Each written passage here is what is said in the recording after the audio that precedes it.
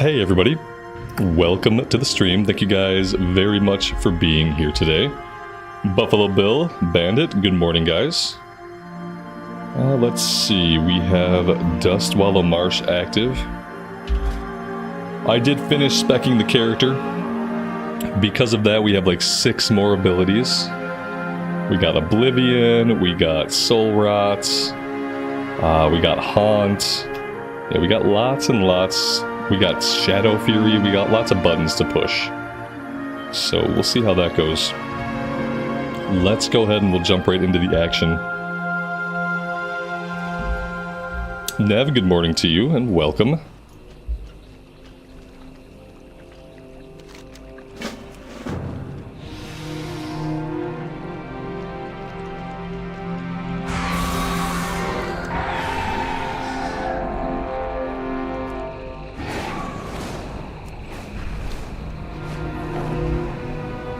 Nev, thank you so much for the membership. I really appreciate that.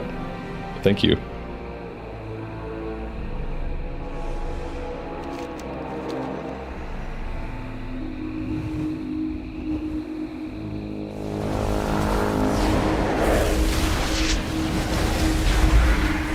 We should probably summon a demon.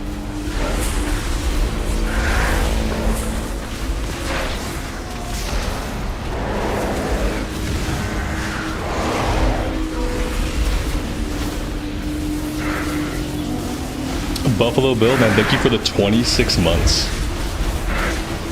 That's over 2 years, because I can do math and I know that. That is a long time and a lot of support, man. Thank you.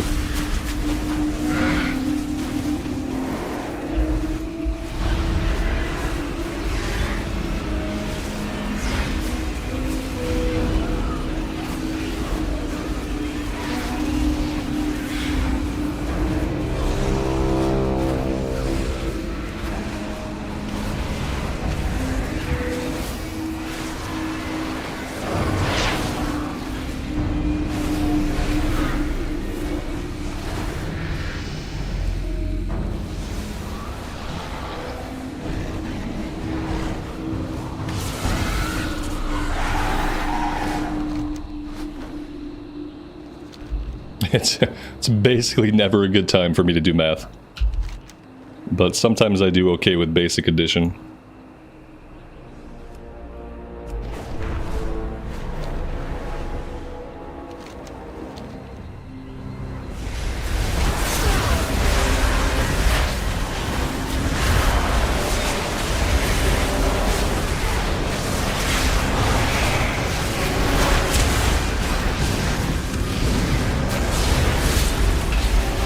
Good afternoon. Welcome to the stream.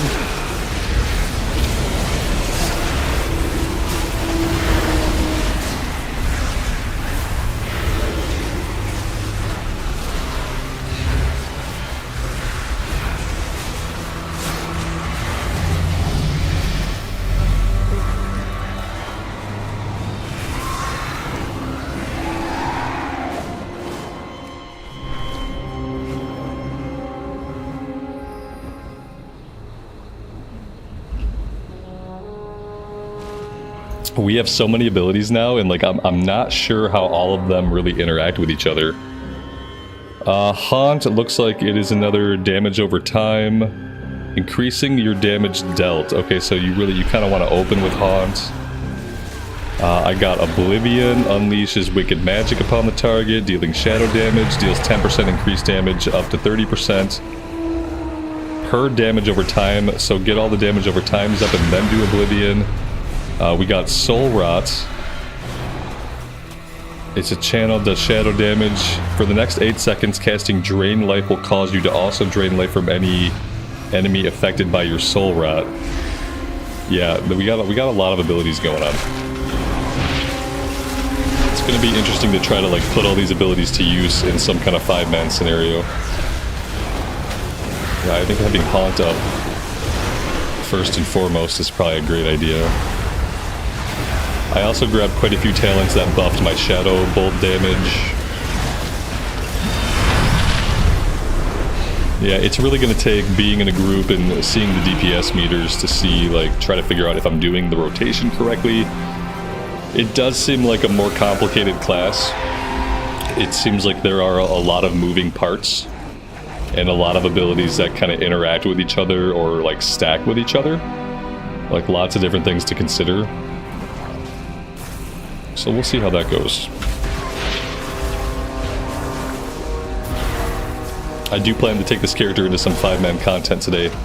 I don't know if we'll be able to do mythics, but we'll start off with some time walking. We'll see how the time walking goes.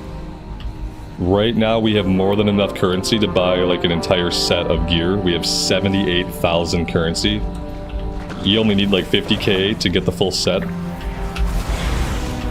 So yeah, we'll try that for a bit and see how that goes once we cap out. We'll probably be capped out in like maybe like a half hour. I don't think it's going to take us long. 60 to 70 is very, very fast.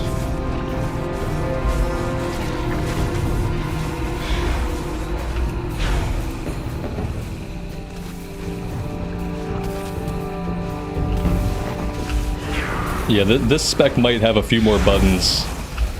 Like I might have bit off a little bit more than I can chew. I'm sure they make sense once you know, like, there's just some of them that I don't really know, like the priority order.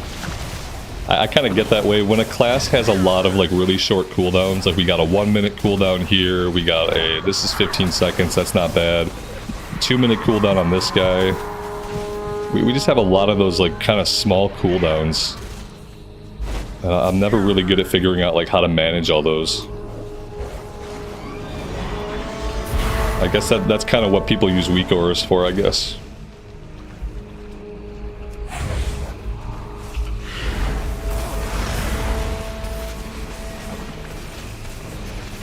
$60 to 70 took you 45 minutes. Yeah, that sounds about right.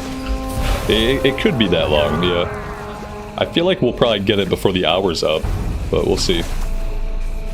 Depends on how many people are here and like how quickly the events go down. This is a good place to be. At least we're not in Northrend. If we were in the Northrend zone, it would probably take a little bit longer.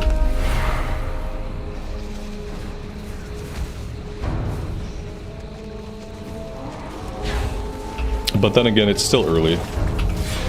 Like, the later in the day you do this, the more people are on, the faster that it goes.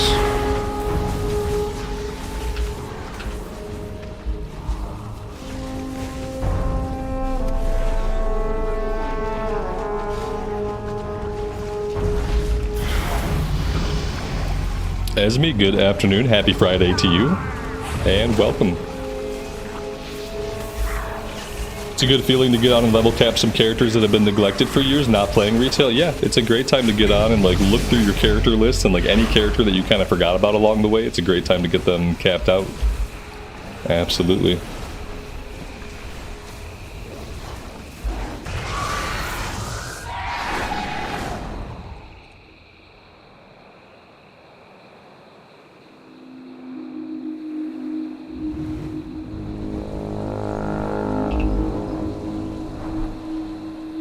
You can convert your Radiant gear to the class set, like you can turn it into tier gear at the tiers hold. I didn't even think about that, actually. It would probably be a good idea, like if we start doing 5-man stuff on this character or on any character, it'd be a good idea to try to go get our 4-piece bonus.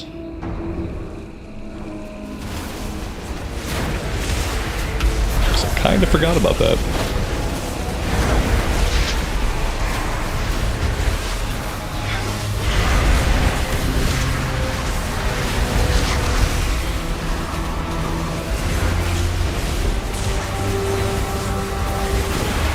Oh yeah, definitely. Yeah, especially getting the 4-piece bonuses. It's huge for most specs. Yeah, we'll definitely look at doing that.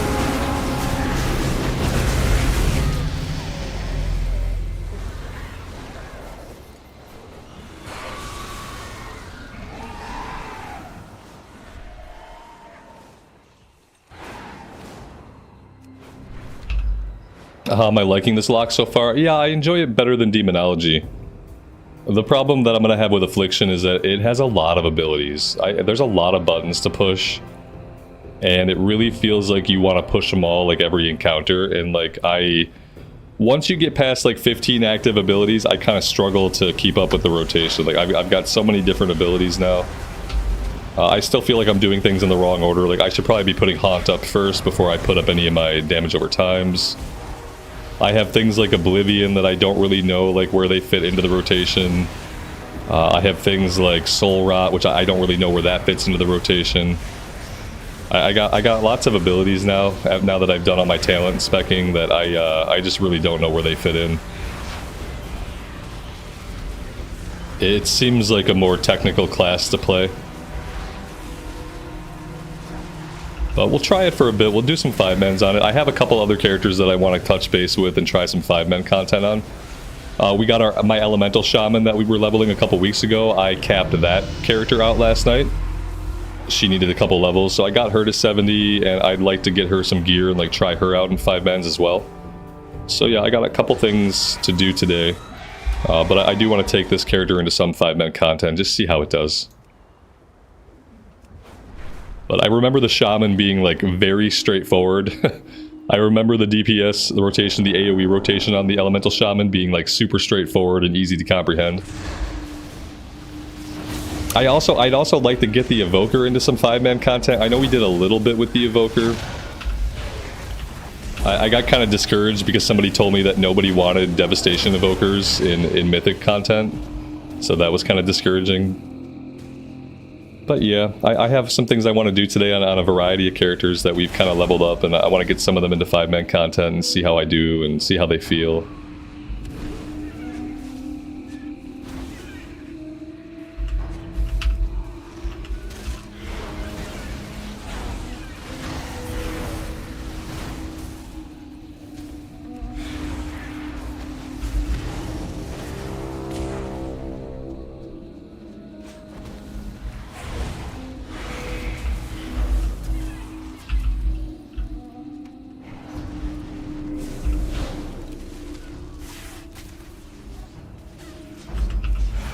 I also kind of want to level up a hunter. I think I might do a hunter for my PvP character. I've been kind of thinking about like what I would want to do in PvP. Because when War Within comes out, I do want to do the solo queue rated battlegrounds. I think that's going to be a lot of fun for me. And I need to figure out like what class do I want to do. And a hunter would probably be a good class to do PvP on. So I want to do that at some point. Luckily, I think we have time to do everything. We have just under 2 weeks until the expansion comes out, and that's probably plenty of time to do every single thing I want to do.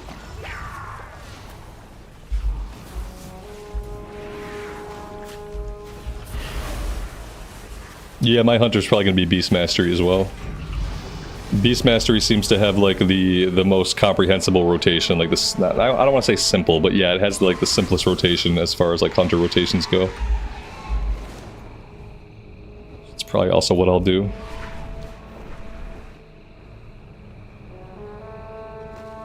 Where do you convert the Radiant gear to the class set? You have to go to the Tears Hold. If you're in Thaldraszus and you open up your map, to the east you'll see Tear Hold. And the entrance is near Tear Hold. It's kind of high up though. They almost make it like hard to find. But if you're flying towards Tear Hold from Thaldraszus, you're flying to the east, you'll kind of look up to your upper left, and that there will be an entrance to your upper left as you approach Tear Hold where you'll want to like go. There will be a little console in a room, and you'll click on the console, drag the piece of gear to it, and then it'll upgrade it to your tier set.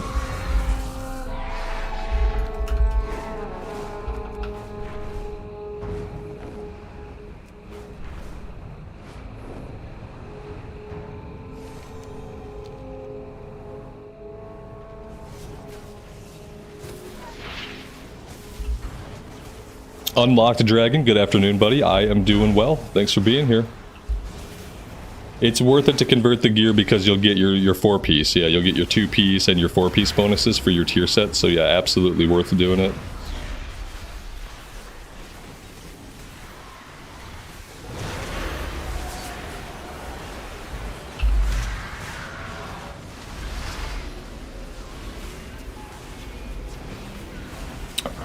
Where do you get the currency for the tier set change? I feel like it's something that you just kind of get as the weeks progress. Like, somebody could correct me on this.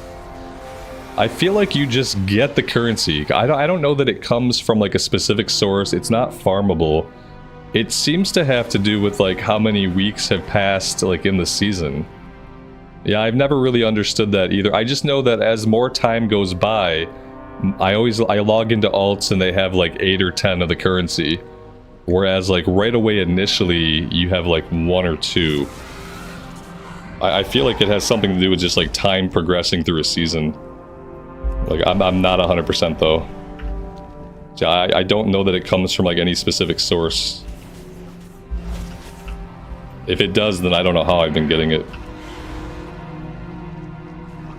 You get 1 per week passively. There you go. Yeah, that's what I thought. So the longer time goes on, like you'll log into your alts and they'll have a bunch because like time has passed and if you haven't spent any, then you'll have a bunch of it on your characters. Like at this point, any character should have more than enough to just kind of like log in and get your force up.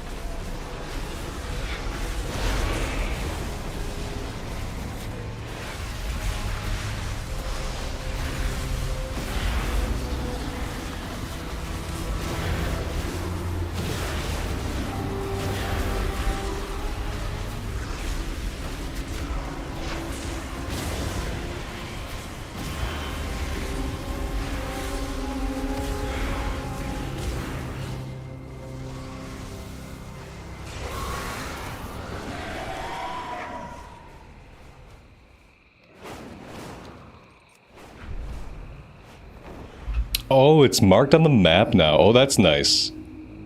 That must have been a change that they made. Because, yeah, it wasn't marked on the map before the pre-patch, I don't think. So that's cool. Yeah, they made some pretty good map changes to, like, what's trackable and, like, different icons for stuff. That's awesome.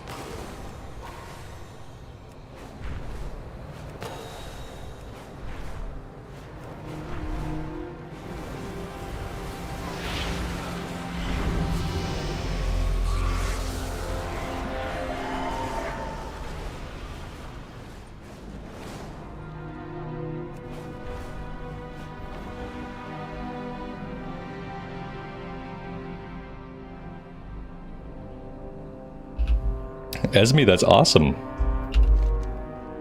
That is a good day. Absolutely.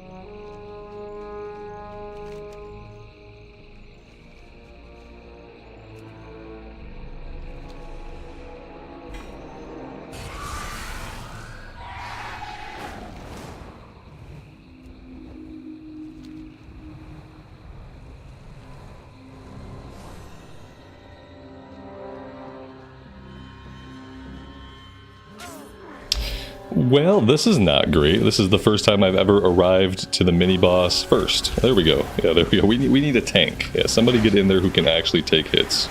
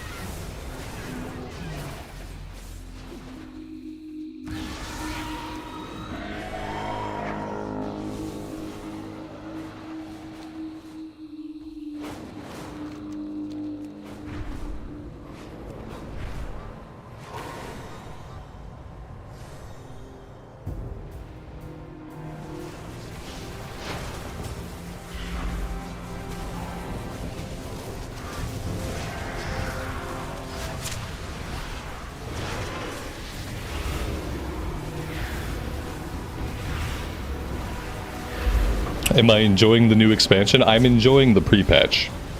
I can't enjoy the new expansion until the 22nd when the new content comes out. But it's been fun to get on in the pre-patch, level a bunch of characters that I probably never would have leveled. So it's been enjoyable for that. Especially after they fixed the pre-patch event, so now it's actually farmable. Now it's actually enjoyable.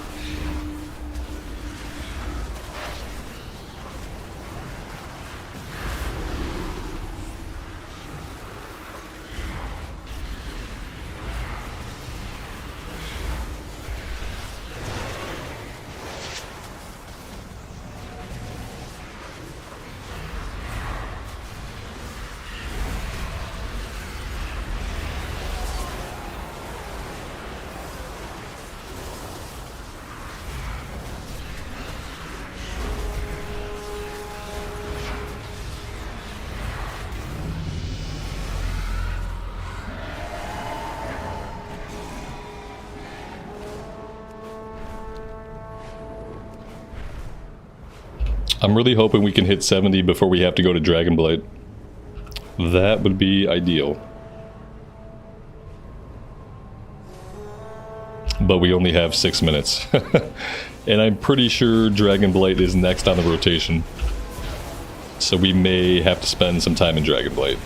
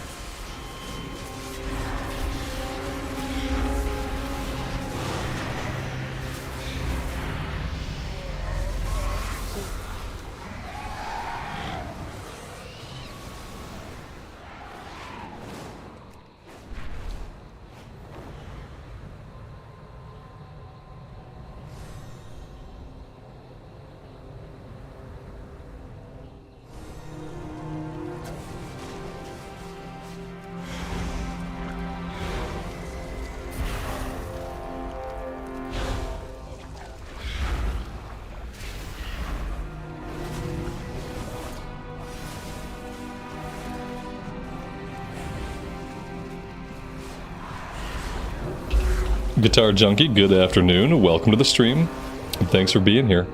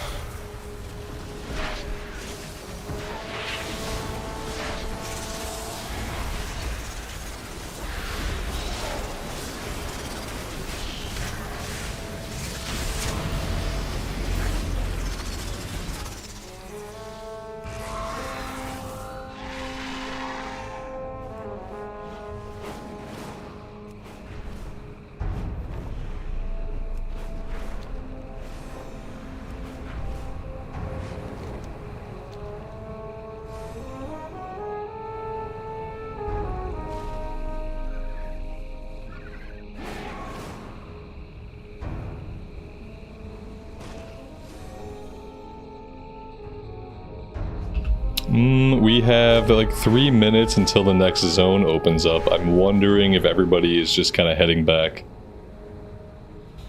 to the teleporter at this point. We don't have any of the bosses up. Everyone might be heading back. Let's turn in the quest. Let's take a look at our talent points here. Let me get this situated. Alright, let's see. We're going into Malign Omen. Your next Malefic Rupture deals 20% increased damage and extends the duration of your damage over time effects and Haunt by 2 seconds. We're going here. Tormented Crescendo. While Agony, Corruption, and Unstable Affliction are active, your Shadow Bolt has a 30% chance to drain this, and Drain Soul has a 20% chance to make sure your next Malefic Rupture costs no soul shards and cast instantly. Oh, okay, so like a proc. Improved Malefic Rupture. I'm gonna keep calling it Rupture, even though the word is Rapture. I hope you guys don't mind. And Malefic Touch. And then we're gonna grab a point here. Back over in the class tree. We went here, we're going here. Looks like we're coming down here for Soulburn. Another ability. I don't have any other spaces for any other buttons. This is not great. This is on a 6-second cooldown. Oh my god, this feels like an ability I'm gonna have to press all the time. Yeah, my one complaint about this spec so far is that there's too many buttons to press. I literally don't have room for this. Yeah, who needs to heal my pet? The pet can just not get a heal. That's fine. Oof, okay. Yeah, this is, it's kind of crazy the amount of buttons you have on this class. It's kind of crazy.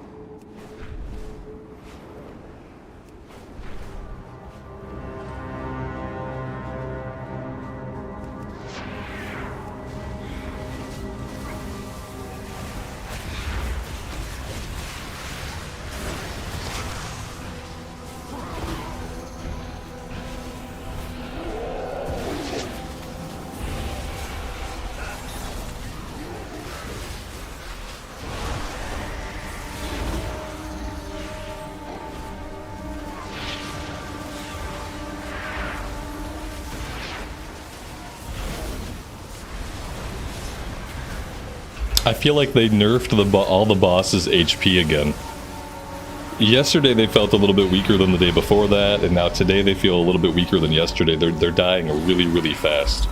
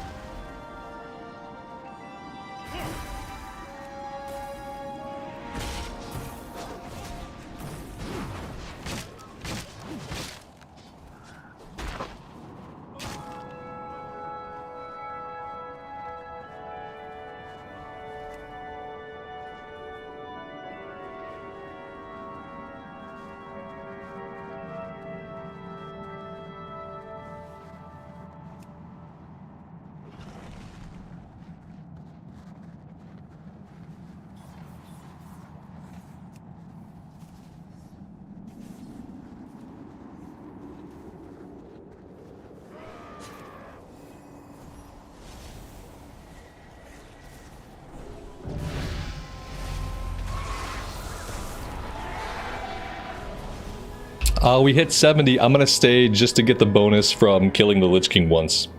So yeah, one more event. And the Lich King should come out. We'll kill him, and then we'll be done. We'll buy our set of 480 gear.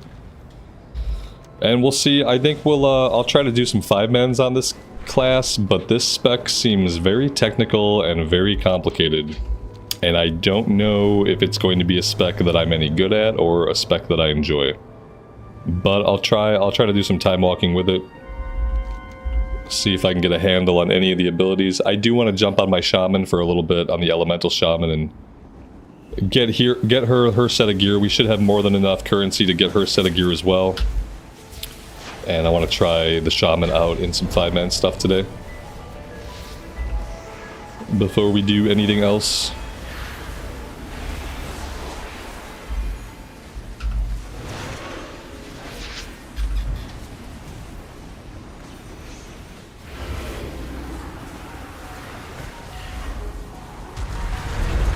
It's crazy fast. Yeah, it is crazy fast. Needless to say, like, after this pre-patch event, I don't think I'll ever need any other alts in retail. So it's kind of nuts. You know, when they do events like this and they let people level up so quickly, it's like, that's it. You know, people are going to level up all the characters they want, and most of us after this are not going to need to level up anything. He died so fast. Yeah, they had to have nerfed something. Oh, this is nice. So we got shoulders and pants. That's like 10,000 currency we don't have to spend on this character. Because we got 2 pieces for free. That's awesome. In the next pre-patch, we'll pull them out and get them to 80. Yeah, exactly. Like, whoever we don't get to 80 during the expansion, just wait till the next pre-patch. Jump on them for 5 minutes and get them to 80. Sounds about right.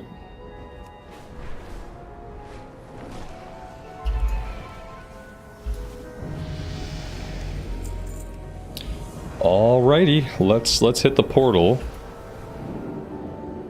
It would be too easy for them to have a portal back to Veldraken, huh?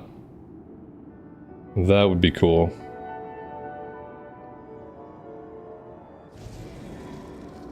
Let's have a look. Dustwallow Marsh, Searing Gorge, Karazhan, Dalaran Crater.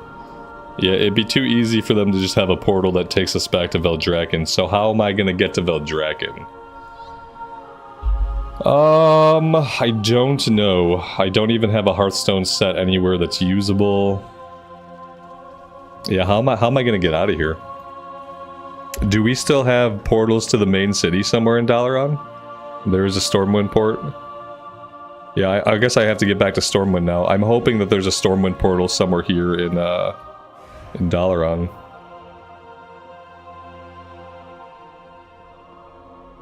You'd think they could put it like just down in the portal room where we were just at. That'd be a nice place to have the Stormwind portal. It'd be a nice place to have a Veldraken portal. Alliance portals are somewhere. Maybe this way. I see people going in here. They probably wouldn't be going in here for no reason. Yeah, here we go. Okay, cool. That's not too bad. Oh, you know what? Fuck. It would be really smart to actually, you know, like, buy the set of gear that I need before doing this. Yeah, I got a little ahead of myself here. Just a little bit ahead of myself.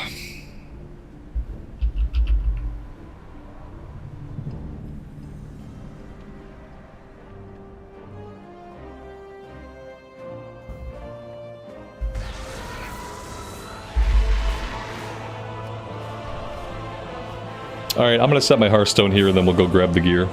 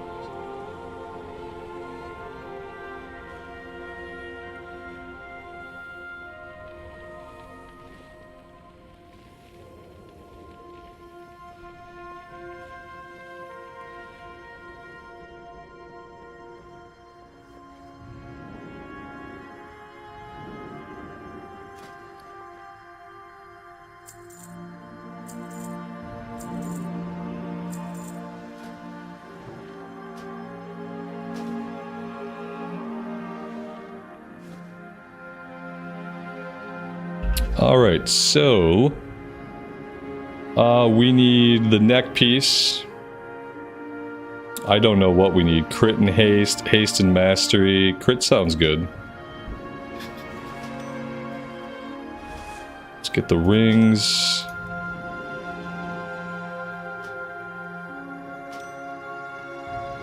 Let's get the trinkets.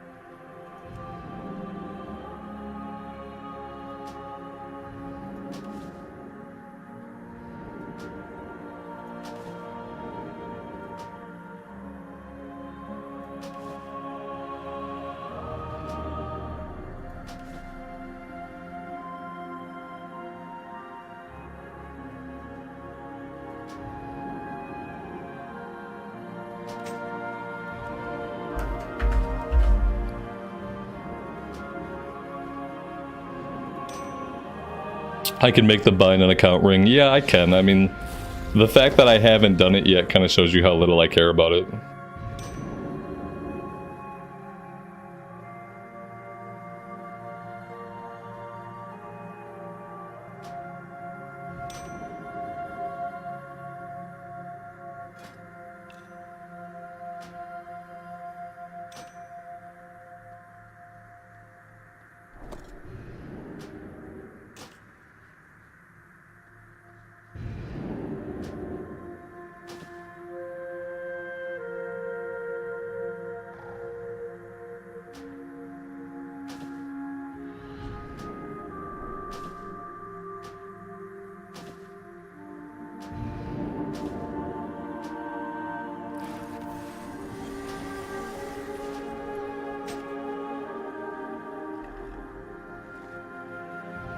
What did I miss?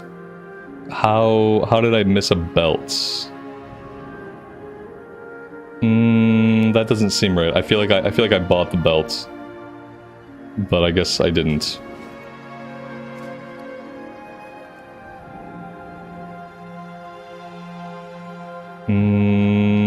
Okay, here we go.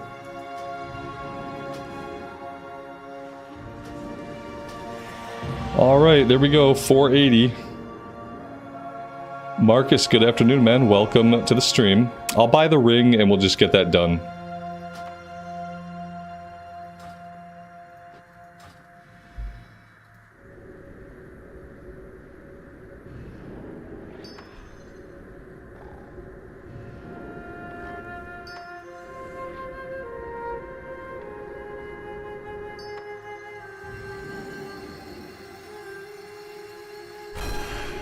There we go. We got the ring. I don't know if I have to equip it or what. That is done.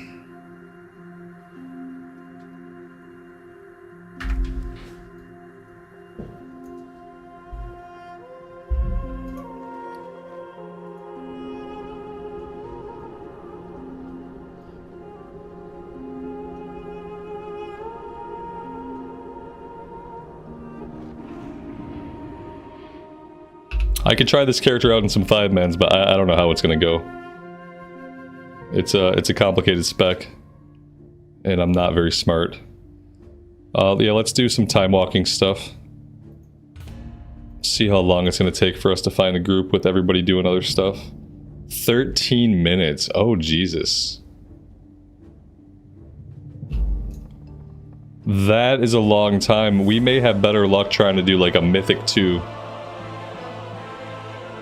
Like if we want to go to Veldraken and grab a Mythic key, we might have a shorter wait time just trying to do like any Mythic 2 key. 13 minutes for time walking tells me that nobody's bothering with time walking. Oh my god. This is a good time for the toggle.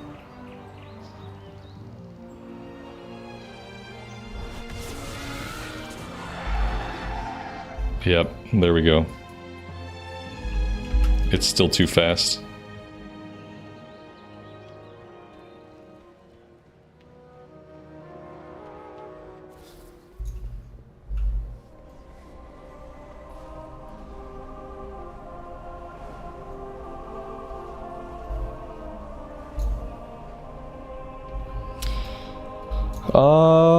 Now to find the portal. Azuna, Oribos, Borealis, Veldraken.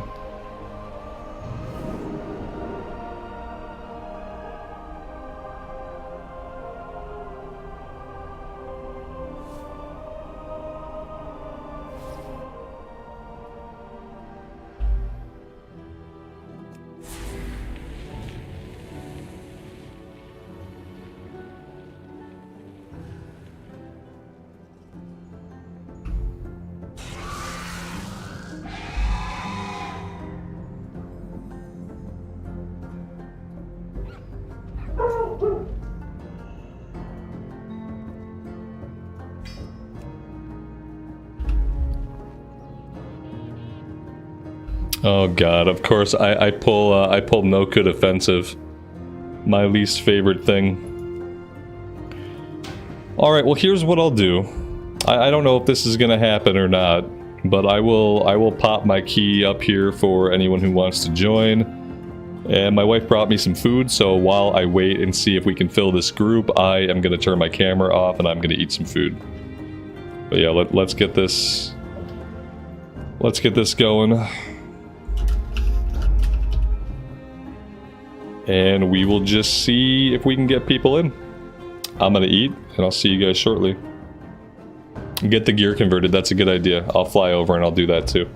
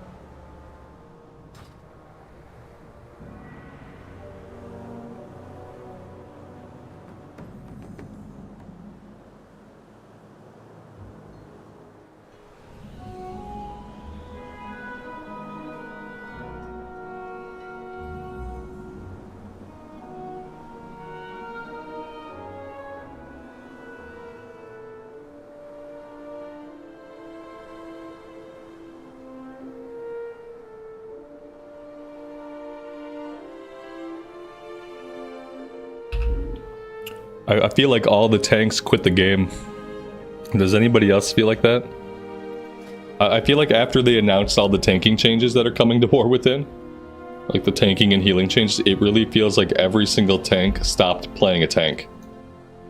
We tried to do some mythics the other day and it was kind of the same thing, like we just waited like an eternity for a tank. And then I actually started tanking a little bit on my paladin.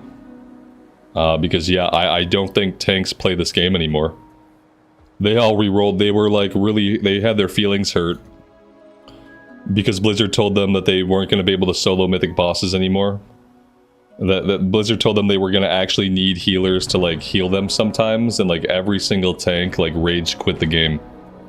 Yeah, they all just went and they rolled DPS. And now there's no tanks. Which, you know, in a game focused around the Holy Trinity, it's kind of important that people want to play tanks.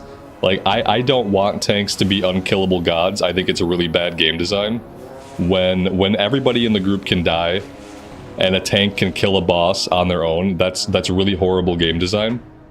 And it devalues everyone else's role in the group. However, if the alternative is the game just doesn't have tanks, then let them do whatever. Give them infinite health, give them infinite damage, let the tank do all the damage, let the tank, make the tanks invincible. Like, if that's what it fucking takes to get them to play the game, then I guess that's what we have to do. Because you literally can't play the game without tanks. The game is unplayable. And so, like, I don't think they should be gods, but if they're also butthurt that that's the only way to get them to come back and play, then yeah, like, we need to let them do whatever. It's a really shitty situation to be in. Especially right now, they can all level up, they're leveling up characters so easily that, like, it's probably really tempting to, like, just stop tanking. Like, oh, they're changing the game in a way that I don't really like, I'll just stop tanking. And then they're gonna go play DPS, but then they're gonna find that they're in the same situation that everybody else is in. It's like, you can go play DPS, but there's still not gonna be any tanks.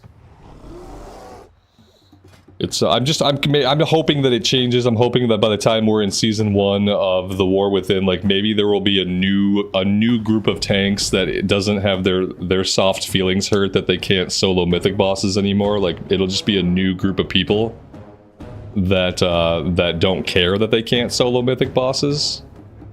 That's kind of what I'm hoping for, because this is nuts. They should have never let them be gods to begin with. Like, this is all completely Blizzard's fault.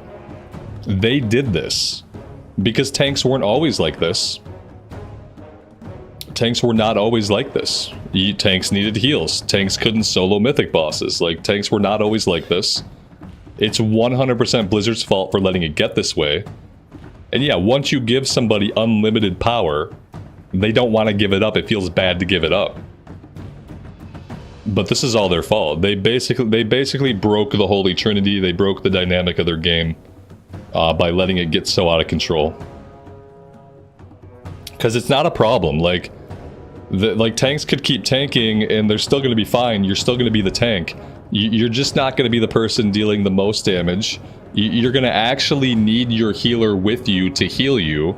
And if the whole group dies, you're also going to die. Like, that's all that's changed. The healer's gonna have to heal you sometimes. You're probably not always gonna be the top of the DPS meter. You're a tank, you shouldn't be. And if the whole group dies, you are also going to die. Which makes perfect sense, that's what should happen. Like, there we go. How long did that take? Like, 15 minutes? Oh, man.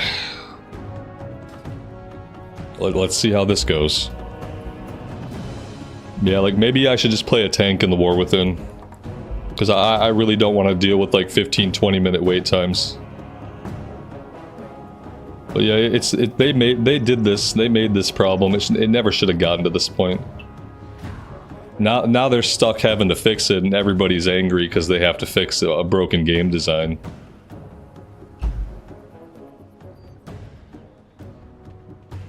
Making threat more relevant? I think that would piss people off, too. No, because then they'd complain that they can't hold threat. They'd be like, oh, first I can't kill mythic bosses, then I'm not invincible anymore, and I'm not topping the DPS meters. Now I actually have to compete for threat against the DPS classes that don't know how to play because they don't have a threat meter. No, I think it's just one more thing for people to bitch about. Yeah, like, threat should have always... Again, this is a problem where, like, once you make a change like that, you can't go back on it. It was Blizzard's choice to change the game so that threat generation no longer mattered. And so, like, once you take away a consideration, it's hard to put that consideration back into the game without pissing people off. I don't have this shit set to mythic. Because I'm not a mythic player. Let's do it the right way.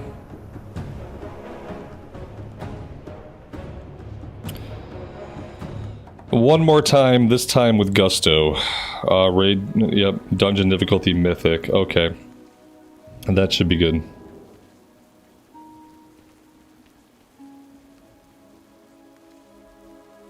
Now, it doesn't matter what they change or what they do. There's always going to be a group of very loud people that are very upset. It's probably not going to be like a large portion of people, but they're going to be the loudest people on the internet.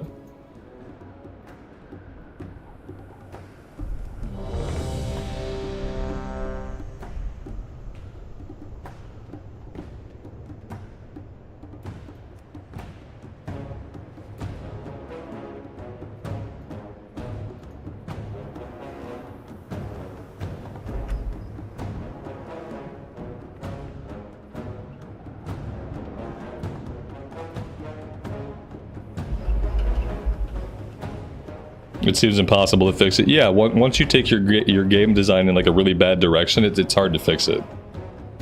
Like, because you have to undo like years and years and years of changes.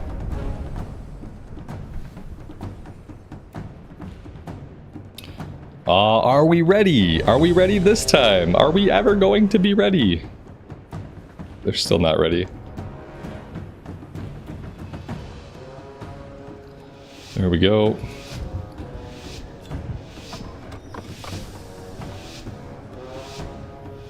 What's up with my pet? My pet is a human now. Yeah, I summoned my human pirate pet. It's the best pet in the game. Oh, they're gone now. Now I don't have a pet.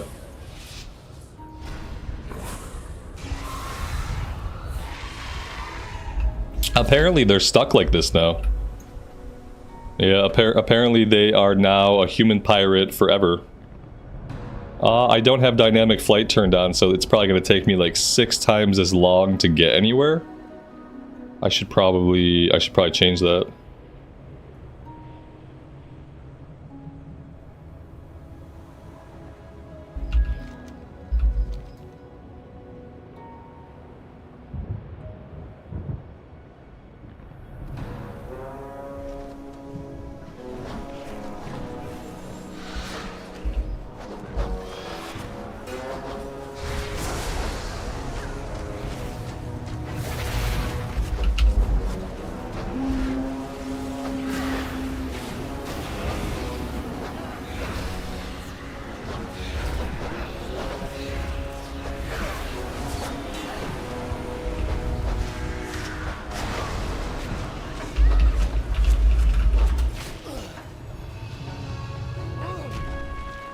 Yeah, my UI is like so fucked up. Close. I wish I knew how to get this just to be raid frames. Like if I go into the settings, I'm telling it to be raid frames. It's not listening to me. That's cool. I don't know what else I need to do to make it be raid frames instead of the party frame. I need to get rid of the party frames, and I need to have raid frames instead. Like, I guess for now I can just drag these guys down here. Like, that's like a half measure for the time being, but that's not really what I want. Things used to be super simple to do in the old menus, and then they changed all the menus and made everything basically impossible to figure out.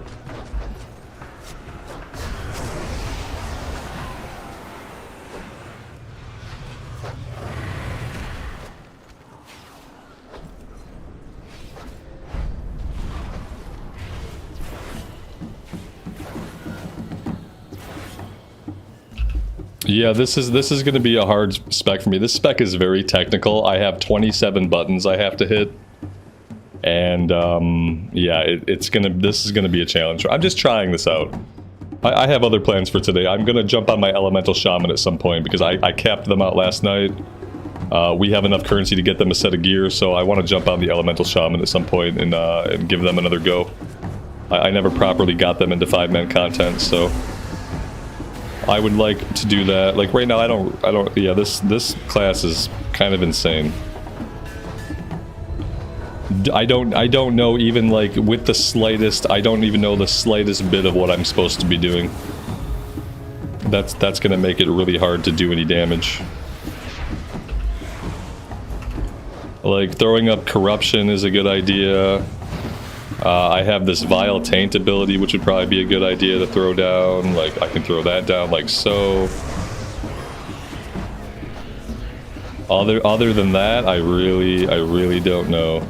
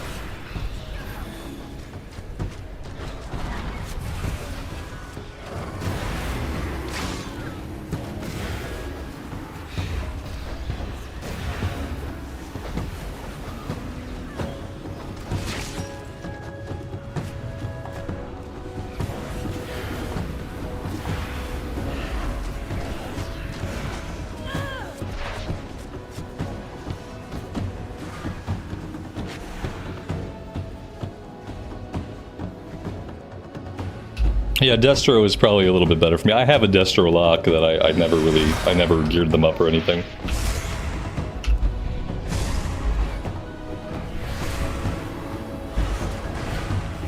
Let's see if I can do anything on a single target.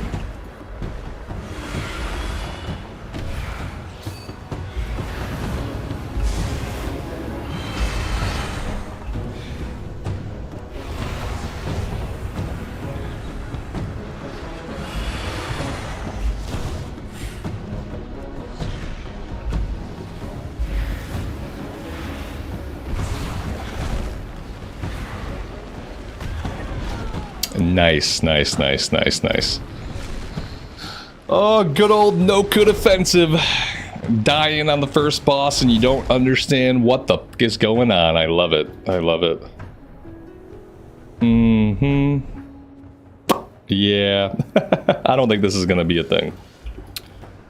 I don't think this is going to be a thing that happens. I still have a pinned comment. That's not a surprise. I'm pretty much a failure at everything I try to do. It's not a surprise that I would leave a comment pinned. Once the comment goes up, it never comes down. Yeah, I want to play the shaman. I'm gonna try to finish this run, but this is not gonna happen. I have too many buttons. When I look at my action bar and I try to think like what button should I hit right now, my brain fucking implodes. Like I don't know from any moment to moment like what button I should hit.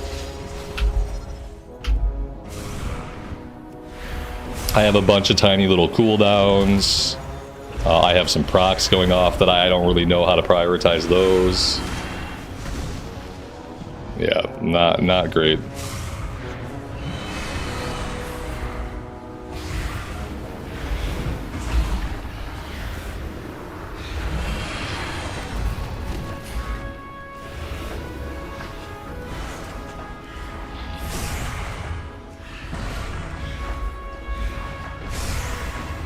I seem to be like primarily spamming Shadow Bolt on single target, which is okay.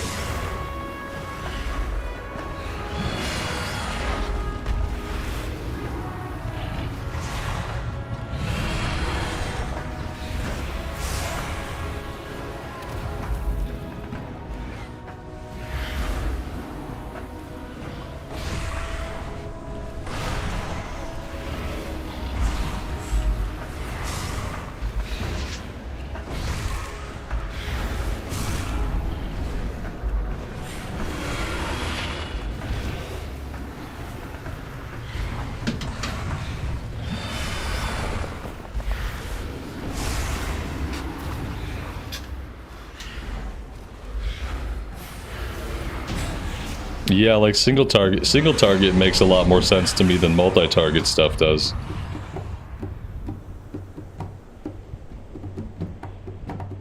So there's that.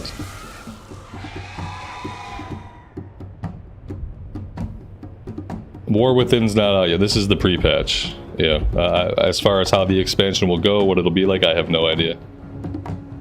My action bar makes you nauseous too. Yeah, it's a lot of abilities. Like the single target rotations seem to be okay. I did okay on the single target. It's when we get to like AoE stuff, like I don't know the best way to AoE packs. I lay this thing down, this spreads my curse or whatever, my agony.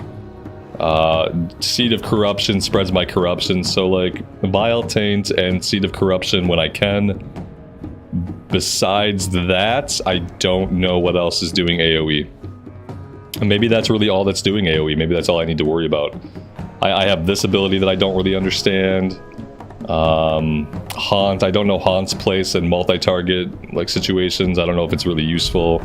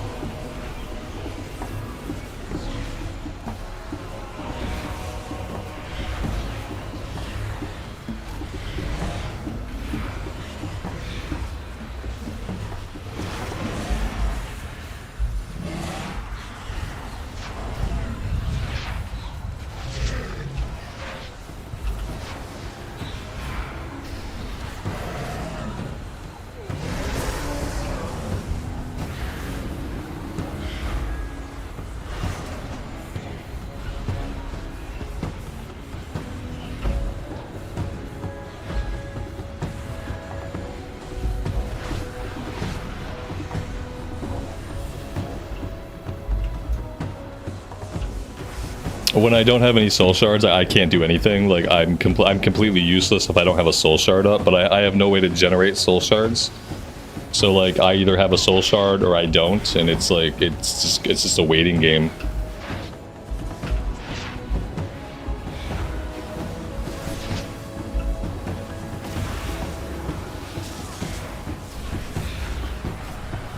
I don't have a pet out. Yeah, like not a surprise. There's no pet.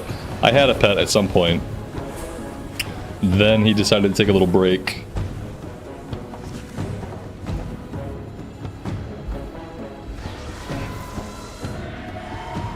Once a class gets over like 25 abilities, that's a few too many abilities for me. It just becomes too much to think about.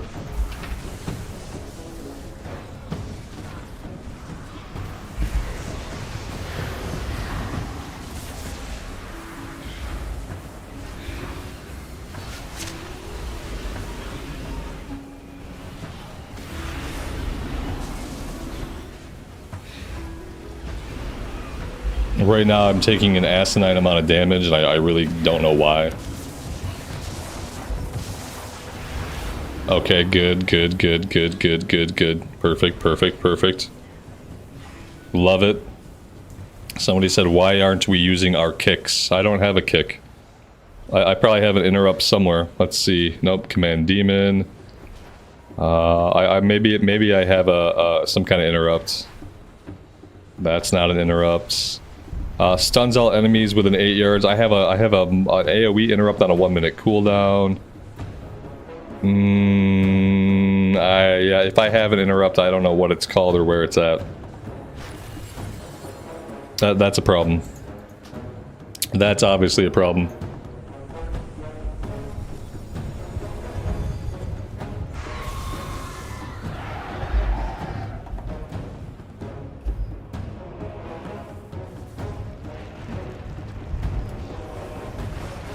What are my thoughts on the Affliction? Warlock, it's probably a really great spec for someone much smarter than me. There's a lot of buttons. There's a lot of things to consider. Especially, I think especially on like AoE packs. I think there's a lot of stuff to consider that I just don't understand what the considerations are. Single target seems to be a little bit more comprehensible. But multi-target stuff, like, I don't know. It seems like kind of a technical class.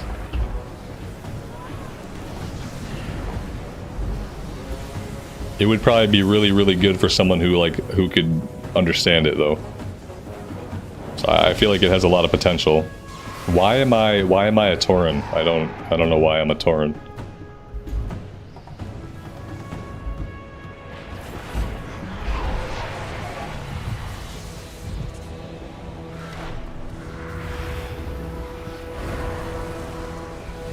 I don't have a pet again. Like, all that happens is my pet dies again and again and again and again. Like, my pet can't even stay out for more than one pull. I really don't get that. Like, why can't he live?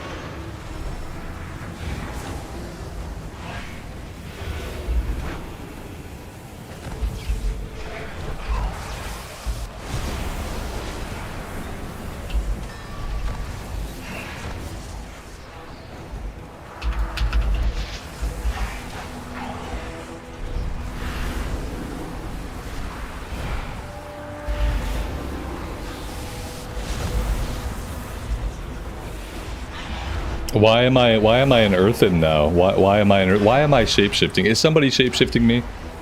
Is that what's going on? There's another player in the group shapeshifting me. I really hate it when I get shapeshifted.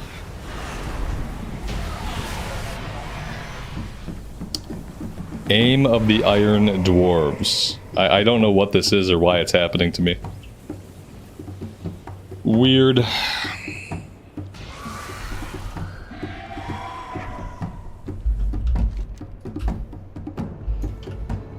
When I die, I have to resummon my pet. That makes perfect sense. I just don't want to deal with it because I don't ever think about it.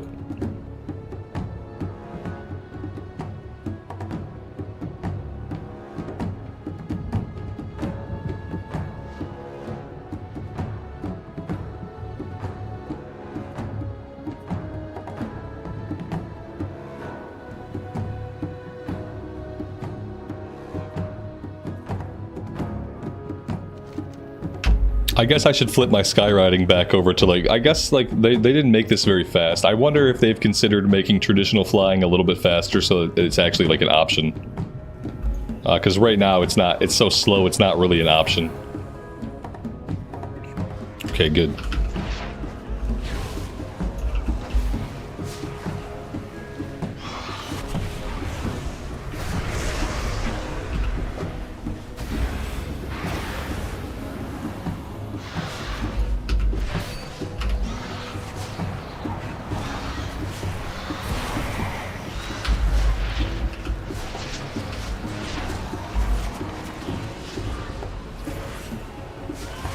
Alright, perfect, perfect. I love it. Good, good. Full group wipe. That's awesome. Absolutely brilliant. Good job, everybody. It's still too slow. It's still 400% slower than the normal mount. Like, it needs to move as fast as the skywriting mount. Otherwise, it's too slow.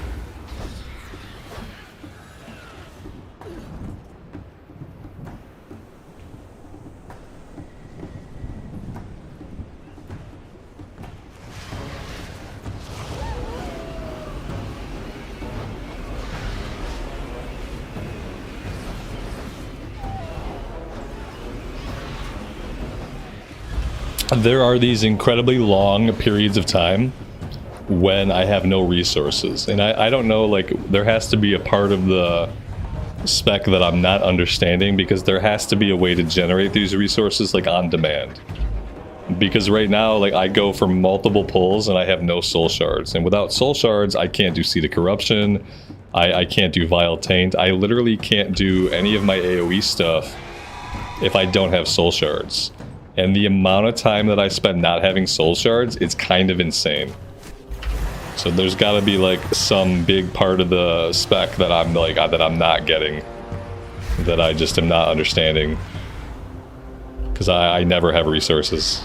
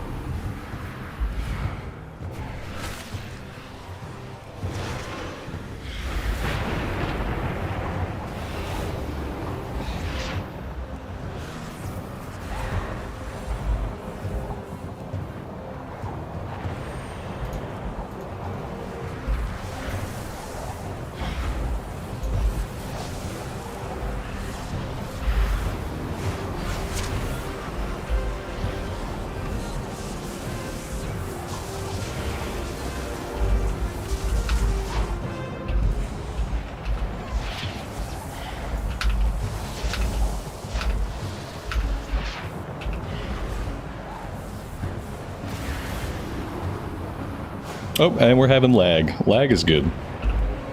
Lots of lag right now. Looks like YouTube is taking a massive dump.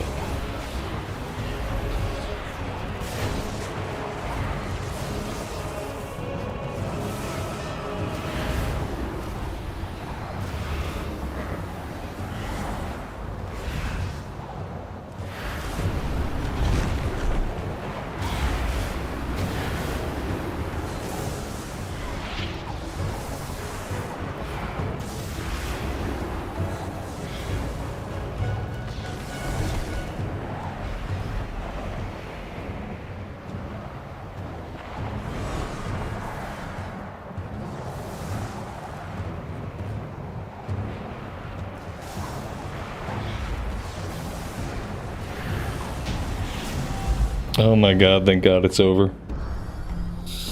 Thank god it's over. Okay, we did it. It's incredible that I managed to stay in this dungeon and actually finish it, so I'll take it. Now I just need the YouTube lag to stop and then everything will be fine.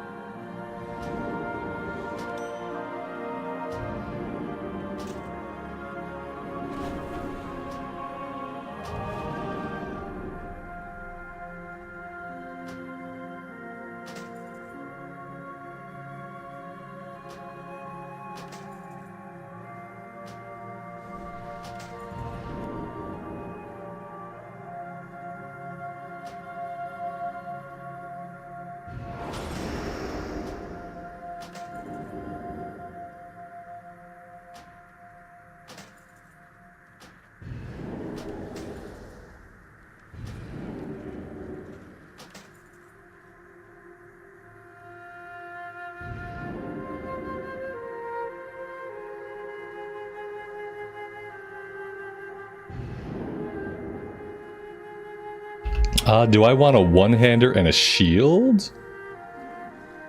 For elemental? Maybe.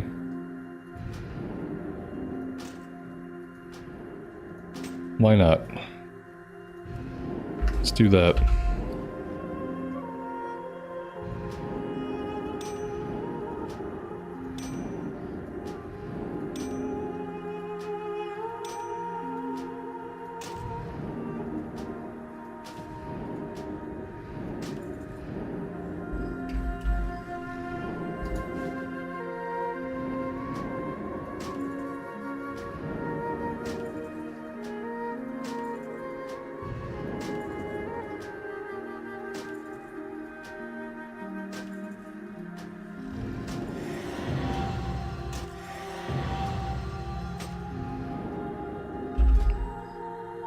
Apparently not.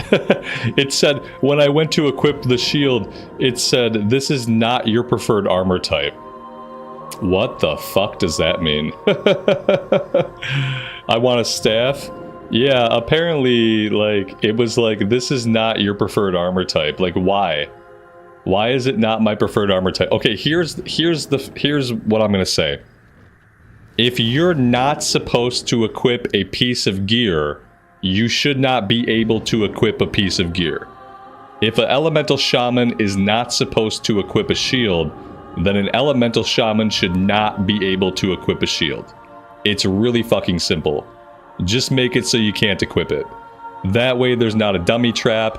That way there's not a question. It's just, you can't equip it. You can't do it. It doesn't go on your character. The end of the story. Like, it's really fucking easy to do it right. Like, don't leave dummy traps for people like me. Like, we'll fall into it. It's idiotic. Whatever. I have a shield now, and that's just how it is.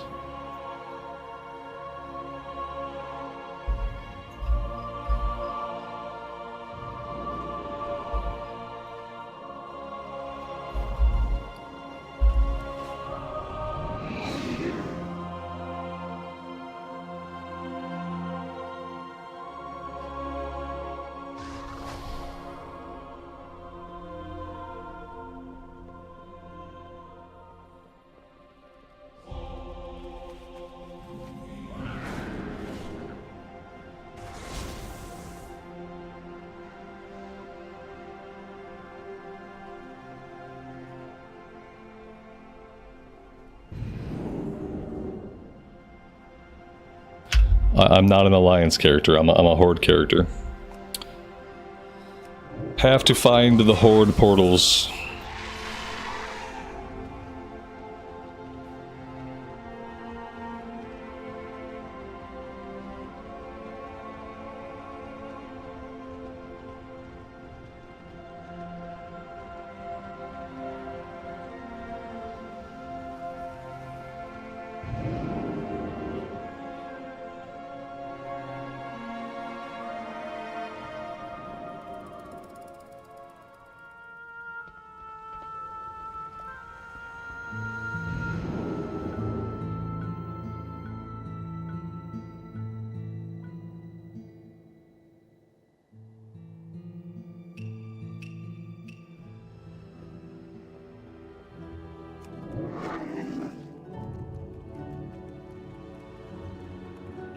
Yeah, I know. I bought the cloak and I already had an upgrade. I know. I saw. Thank you.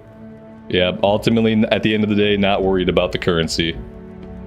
As you saw, leveling a character up gives you so much currency that, like, there's no way you'll ever spend all of it. It's fine. Somehow, I'll be okay.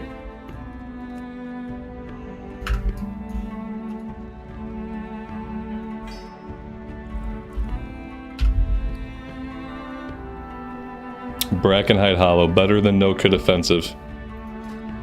Alright, I'm gonna post this key and go AFK for a second.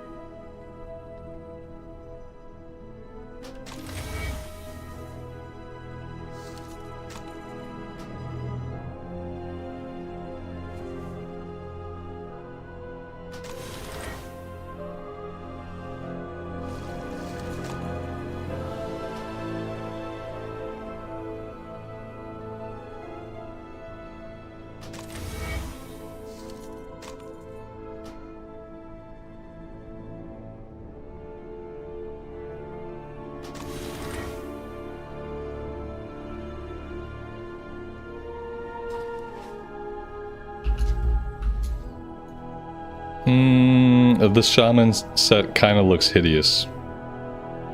Yep, not gonna lie. Kind of looks bad.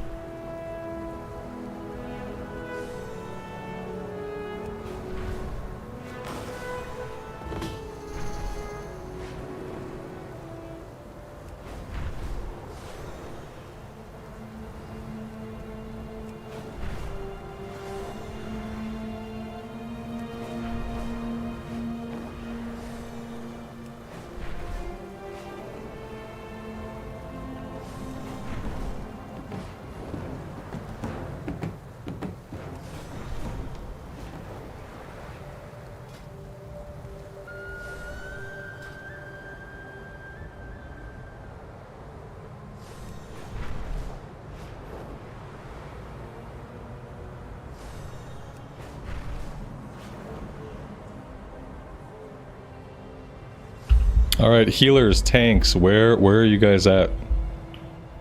Are there any healers or tanks that play the game anymore? Nobody wants to do it? Okay.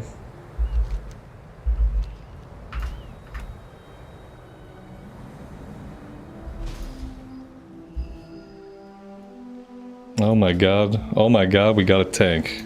All I have to do is complain about it. If I complain about it, then someone will join the group.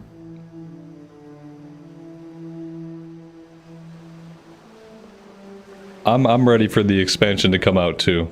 Yeah, I'm ready. I'm ready to have like actual content to do that people actually want to do the content. That's going to be exciting.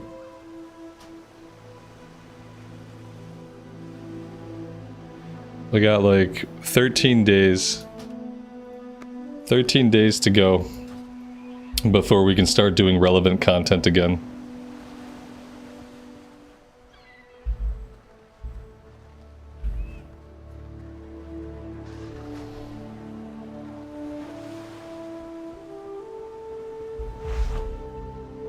The healing and tanking changes aren't in the game yet. Yeah, the changes that they made to tanking and the changes they made to healing, those didn't come with the pre-patch. I'm 99% sure.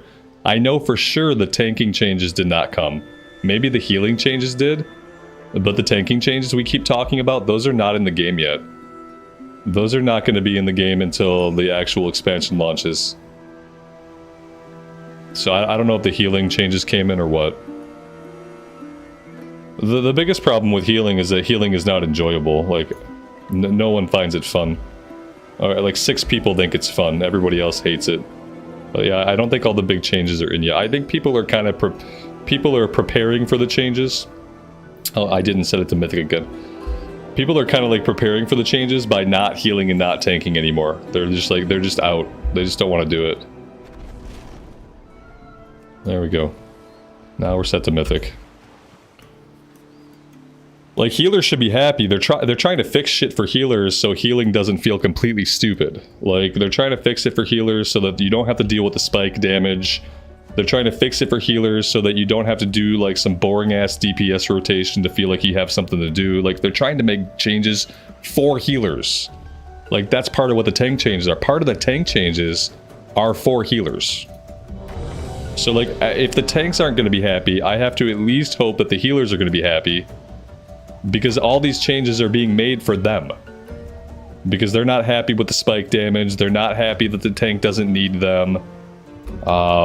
Yeah, they're not happy having to do a half the time you deal with spike damage, the other half of the time you have a boring DPS rotation to work through. Like, the changes are supposed to be for the healers. So, like, I hope somebody comes out being happy. But, you know, it's WoW, so probably nobody will be happy. The DPS players will be happy, because DPS players are typically fine. As long as they don't break their class. Like, they're typically fine.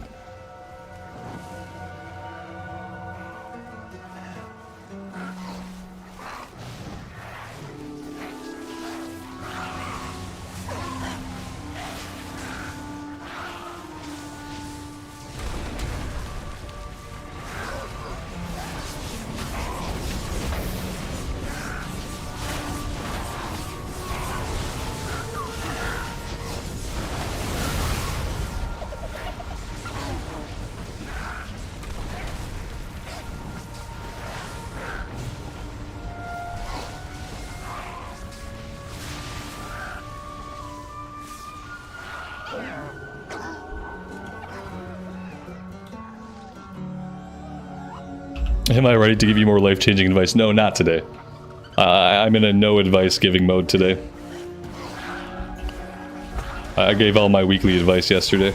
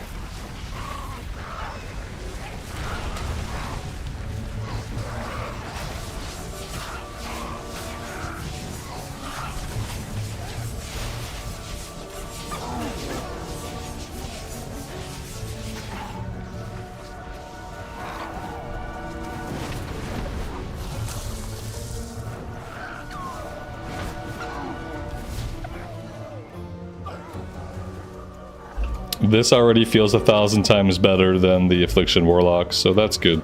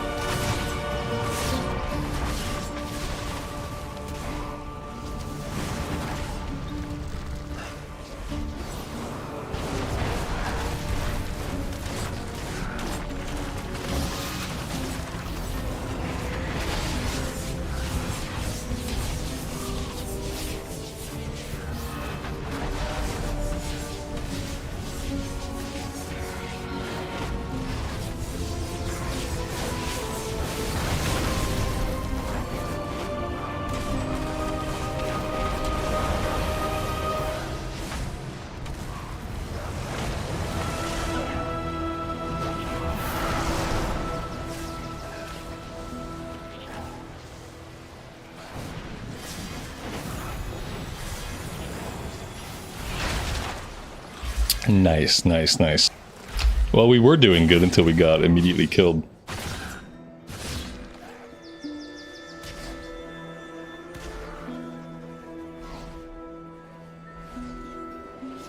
But yeah, this feels a lot better than Affliction Warlock, probably because I understand this spec a little bit more. I feel like with the Affliction Warlock, it almost feels like a boosted character with how fast we leveled it up. It seems like a more complex class that, like, had I been doing 5-mans on it as I leveled up, like kind of leveling up the old-fashioned way, then I probably could have wrapped my head around it a little bit better. But leveling it up in a day and a half, it feels a lot like a boosted character.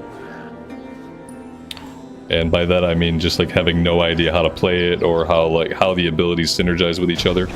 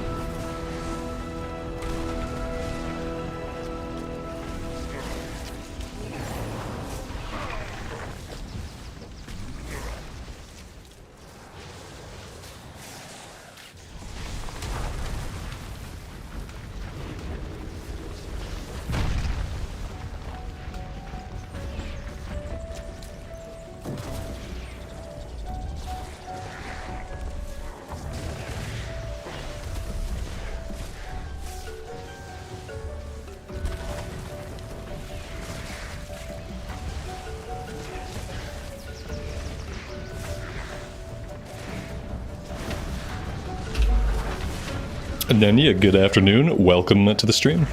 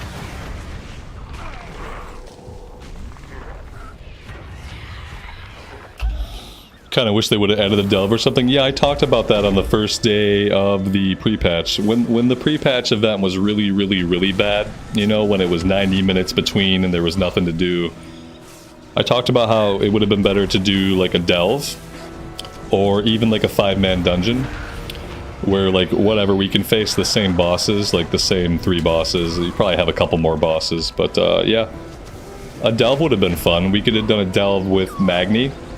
It could have been like Magni trying to communicate with Azeroth, and we were kind of like with him as he goes like through Azeroth, like not physically but like metaphysically. Could have been like a cool concept to like have him in our delve and kind of journey with him and then fight the bosses, clear the delve. Could have had 13 levels of difficulty. Could have been like a little taste of the expansion. You know, instead it's Blizzard, so they did the same old boring kind of pre-patch event that they've done for the past 15 years. Instead of doing something really cool and like something really flavorful for the expansion, they just did the same old thing. So, not really a big surprise there.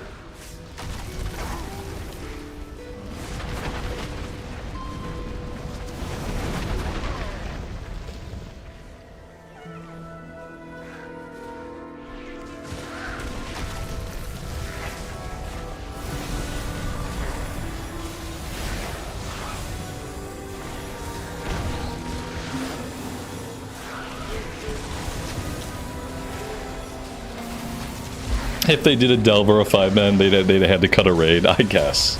Yeah, I guess that'd be too much work. Too many sprint hours.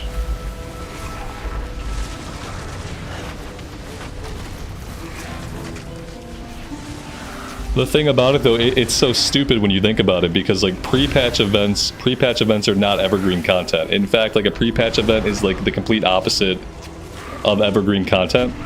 Whereas if they made a 5-man or they made a delve, that's content that could stay in the game. Especially if they made a 5-man for the pre-patch event, that could stay in the game forever, because that could become part of mythic rotations in the future. You can have normal, heroic, and mythics. Like, instead of making, like, spending any effort on a piece of content that's only going to be around during pre-patch, make a piece of content that's going to be around forever. Like, that would be a lot more ideal and make a lot more sense.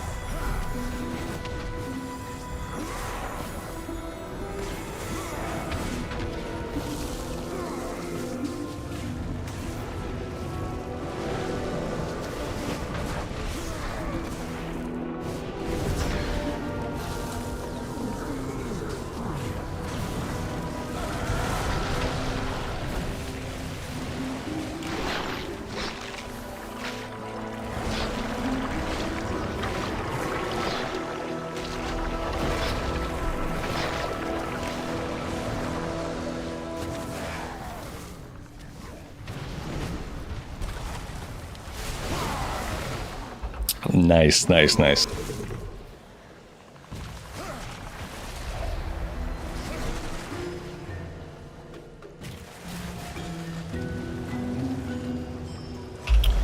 Did you miss the warlock? Yeah, the warlock's out. Affliction warlock is too complicated for me. I'm an idiot. So as an idiot, I need simpler classes.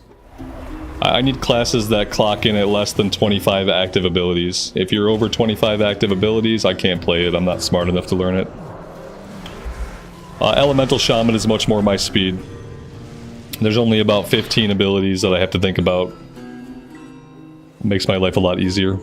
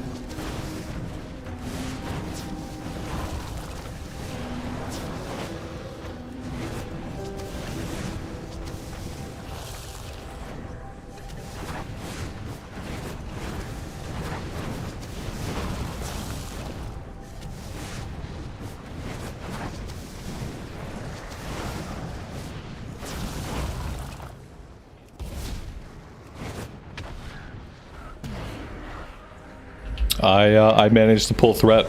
I'm not really sure how I pulled threat, but I did it.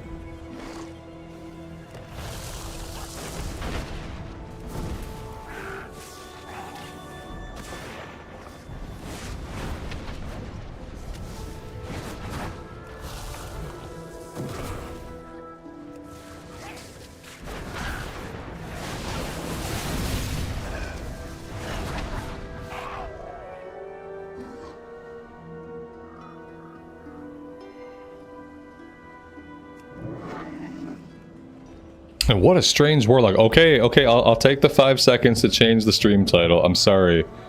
I know, like, my Affliction warlock in the title is definitely clickbaiting people. There we go. There we go. Affliction warlock has been backspaced, and I am not putting a new class into the title. So there we go. Now the title is no longer clickbait. Sorry to everybody that got baited in thinking they were going to see warlock action. The warlock was earlier. I did not. I don't know how to play the warlock, and yeah, I wasn't having a good time on it. So now I'm here playing the shaman.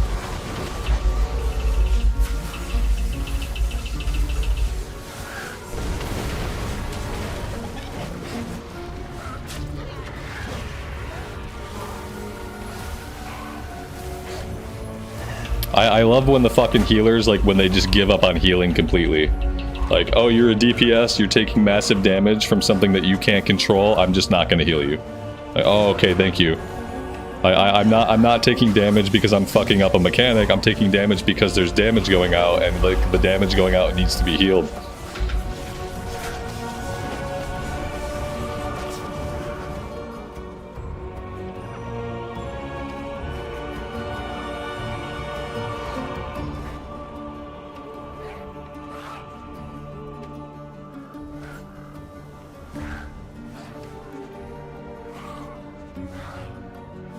It's been a good run so far, besides the fact that the fucking healer can't seem to keep me alive. Like, it feels like somebody dies on almost every pull. The healer was dead, he should have healed himself. Why isn't he healing himself? Can't heal anybody else if you're dead. That's a rule number one. Rule number one, keep yourself alive. Rule number two, don't stop pushing your healing buttons. Yeah, I'm just like, I'm dying all the fucking time. Like, and I'm not standing in stuff, I'm not messing up mechanics, it's just like, just damage that's going out that I can't avoid that keeps killing me. It's probably a freshly dinged character, whatever.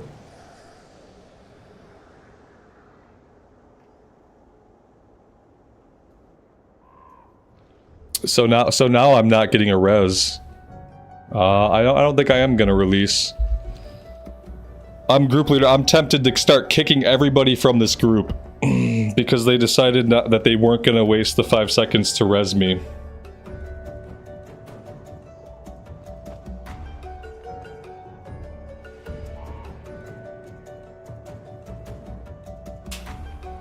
Do I have early access? I mean, I do have early access. This is not early access. This is the pre-patch. But if you're asking, like, did I buy the $90 edition? Did I pay enough money to play the game when it actually comes out? Yes. Yeah, I'm playing the game. It's not really early access. The game comes out on the 22nd. And if you pay $90, you get to play it when it comes out. And if you paid $60, you get to do it 4 days later.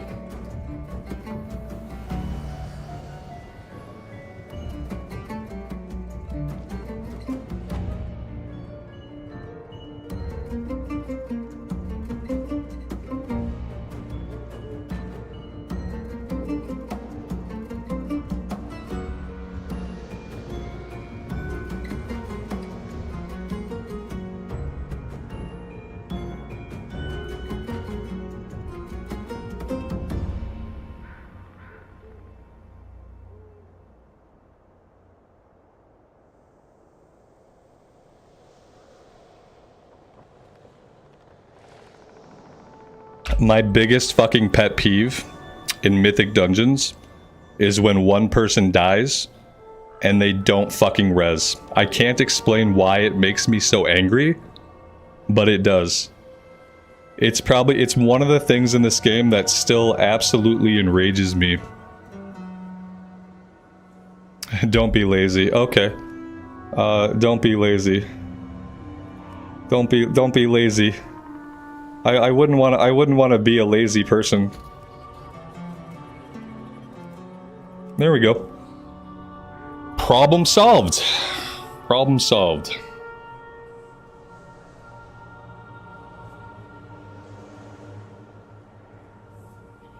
Like, basically, like, if one person dies, it's a 3-second cast. It takes literally 3 seconds, if that, to cast a res. Just cast the fucking res. It's really easy. It's not a big deal. It's a scam how almost every game nowadays has early. It's not a scam. They want you to pay $90 for their game, but people have a hard time understanding that the cost of things increases.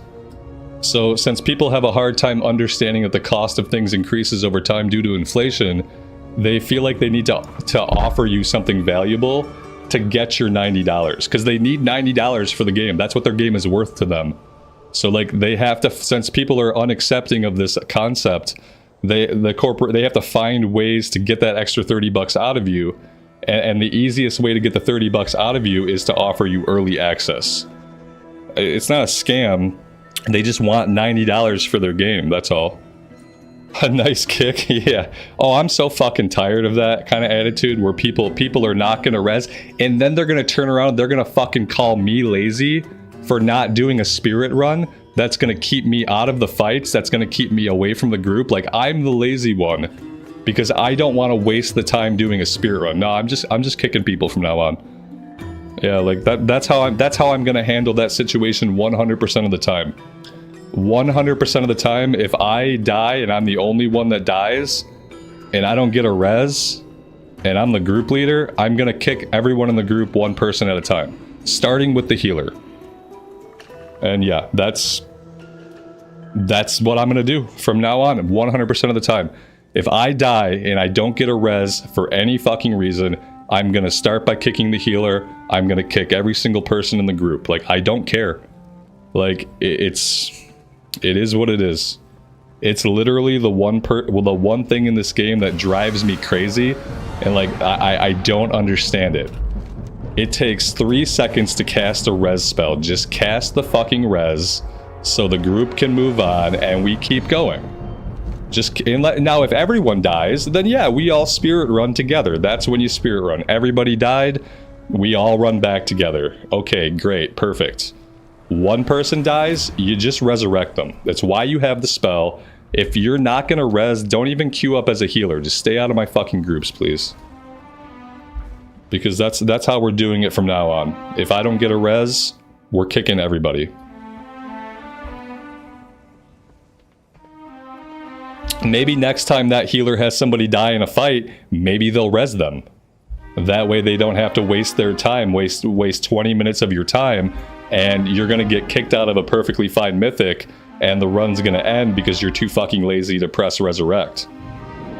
I don't know, it seems pretty easy. What happened? I died and the healer did not want to resurrect me.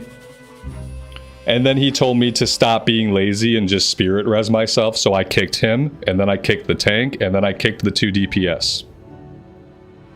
That was what happened. Yeah, it literally, like, you press a button, and you res the dead person. If you don't want to do that, stay the fuck out of my groups. Just go play solo or something. Don't even play in a 5-man setting. It's completely idiotic to think that that one person should have to do a spirit res after a fight because you don't want to press a res button. It makes no fucking sense. And, yep, and from now on, every time it happens, every time I don't get a res, I'm gonna kick everybody from the group, starting with the healer.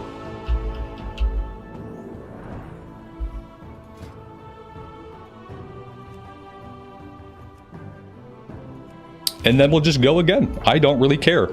I guarantee you that for 90% of the time, I have more time in the day to play this game than these people do. 90% of the time, I have more time to play than they do. If they want to waste their time getting kicked out of the group, then I am more than happy to kick them.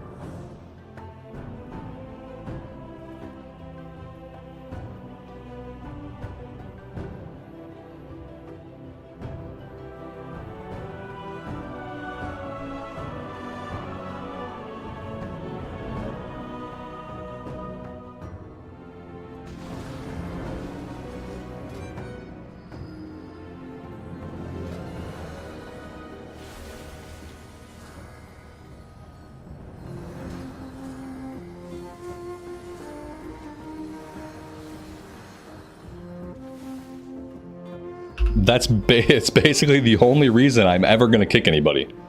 Like, that's it. The only reason I'm ever going to kick anybody is that you don't want to res me, like, you don't want to res somebody. Even if it's not me.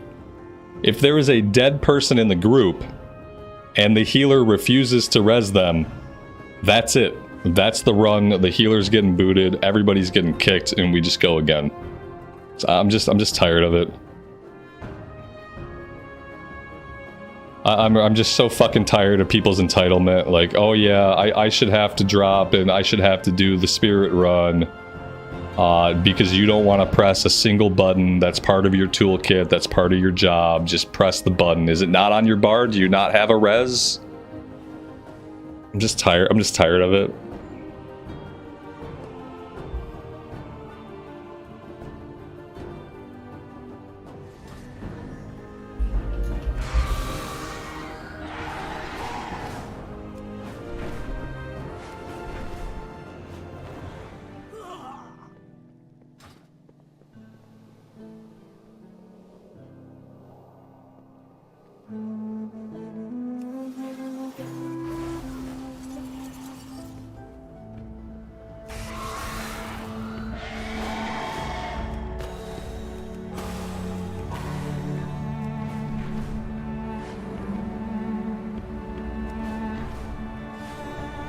It was like that in Mop Remix. Yeah, yeah, of course.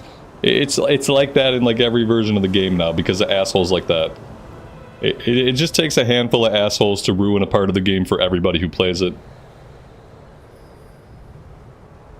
Because then, like, once they do that enough, then that becomes the normal thing to do. Just, oh yeah, oh, somebody died, I'm not gonna res. Oh, I don't want to stop to res. I'm gonna keep going. They can run. They can make the spirit run, right? No, I'm not gonna do the spirit run. I'm not gonna do a 2.5 minute spirit run because you don't want to press a button that casts in 3 seconds. It's not gonna happen.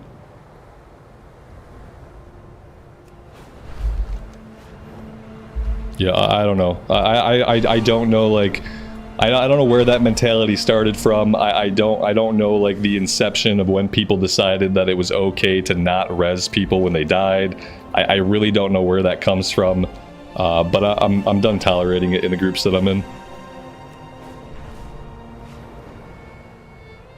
I will host every single mythic that I do. I will host my own key for the expressed reason so that I can boot the asshole healer who decides not to res. Like, I am never gonna join anybody else's key. I'm gonna run all of my own keys, and that way I can just blow the group up.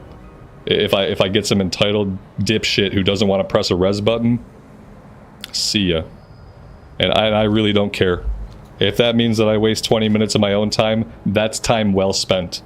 It's time well spent to kick them out of my group and waste their time. So I bet their time is more valuable than my time is. I got all kinds of time.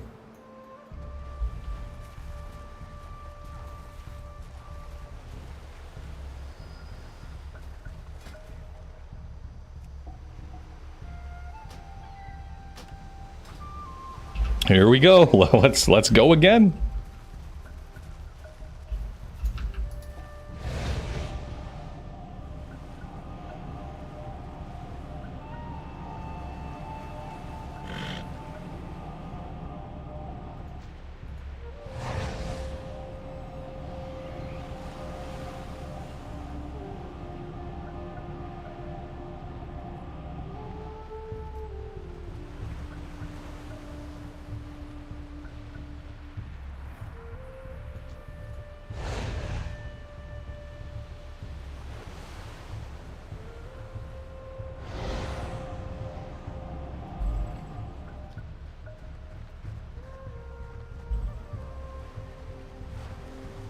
It drives you crazy when you go to res somebody, but they release right before go. Yeah, they're releasing because they're getting used to the assholes who won't res them. That's why they're releasing. They're releasing because they're used to being told by these idiot healers that if they don't release, they're the ones being lazy. So they're literally conditioning everybody that when you die, you should just spirit res, which is hardly ever the case. You know, when you spirit res, when you die right up here on this hill. If you run up to the top of this hill and you get yourself killed, then you go ahead and spirit res. Why? Because you're right here at the beginning. If you're anywhere else but at the beginning, you wait for a res. Because the res is going to be faster. The res is going to be more efficient. The only time you immediately release and run back is if you die like right in the beginning of the run. That's when it makes sense.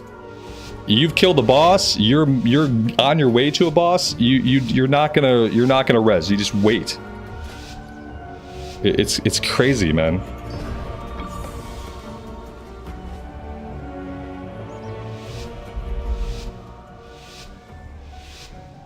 Yeah, I kicked the whole group. Well, there's no reason not to kick the whole group, because like once I don't have a healer, the run's over. Like I kicked the healer first, so everybody understood what was happening, and then one by one I kicked everybody else. Because at that point, like you don't have a healer, like you're done anyway. And I gave enough time so that they understood like what was happening and why. I even replied to the guy in party chat after he called me lazy. Explaining that, you know, a 3-second cast on a res is a lot less time than a 2.5 minute spirit run back to the group. So yeah, I kicked the healer and then I kicked everybody else. And I'm gonna do that every single time. Every single time a healer does not res somebody, regardless of whether it's me or not, I'm going to kick them. Literally, like, punishment is the only way to get people to change their shitty behavior. You're never gonna get people to change their shitty behavior unless they are punished for their shitty behavior. I have to hope that him losing that 20 minutes of progress is punishment enough that maybe next time he'll think about just throwing a res out to somebody instead of telling them that they're lazy for not doing a spirit run. Maybe he'll just res somebody. You know, maybe not, but you know, if it happens to him enough times, maybe he will.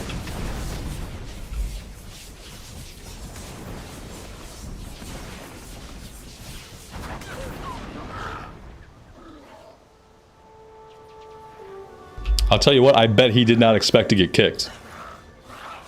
That's the problem, is like he did not expect me to kick him. Because he had an inflated idea of how much I value my time. He thought, you know, this DPS guy, like, I can do what I want, I'm the healer in this group, I don't want to res, I'm not going to res. Like, he thought he could do whatever he wanted. He didn't think there was going to be any consequences for it. Because he's done it 100 times before. He's refused to res somebody 100 times before, and 100 times before there was no consequence. 100 times before the DPS had to res, they had to run, 2 minutes later they catch up with the group, they probably die again because he seemed like a shit healer anyway. And so, you know, he's done it before, there's been no consequences. So maybe next time he'll think twice.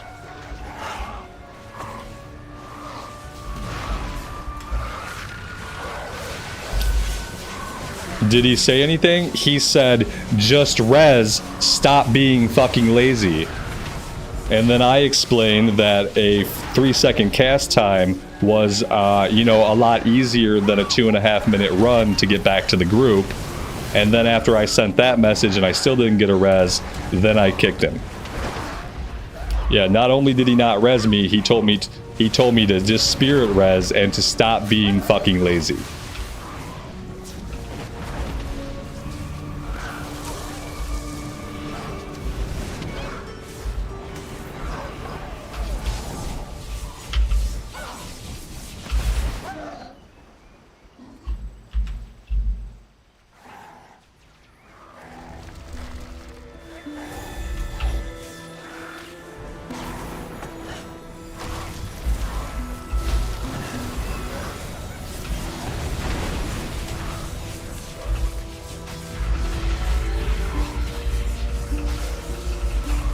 Yeah, exactly. Well, that's what really set me off, is when he literally said that I should stop being lazy, and I, you know, he's the one that won't click a 3-second cast, and I was the one being lazy. That's what really, like, cinched it for me.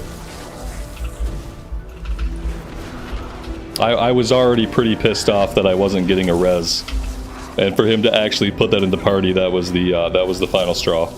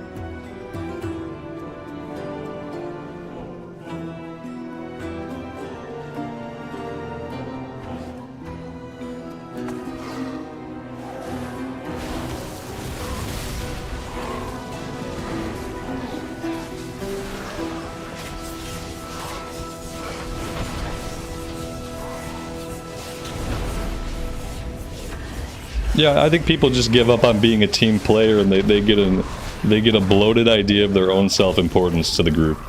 I think it's a trap that a lot of healers and a lot of tanks fall into. Is they just get a bloated concept of how important their own time is and how important they are to the group, and they stop giving a shit. And they start trying to flex that power over groups like whenever they can. If they can flex that power over a group or over like an individual, then they do it. And I think that's what it is. It's just a flex. That's all. Dude just wanted to flex about how important he was to the group. He didn't think there was going to be any consequences for his shitty behavior, and he was wrong.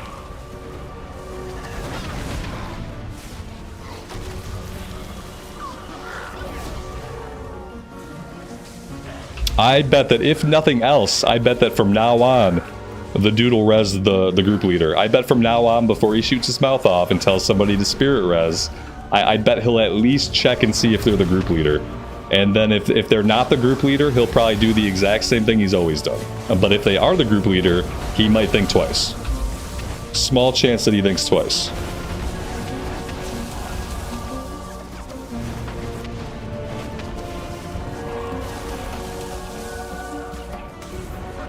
Yeah, and he was a bad healer anyway. Right, exactly. Lael, good afternoon, man. Welcome to the stream.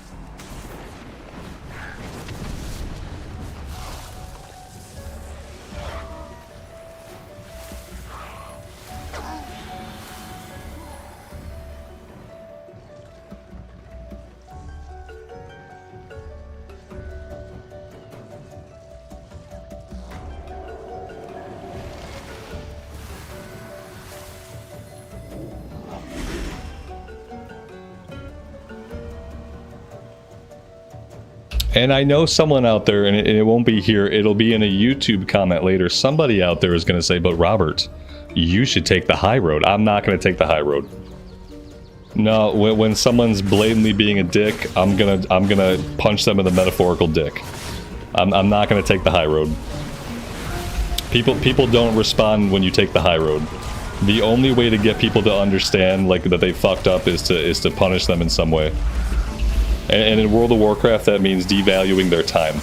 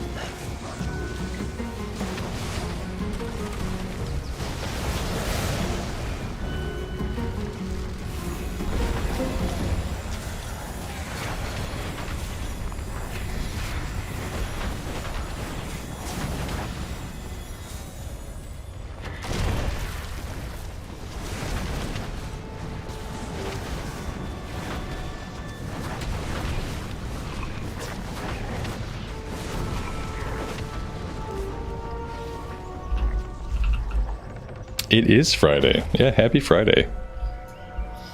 It's been a long week, and we have what? We only have one more Friday to get to before we get to the War Within.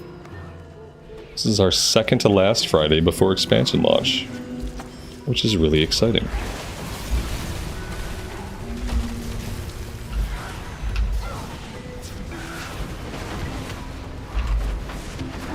I'm not gonna lie, I really like this class. These buttons are pretty fun to push, and I think I actually understand the things that are going on with the spec. So that's a good feeling.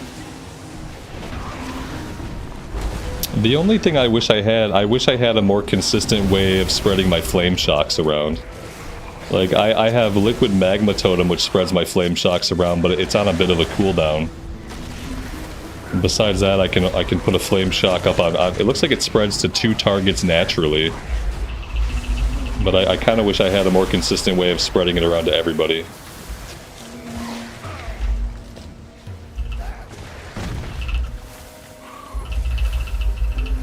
God, I'm having to spam myself. When I get this this withering, if I want to live, I have to, like, literally spam myself. I'm not going to be able to keep myself alive here.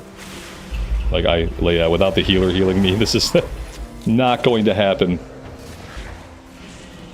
Not gonna be able to keep myself alive there. I'm gonna wait and see how this pull goes. The healer's about to die themselves. This is only on a +2.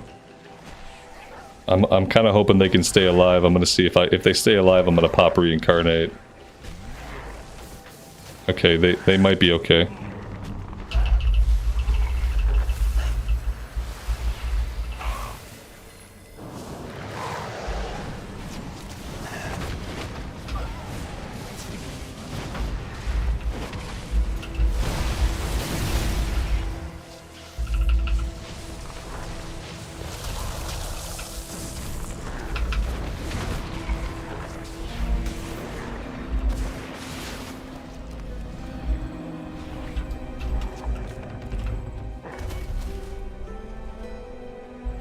Kill the totem. I didn't see a totem in that fight.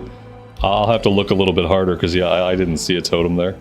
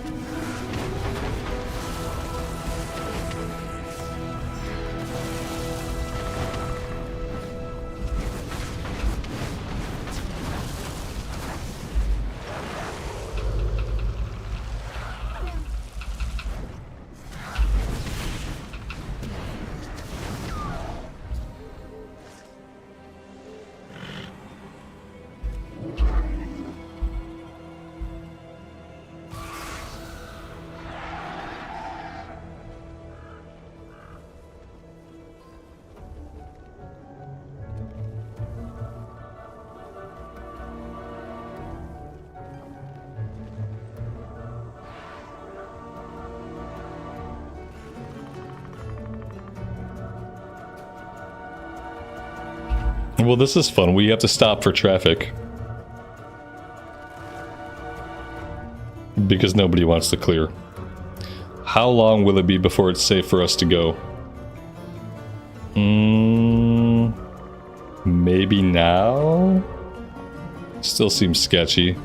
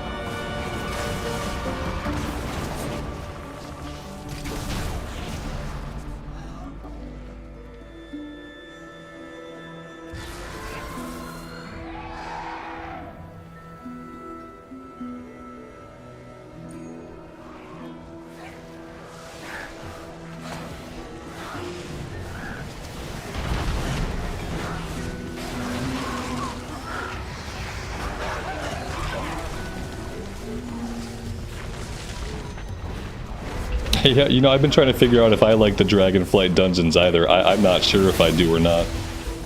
Some of them are okay. I guess I don't have any, like, really big... You know, the no-crit offensive. I hate no-crit offensive. Are there any other ones that I absolutely can't stand? Not really. They're all just very okay. At the same time, there really aren't any Dragonflight dungeons that I think, oh man, I really like this dungeon. I can't think of any that stand out that are just ones that I like very much enjoy or that I really, really like the aesthetic of. They're all like pretty okay, with the exception of No Crit Offensive, which is garbage.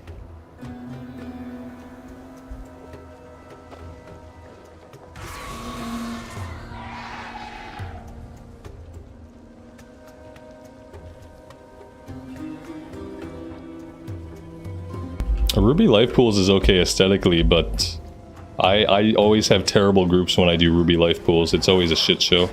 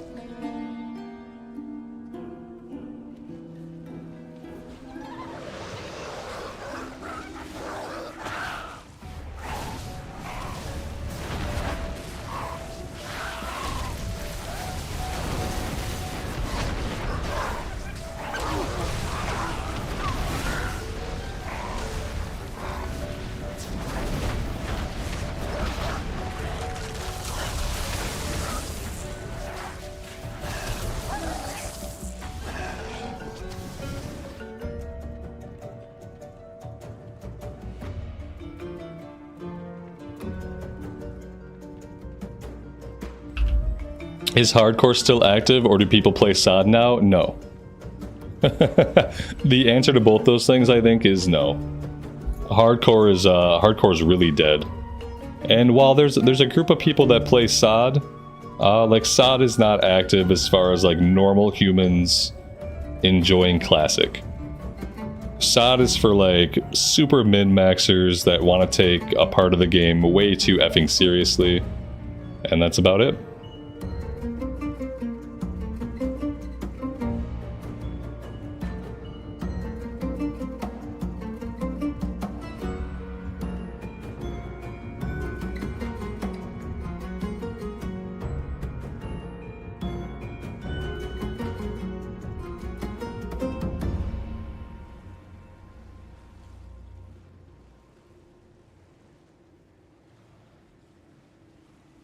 My son caught a crazy looking spider and he wants to show me. That's what's going on.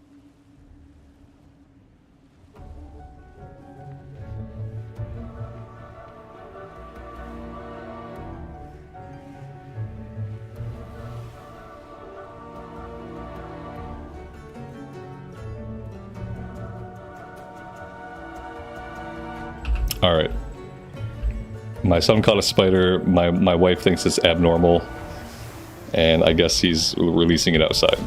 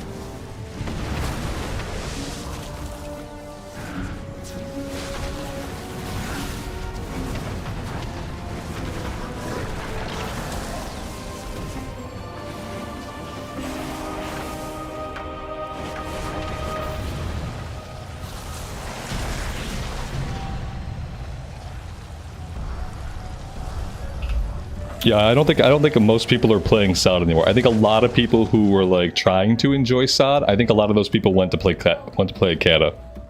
They gave up on SOD sometime after phase 3. They went to play Kata instead, and I think a lot of them kind of stuck in Kata.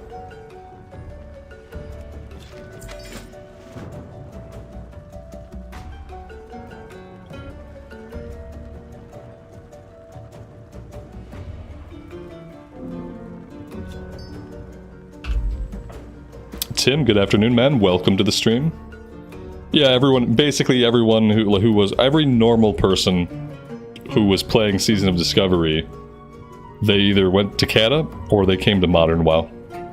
Like, yeah, like, SOD did not appeal to Classic players eventually. Eventually, like, most people who enjoy Classic realized that SOD was not for them. And that left, like, the sweaty, min-maxing, like, uber like meta playing people, like they still probably play SOD. I don't really know why. Maybe they're bored with retail, I don't know. But yeah, SOD has not been a place for classic players for a long time.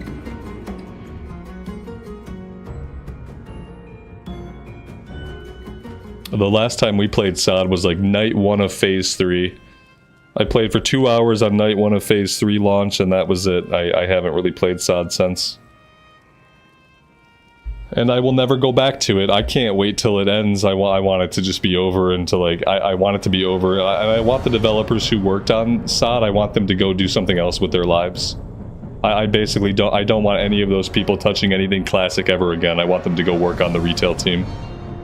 But their game design belongs on the retail team. Their game design methods don't belong in classic. So I hope they don't do any other classic stuff. Because, yeah, it was bad.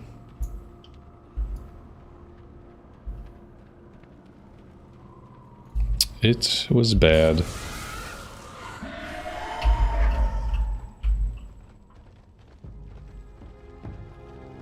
They didn't do anything with SOD that classic players actually wanted. That's the problem. Because they don't understand what classic players want because they're not classic players. To understand like what classic players want, you have to be a person. Either you have to be a person who's actually played a lot of classic. That could work, but realistically, what you need to be a person who played World of Warcraft either during vanilla, or during TBC, or during Wrath of the Lich King. If you have not played those versions of the game, you don't belong on the classic team because you cannot be on the classic team and make classic content for classic players when the only version of WoW you've ever played, if any version of WoW, is Modern WoW. And Modern WoW is anything Cataclysm and after. If you played Cataclysm and after, you have only ever played Modern WoW. So for like classic team people, like if they did not play vanilla or TBC or Wrath of the Lich King, like if that's not where they started, they don't belong on the classic team. Unless they can log like 1,000 hours in classic era. If they can log 1,000 hours in classic era, then they can be on the classic team.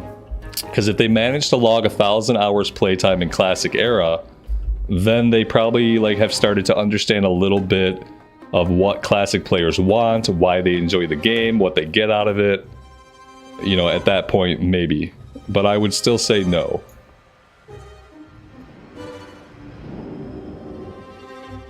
I would definitely just say no. SOD is a legal private server. That gives a bad name to private servers because if you go play Turtle WoW is classic. Like Turtle WoW feels much more vanilla era than anything the classic team has done. So like saying SOD is a legal private server, it's kind of a dig on private servers because most private servers are more interesting than Season of Discovery. And they also have more of a classic vibe than Season of Discovery had outside of Phase 1. Like Phase 1 was the only phase when SOD kind of felt like a version of classic. That was it. It was all downhill from there, and it was all downhill very quickly. Neltharis 3, I don't really want to do any 3s on this character. I think I'm happy enough just to do a 2.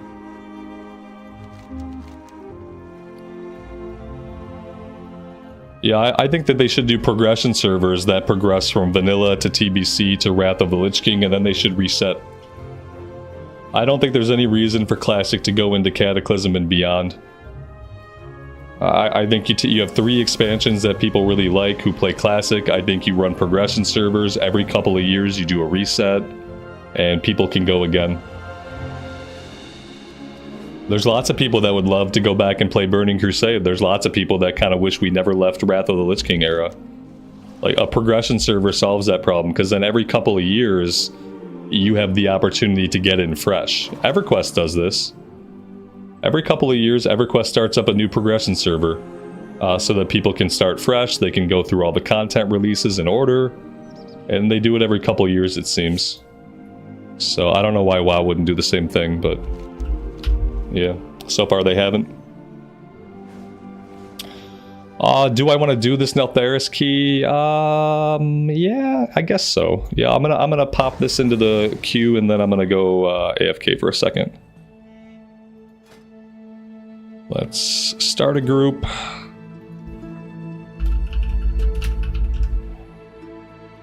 I will list that and I will be right back.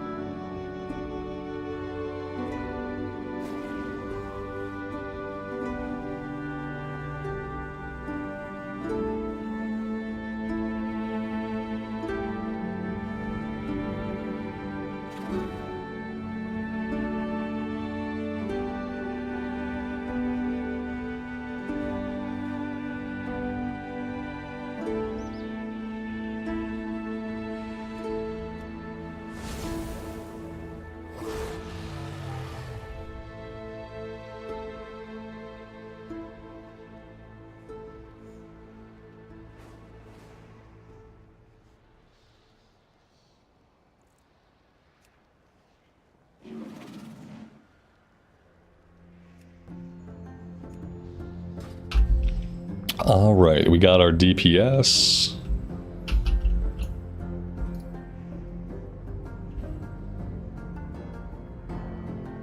At least we're done with this Disney expansion. Yeah, but we have every other Disney expansion to get through. Like, don't think for a minute that the feel of WoW is going to change in the War Within. If you really hate Dragonflight, like you hate it, you hate the storytelling, you hate the character dialogues, you hate the themes that they tackle, you're not going to like War Within any better. Like, just like, be aware. The same people that made Dragonflight made War Within. It's made by the same people.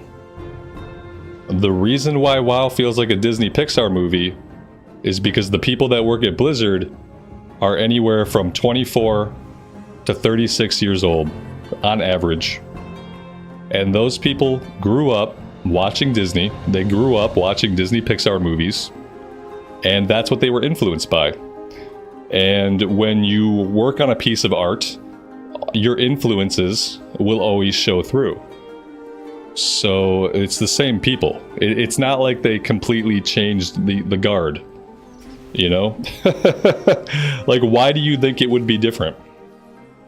Chris Metzen is one person. Chris Metzen is not going to control what the art looks like. He's not going to be the one writing all the quests. He's not going to be the one writing the dialogue and the cutscenes. Chris is one person.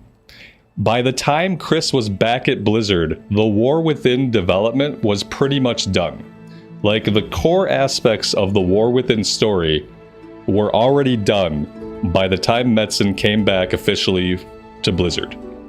If you're going to see any influence from Metzen, it's not going to be until Midnight, it's not going to be until Last Titan, but it's probably not going to be until after the World Soul Saga completely. And, like, there's only so much one guy can do to control how a game feels, okay? When you have a game being made by young Disney people, they're going to want the game to feel like Disney. You're not going to be the one guy that says, hey, I know you guys like this Disney shit, but can we man up our game a little bit? Like, you're not going to be the one guy that does that, because if you're the one guy that does that, you're going to get fucking ostracized. And depending on how you go about it, you're going to have some HR cases against you. Depending on how you, like, explain that the direction WoW is going is not for you. Depending on how that conversation happens, you're going to be ostracized. People are going to think you're a huge dickhead. And then secondly, you know, depending on the words you use, you might have a couple of HR cases to deal with. Yeah, one man can't change the entire thing. Exactly. If you have a room full of Disney kids making a video game, the fucking video game they make is going to feel like Disney. Like, it's not going to feel like Warcraft 2. It's not going to feel like Warcraft 3. It's not going to feel like vanilla era WoW. Like, those people who made those games, those people are all gone. They don't work for Blizzard anymore. A lot of them, you know, they're all like 50 or 60 years old now. They're doing other stuff. A lot of them are either working at other companies or they've just, like, left video games completely. Like, people have no interest in making like the kind of game that, like, Warcraft 3 was, or that Warcraft 2 was. Like, people don't have any interest in that.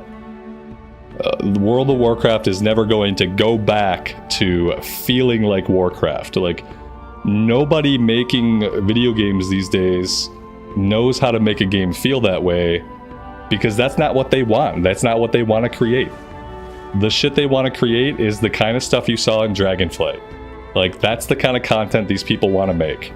You didn't like the Black Dragonflight brothers and their daddy issues? Too bad. You're gonna have more daddy issues and more mommy issue stories in the War Within. You didn't like all the touchy-feely dialogues with zero action? Too bad. That's what the developers working on the game want to put into the game. That's what they like. And so you're gonna get more touchy-feely dialogue, you're gonna get less action, and that's just how the game is gonna be.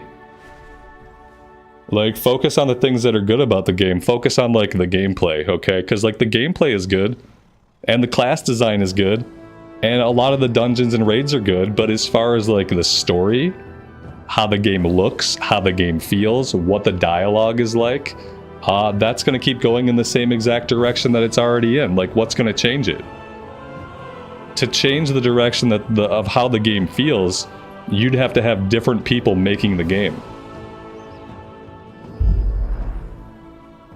That's it. You'd have to have different people making the game. You got the Dragonflight people, they're making War Within. The Dragonflight people are making Midnight. The Dragonflight people are making Last Titan. Like, those are the people making the game. This is how the game feels. It's not going to change, guys.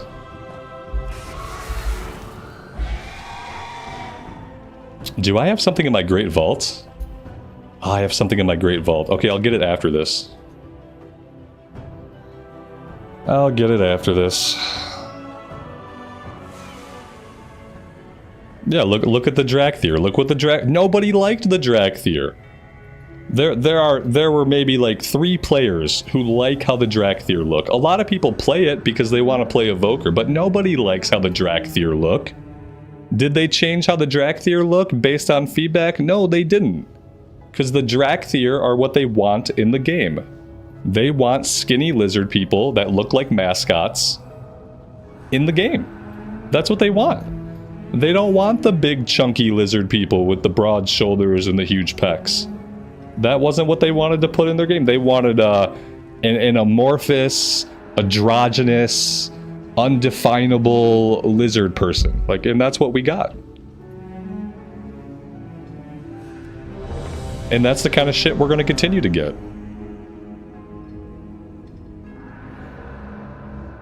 You know, in the War Within, you'll be able to play a female dwarf with a beard. For the 5 people that really wanted to play female dwarves with beards, now they'll get to. Is that what everybody wants? No, it's not what everybody wants. But for the 5 people that really want that, and for the 27 people at Blizzard that want it, now we get to have that. So, there you go. Enjoy. Enjoy your lizard mascots and your bearded women.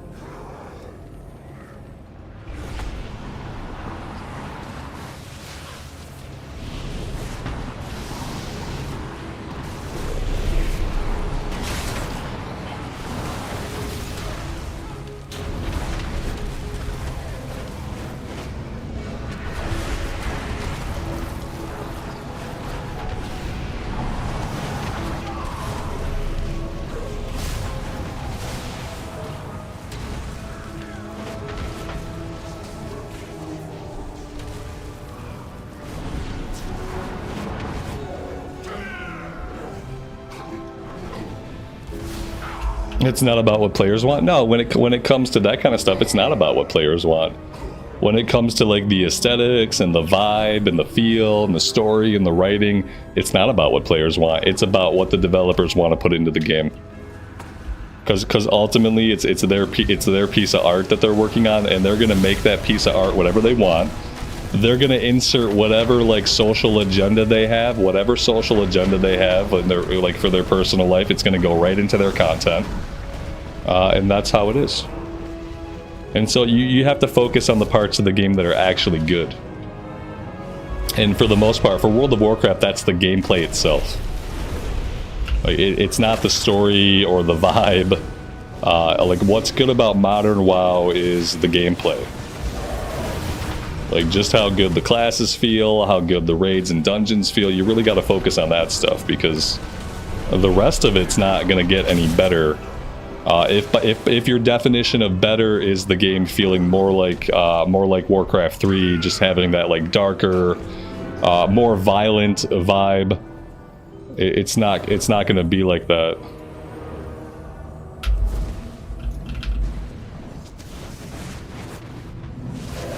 It's obviously no longer like a dark fantasy.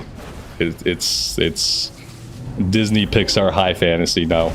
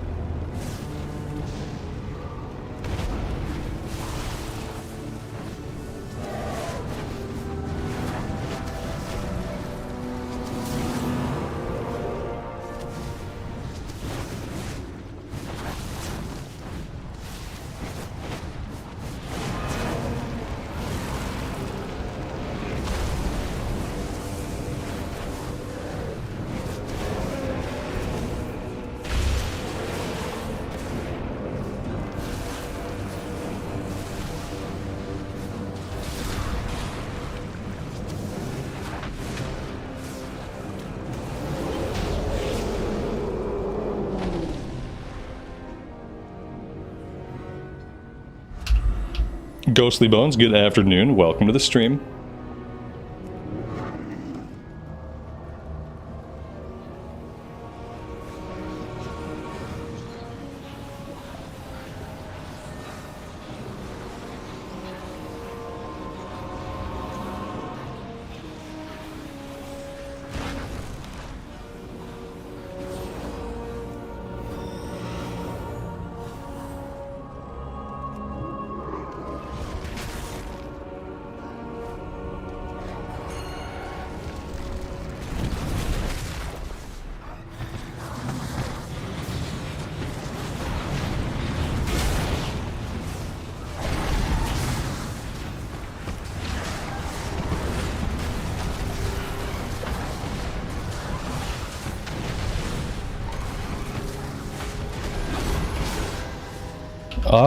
Damn, I think maybe I pulled a little bit of aggro. I think maybe I pulled some aggro. I think that, yeah, maybe I messed up.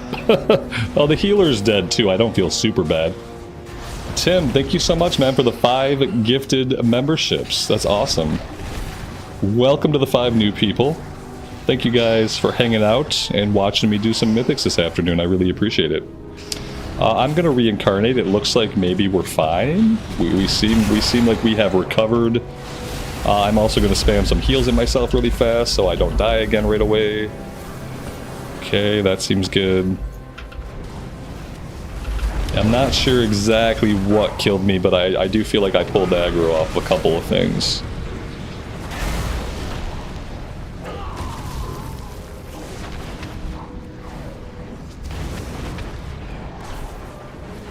I was just thinking about my spec. I think I spec'd into Ice Flurry. And I feel like I thought something was different about Ice Fury. Okay, this is a passive. Casting Lava Burst has a chance to replace your next... Oh shit, I don't have Frost Shock out, guys. Wow, look at that. I have been missing out on some damage. Because there has been an entire ability mechanic that I have not been using at all. So that's good. We'll probably be doing substantially better now that I have that on my bar. Yeah, I knew there was something that I was missing from when I did my talents last night, and it was Ice Flurry and whatever's going on with Frost Shock. Not sure why Frost Shock is outlined right now. That's a little weird. I don't think I really want to hit Frost Shock unless it procs into Ice Flurry. I knew there was something going on that I wasn't doing right. With that, though, we've been doing pretty good DPS, even ignoring an entire mechanic of our spec. Our DPS has still been pretty okay. It doesn't seem like it procs very often. Like, whatever is happening behind the scenes.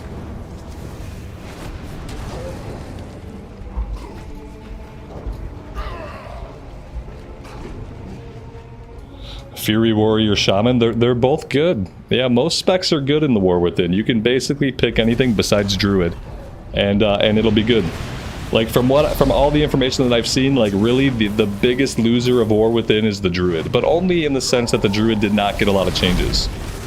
Like, if you already play a Druid and you're happy with how the Druid is, then you're fine, but they just didn't get a lot of love. And their hero talents kind of suck. Everything else seems like it's shaping up to be pretty awesome.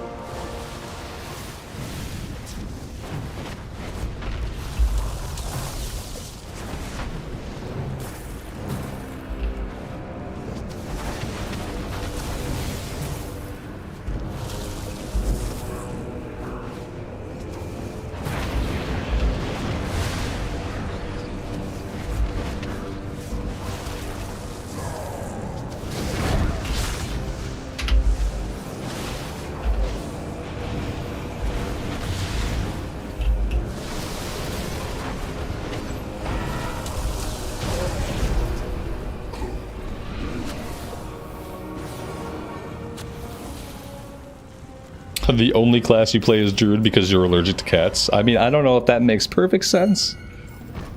But if you've only ever played a Druid, then it's probably going to be fine. But if you're expecting, like, good changes, and if you're expecting, like, interesting hero talents, you're not going to get them. But if you like how it plays today, then you'll probably be fine. I got impaled by a spear, and I couldn't move. That was not fun.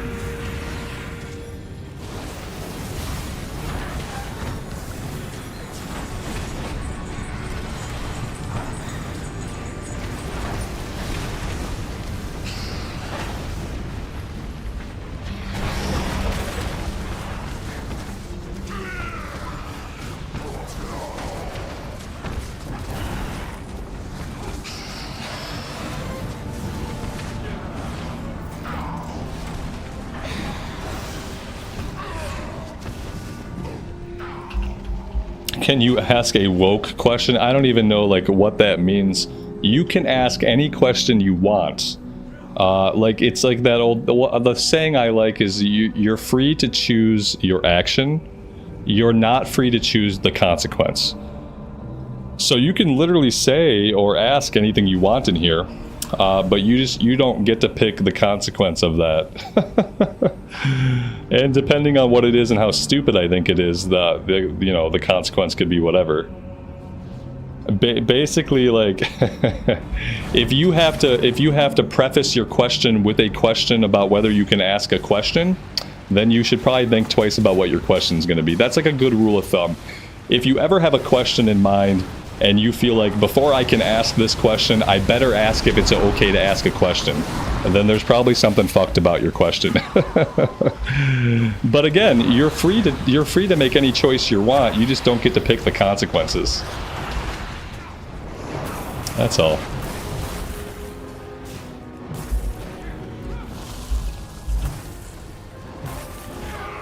Yeah, what's a woke question? Right, right, right.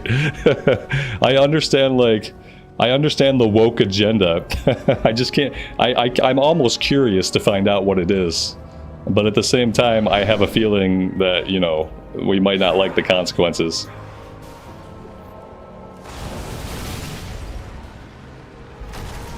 I feel like there's a chance that one of us doesn't know what woke is, and we're gonna find out who it is in a second.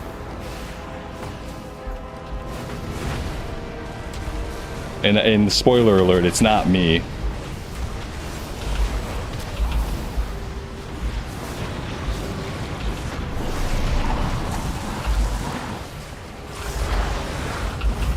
But now I gotta know. Now I got to know. What is a woke question? What is this gonna be about? How am I gonna respond?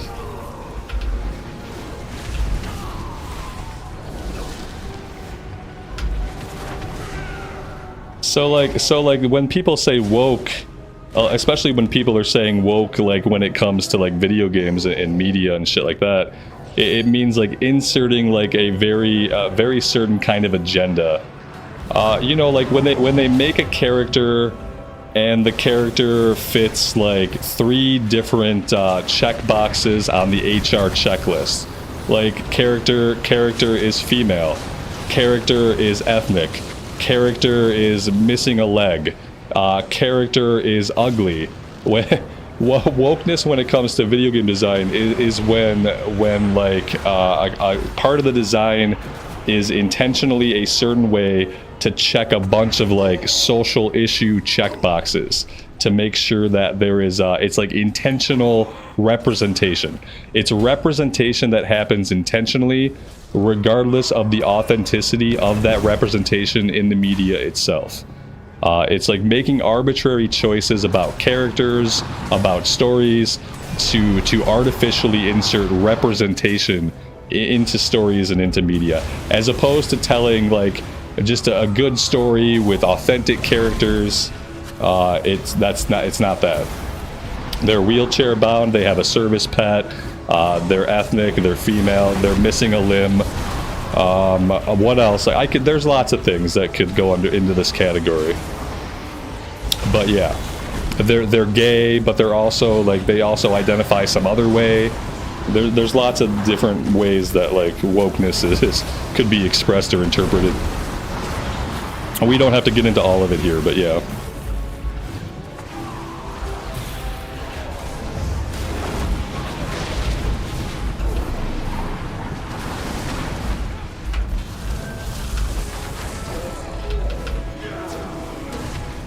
And basically, like, there are companies that video game companies will hire a company, and that company comes in and it tells the video game company how to make their game more inclusive.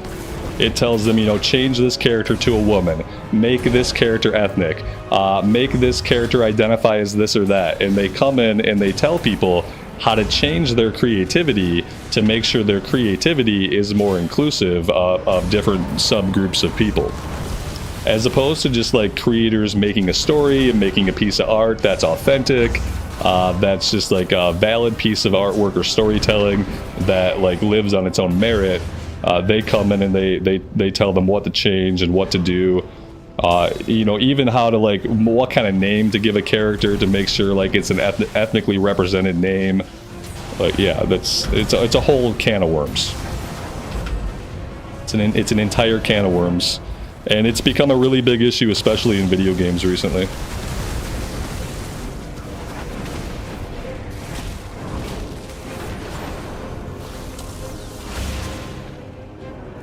Oh shit, we got our woke question. Okay, I want to read this question, but I also don't want to die to mechanics. Give me a second. We're gonna find out what a woke question is in a second here as soon as this boss is dead. Because I don't know what a woke question is, so we're about to find out. I just can't find out right this second.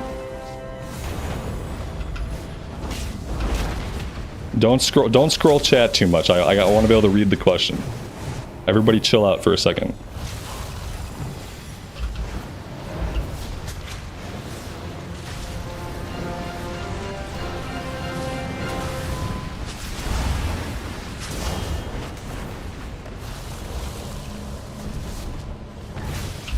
All right, a woke question apparently is this. Why people didn't relate night elves to woke agenda back then when their women were fighters and the men were sleepers, but now everyone loses their mind when a strong woman is in the scene. Here's the difference. This is a great question. Because back when the night elves were created, they were created genuinely. This is the problem. This is why we don't need to go out of our way to include different types of people. Because good storytelling and good world building has always included different types of people naturally. And the night elves were a great example of this. Night elves were created, night elves were always that way. The women were always Amazonian. They were always like buff, strong warriors of Elune. And the dudes were druids. They were really sleepy. This is just how it was. This was just a part of the world, a part of the lore, a part of the characterizations.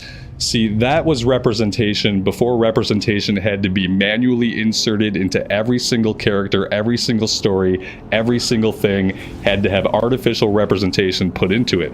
We were already doing fine representing different types of people before all this shit started, before it became a really big deal to make sure we were including as many different kinds of people as possible.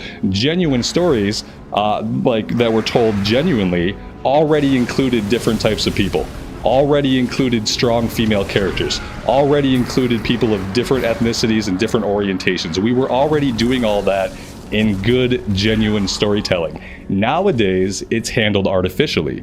Nowadays, it's artificially injected into every aspect of most stories to a point where there are things we have to exclude.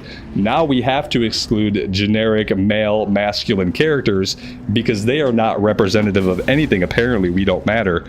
And so now there are things that we actually can't represent because we're too busy representing groups that we think are underrepresented. So now we're actually being less inclusive now because there are entire types of stories and entire types of characters that we don't get to see anymore. And so yeah, great question. A little bit off base and a misunderstanding, but base, good springboard though. Yeah, who cares, right? People care. That's the problem. Too many people care. They care to a point where, like I said, companies will hire an outside entity to come in, to look at their story, to look at their characters, and to tell them, is my story, is my characters, is it inclusive enough? Or do I need to artificially include more of different types of things? Like, that's how much some people care. And in a lot of cases, it kind of ruins shit. You can sense when something is not put into a piece of art genuinely. You can tell when a character was forced in. You can tell when things about the character were put in artificially to include something that maybe wasn't a part of the original intention of the character or the story. And so it kind of makes things worse. Because stories were already inclusive. We've been including different types of people in stories for as long as stories have existed. There's really no reason to force it, but that's what a lot of companies do now. A lot of times now they force it.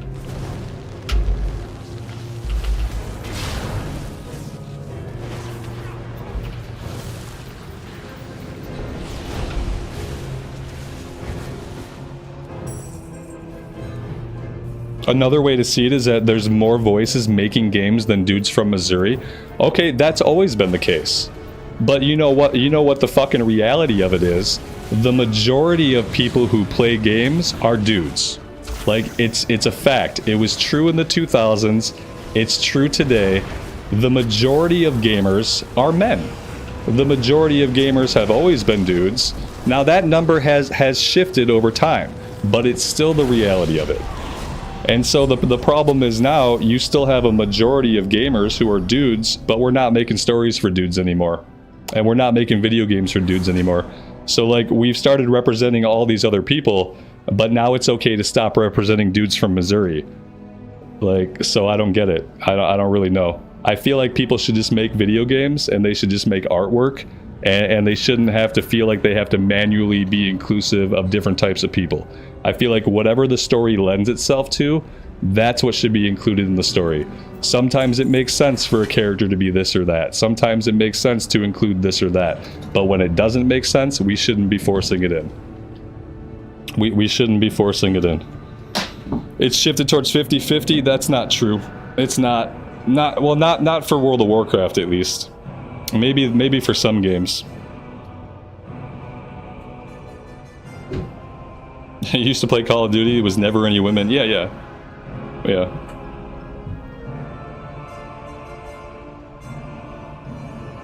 There are tons of girl gamers. My point is, historically it has been, and it still is today, predominantly men who play video games. It still is. That hasn't changed. It was true back in 2005, and it's still true today. And although the number has shifted, the bar has slid over a little bit, it still is what it is. Anyway, all I want is for people to make whatever fucking game they're gonna make with whatever characters they're gonna have, and I just want the characters and I want the story to be genuine. And I don't think that like being inclusive and adding more inclusivity means that what you stop doing is that you stop making games for dudes from Missouri. I don't think that's the answer. I don't think the answer of including more people is to blatantly exclude heterosexual men from storytelling and from game design. I don't think that's the way that we should be inclusive. I don't think that we have to be inclusive by excluding. And that's the problem. That's how games have gone.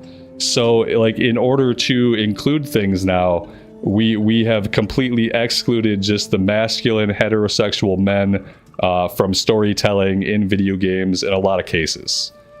It's like it's frowned upon to just have a character who's just like, he's just a fucking bro.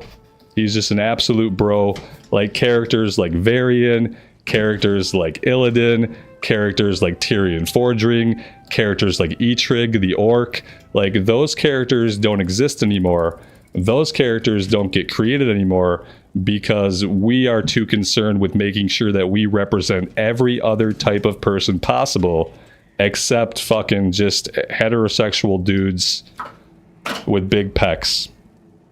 Kratos, great game. Kratos, a game that is about a heterosexual masculine dude, but also is inclusive of other types of characters.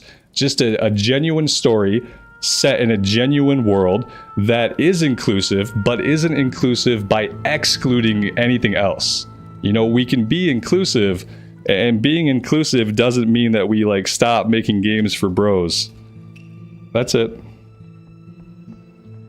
Bring back Illidan. Bring back the Illadins, the Varians, the Eitrigs. Like, where did they go? Even Sourfang's gone now. We don't have Sourfang anymore. Who's the wokest WoW character? Like Emberthal. Emberthal from Dragonflight. Emberthal, who I don't know if Emberthal is a man. I don't know if Emberthal is a woman.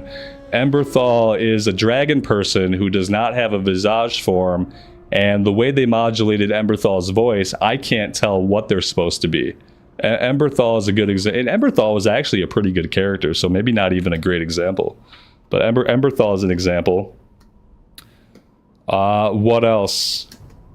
Yeah, I can't. Basically, any character in Dragonflight, essentially. Illidan would never let Teldrassil burn. No, he wouldn't.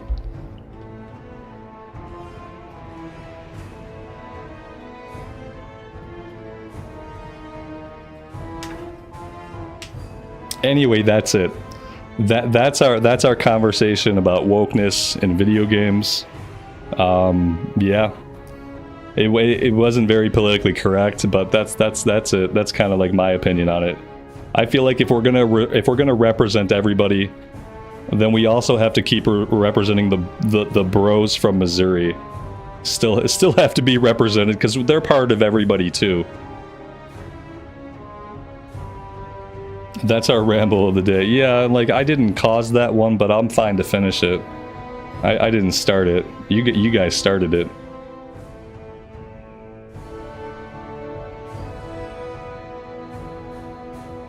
Emberthal doesn't have a body type. I don't know. She's a dragon person. I don't think we've ever seen any of the Draconid people who are characters. We've never seen them in a visage form, which is weird. Because when we make an evoker, we get to pick a visage form that's body type A or body type B. But then you look at like Scale Commander, what's his name, and Emberthal, like they don't have visage forms. It's like they intentionally made it so that they didn't have to identify them as male or female. They just didn't give them a visage form. All they have is their Draconid form. You started it, you're ready to face the consequences. That's fine. You might.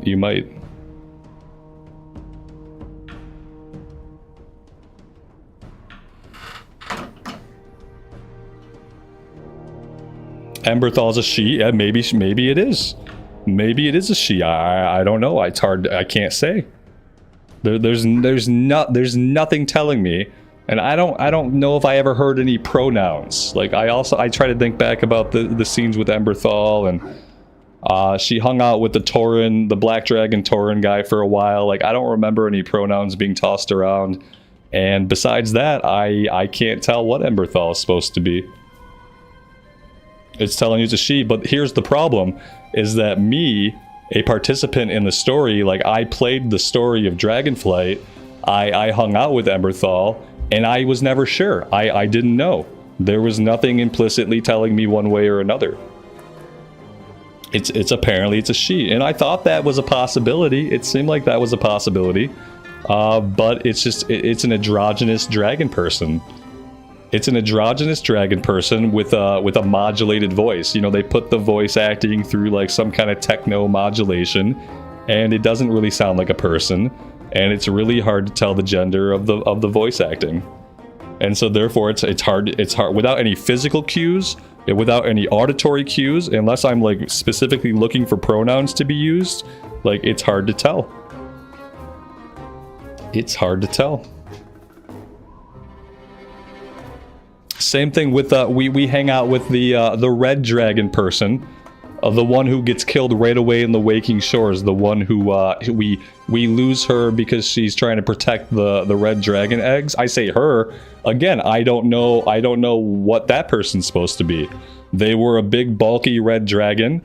They had what I would call like an effeminate voice, but I don't know if that was supposed to be a dude or a chick, or if it was supposed to occupy like some place in between those two things. And I feel like they put these things in that area on purpose.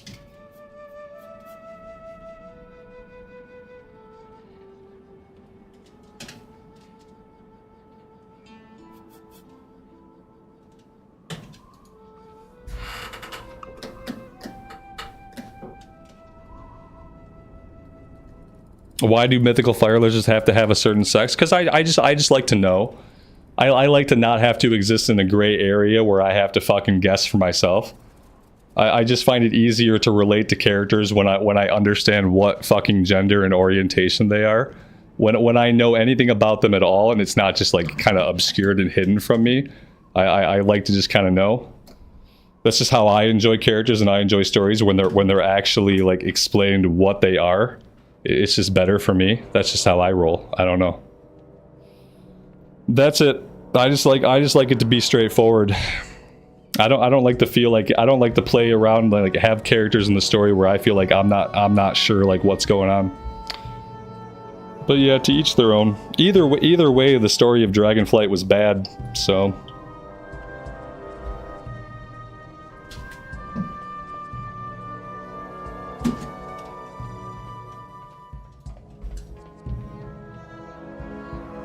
Who asked for limitless genders? Nobody. Limitless genders. I think I'm just gonna get rid of you. You seem like an asshat. There we go.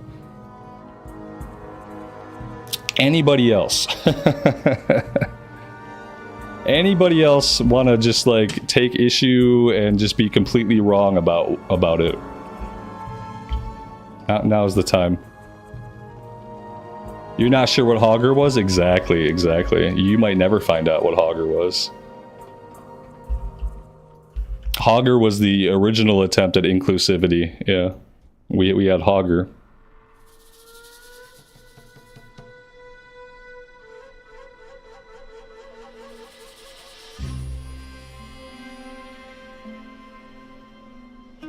Alright, we're done? Conversation over? You guys know a little bit about how I feel. I know a little bit about how some of you guys feel. this stream is going to get unlisted as soon as I end it, so I don't have to find out how all of YouTube feels. Yeah, I think that's good. That's a solid day's work. There we go. We had probably the only conversation we will likely have, like, super openly about how I feel about, like, just bullshit, arbitrary inclusivity. Now again, I'm going to say this very clearly. Inclusivity is great. We should always be inclusive when it makes sense for the story, when it is a genuine thing about the characters in the story. We should be inclusive, and stories have always been inclusive throughout all of time. Many stories told historically in modern times have been inclusive just by having characters that were different from each other. And so the issue I take is when an outside entity comes in, they look at someone else's story and they say, okay, we're going to make this more inclusive for you. Let me show you how. Replace this character, change this character, make this character like this, name this character this, change this person's orientation, change what they're wearing. This is a woman now. This is a man now. This is a man who used to be a woman now. Like, that's the problem I have. When an outside entity comes in as a consultant and they take the genuine work that someone has created and they artificially change things about the story and about the characters in the name of inclusivity. That's what I have a problem with, and that's it. Because lots of stories have been inclusive throughout all of time, and they haven't needed outside entities to come in and take that kind of heavy hand. And I think taking that kind of heavy hand has made characters worse, it's made stories worse, and it's made video games worse. Like, definitely in the past 5 or 10 years. And that's it.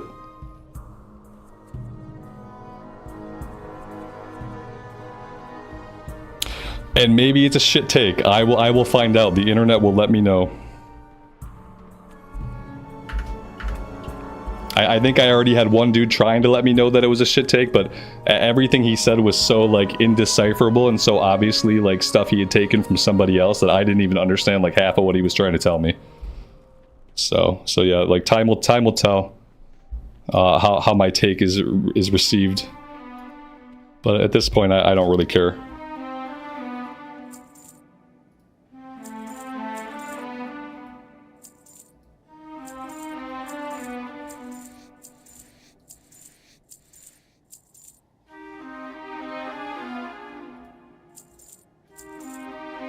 All right, we got a. Oh my god, I can't do no-code offensive.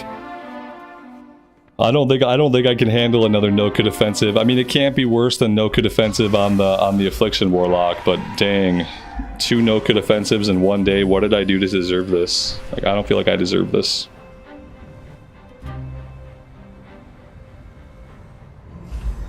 What happened to big hairy orcs fighting other big hairy orcs? What happened is that like nobody making video games gives a shit about masculinity. So nobody wants to tell those kinds of stories anymore. Because, like, nobody gives a shit. We'd rather have 2 big men talking about their daddy issues with each other and, like, just really having a heart to heart. Just crying it out, having a big old heart to heart, and then shaking hands afterwards. Like, that's the story that's going to get told. It's not going to be them just, like, beating the hell out of each other because they're orcs and humans. They're going to sit down and they're going to hash things out, like, respectably and reasonably. And they're going to get really deep into their deep-seated insecurities and really figure out, like, why they're acting so violently. I would say, and then I would say they'd crack open a beer, but that also would be too masculine. So they're not going to crack open a beer. They're going to have this conversation with each other over some iced tea. They're going to pour a nice glass of iced tea. They're just going to get really deep into their feelings, and they're going to work everything out verbally. Because all problems can be solved with words, even problems in World of fucking Warcraft. A game about war. Even in World of Warcraft, all problems can be solved by having a deep conversation with each other. That's what happened.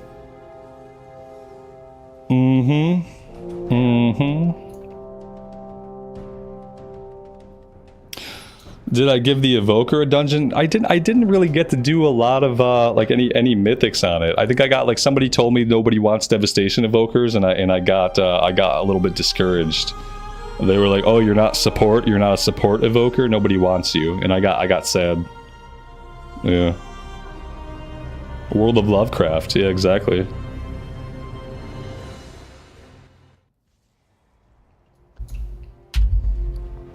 I could have swore I picked up a mythic key and tried to post it, and then it didn't. Maybe I never picked up a mythic key.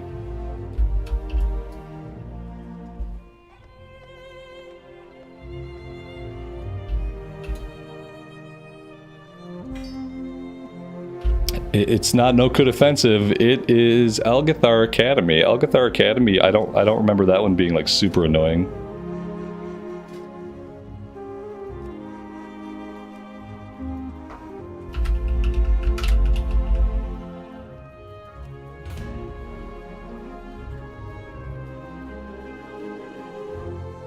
It's a very unfortunate word change. It's unfortunate because Lovecraft was a homophobe and a racist. That's what makes it unfortunate. Is H.P. Lovecraft was kind of a horrible person.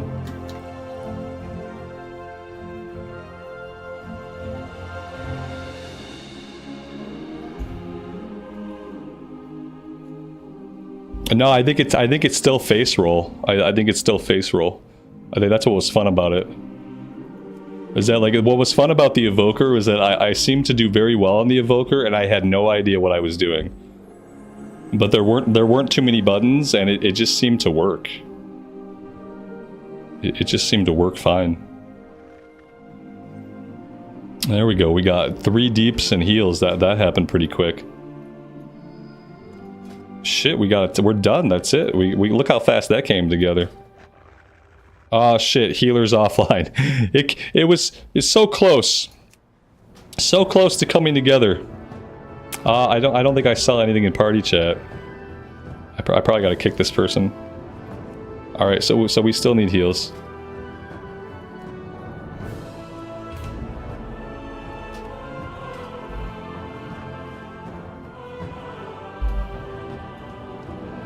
Yeah, I'm not sure how I feel about the transmog for this event. Not really sure how I feel about it. I don't even know what type of gear I wear. Do I wear leather gear or am I wearing chainmail? What am I wearing? I'm wearing chainmail. Okay, yeah, there's not a lot of good-looking chainmail. I haven't found a lot of good chainmail sets that I actually like. You know, this is probably one of my favorite. This is what the shaman's wearing too, though. I don't know if I need to like double up on that. Yeah, just not a lot of good looking stuff for male gear. It could be that I just don't have a lot of cool like sets collected because I don't play a lot of characters that wear mail. So I just might not have the good stuff.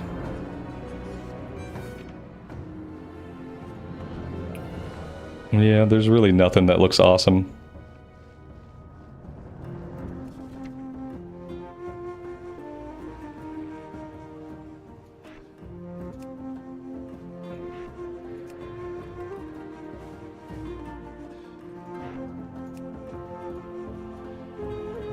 There we go.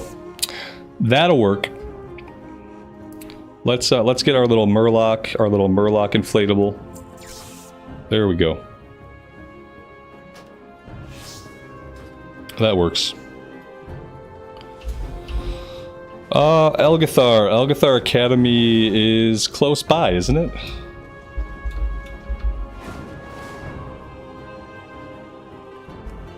Yikes. Ouch.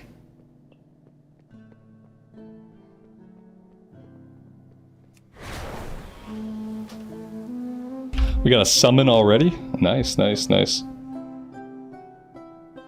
A World of Lovecraft would be a very tentacly game. More tentacles, yes. Okay, let's see here. I know for a fact that we're not on Mythic. There we go. Now we're on Mythic.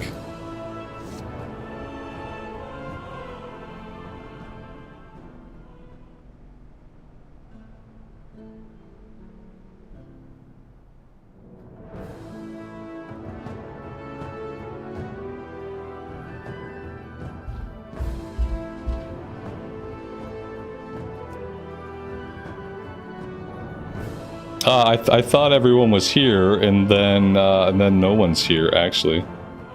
Oh wait, they're just not where I'm at. Where'd they go? It's like we're occupying different layers. Maybe if I pop out and pop back in, it'll be okay.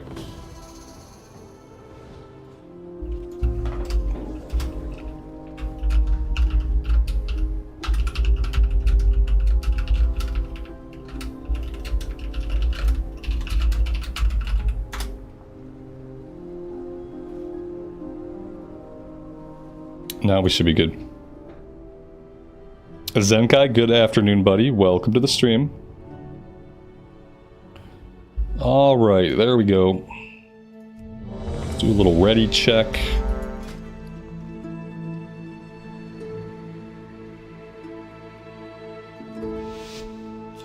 Do a little countdown. Alright, I remember these buttons. Yeah, this wasn't too long ago. I think I remember how to play. Yeah, we should be good.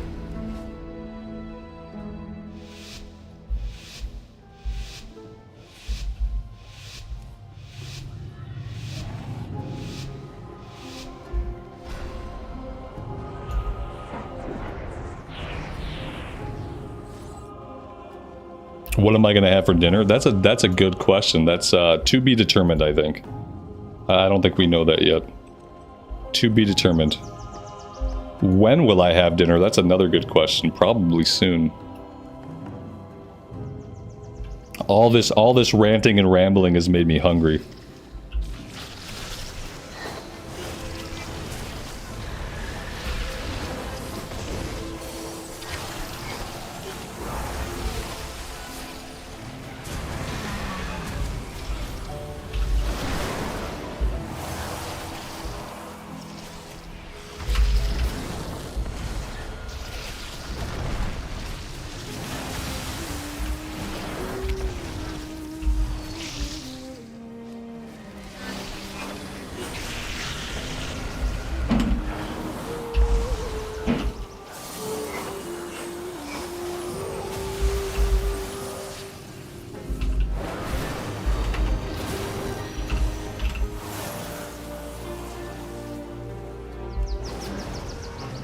My DPS meter does not seem to be working, and that is that's very unfortunate because I would really like to know like how I'm doing. So we're gonna have to look at getting that fixed like ASAP. We've got a dead tank. That's good. It's great when the tank dies right away. That's always a good omen. Very good omen. This is good. This is good.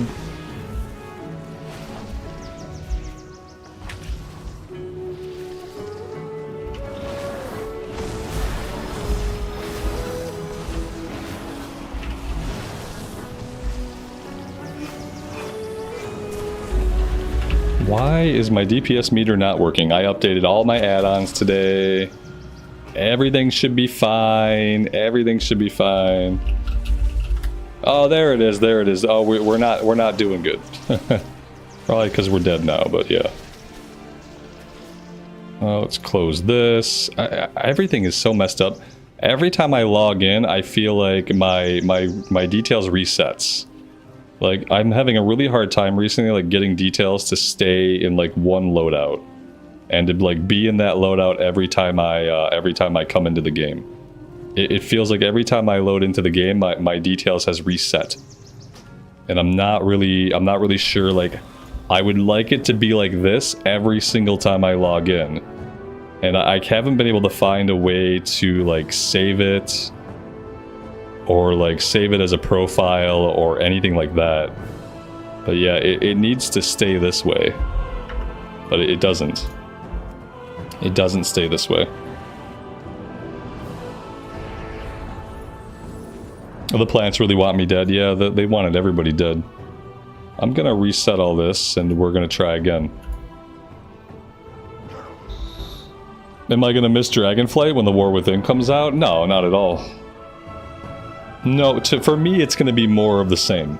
Like, I'm looking forward to the new season, I'm looking forward to new 5-mans, I'm looking forward to new raids, I'm looking forward to the delves. Like, I'm just looking forward to all the new gameplay stuff.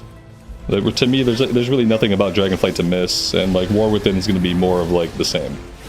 So the stuff that's good is going to continue to be good, like the gameplay, the mythics, the raids, like all that stuff is going to keep being good, and then all the stuff that I didn't like too much, all that stuff's probably going to be the same too.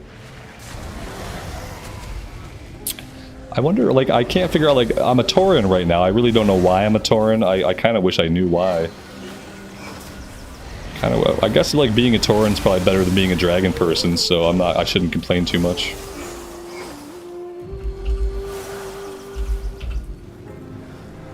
It's a trinket that's doing it. Oh, okay. That's really kind of annoying, but, yeah. It's really kind of annoying. I don't like my physical appearance changing outside of my control. Oh, shit. I thought I was out of that. I thought I was, like, out of that. Apparently, I was in it. Like, the heel of my foot was in it, and it just, like, annihilated me. That was my fault. Yeah, that sucked. It's the event trinket. Yeah, okay, that makes sense. I hate it. I hate when, like, the appearance of my character is taken out of my hands. But I don't really have a choice. I kind of have to have the trinket on.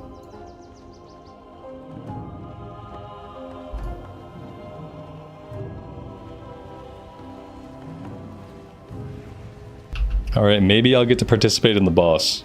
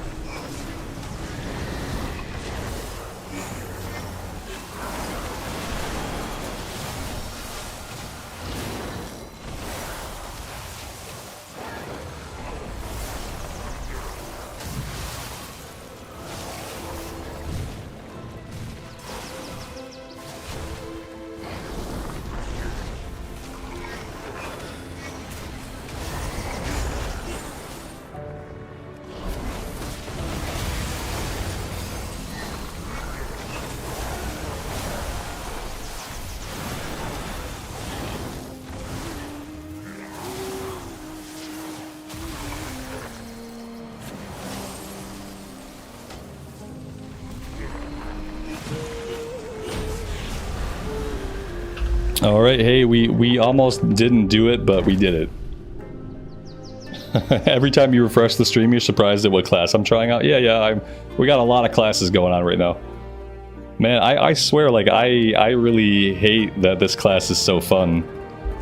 It's very bothersome to me how much fun the buttons are, how cool the spell effects are.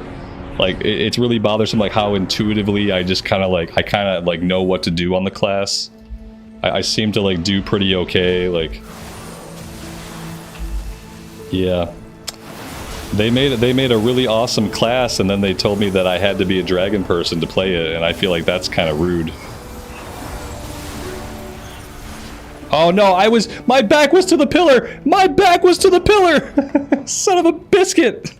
Fucking the pillar was right behind me! Okay, I do hate this dungeon. It turns out I do hate this dungeon. I have my back to that damn pillar. It must have been like an angle thing. Oh my god. Okay, Zenkai says there's a toy that lets you stay in human form 24/7. So, like, by human form, do you mean, like, my visage form? Or do you mean something like the Deviant Delight thing that turns me into, like, a human ninja? Because, like, I want to be my character, I just don't really want to be a dragon. What's the toy called? You can avoid those knockback by spamming glide. Ooh, that's a good idea. Shit, where did they go? They're still up here. What's the toy called? And how do I get it? Shit, oh, I ran right into a tornado. Son of a bitch.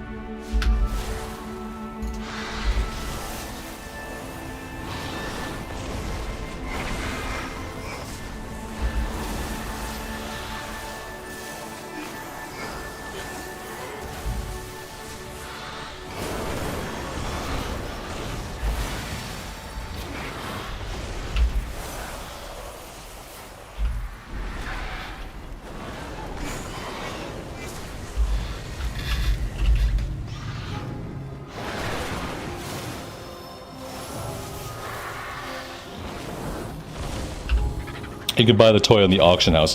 Somebody can buy the toy. How much does it cost? Because I don't exactly have a lot of money.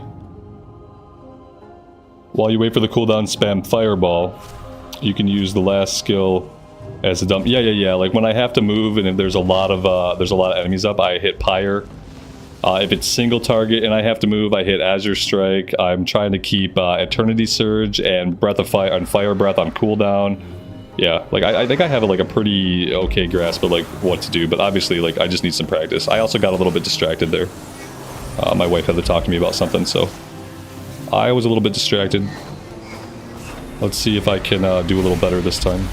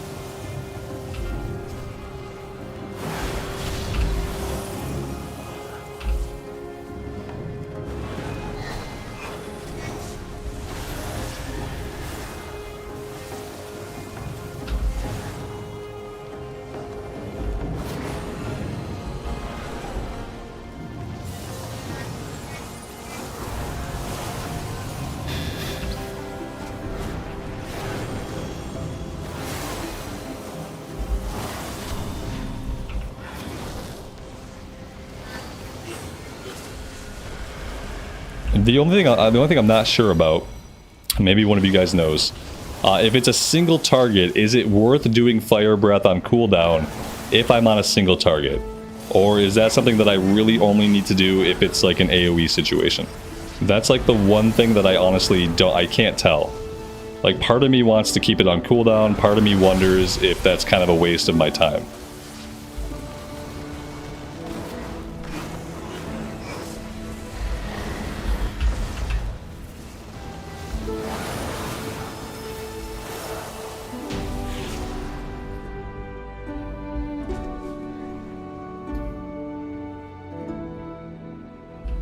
Yeah, so is it worth it to charge it up and do it on cooldown? On the bosses, use the first tick. Okay. So on single target stuff, just let it tick once. Is that the same for Eternity Surge? Yeah, damages 2 enemies, damages 4 enemies, damages 6. Okay. So like on single target, I let Fire Breath and Eternity Surge get to the first tick. I let it go right away. And then on like bigger pulls, I can let that go all the way up.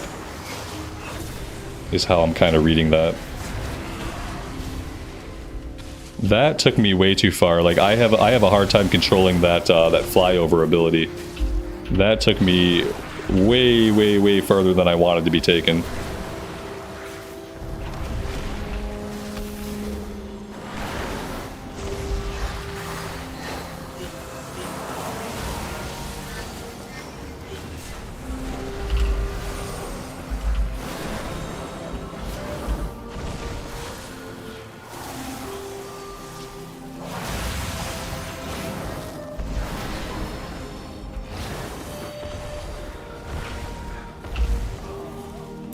I don't know why we died. I guess the healer got himself killed.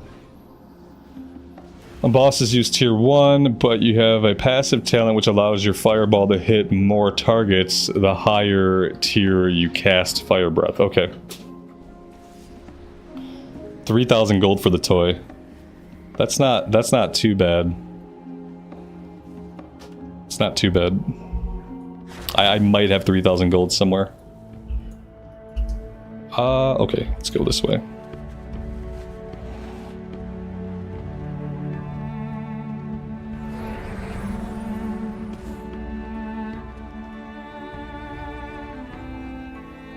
The reason I'm changing races every couple of seconds is because of a trinket. Apparently, the trinket that we get from the current event. That's why. Yeah, I'm turning into different races. It's kind of annoying.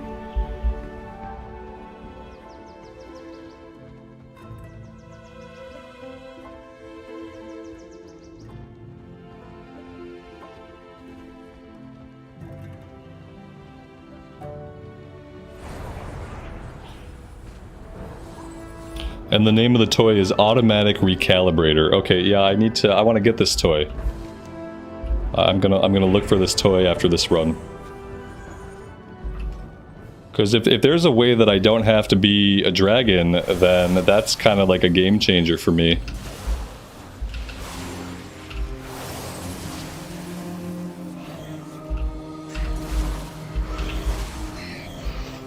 What the hell am I right now? Wait a minute. I'm a Vicryl? Now I'm turning into races that aren't even playable? I've turned into a Vicryl? Where's my Vicryl playable race? Where is it? Where's my Vicryl playable race? The trinket has turned me into a Vicryl.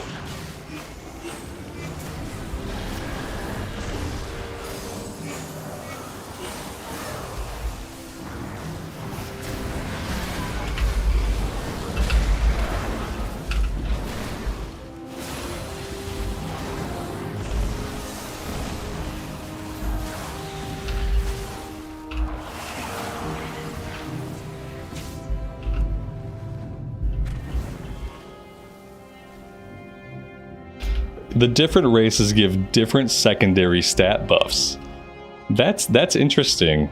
I still kind of hate that it keeps turning me into different stuff, but it's fine. What are we doing? What are we doing here? A little warlock skipperoo?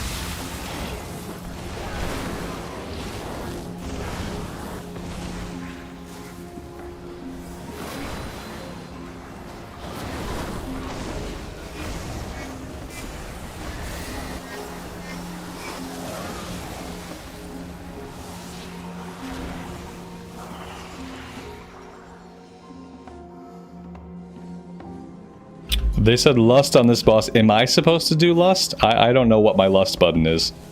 If I'm responsible for lusting here, they're effed because I don't know how to lust on this character. Time spiral. That wasn't it. Okay, yeah, I don't know how to lust. I guess maybe I have a lust. I don't know what it's called. I don't know where it's at, and I can't deal with it right now.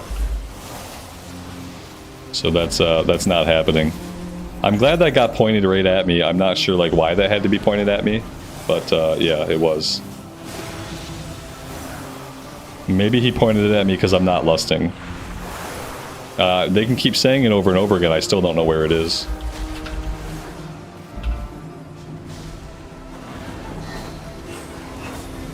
Any ideas on what the lust is called? Because apparently I have a bloodlust.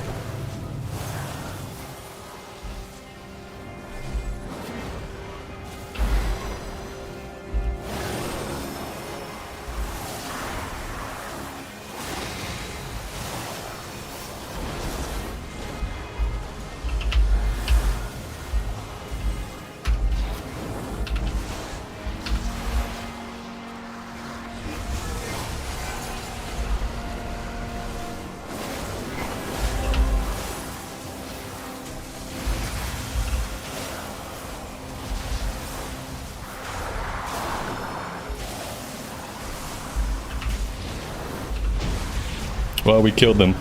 Fury of the aspects. Yeah, let's see. Do I have a search here? Fury of the aspects. Okay. Oh, it's out. I have it. Yeah, I just didn't know what it was. Okay, now I know for next time. The tank is dead. We're pulling anyway. We're pulling without the tank. That's always like really smart. Always a really good idea just to pull with the tank dead. Yep. 10 out of 10 would recommend to do this again. Yep.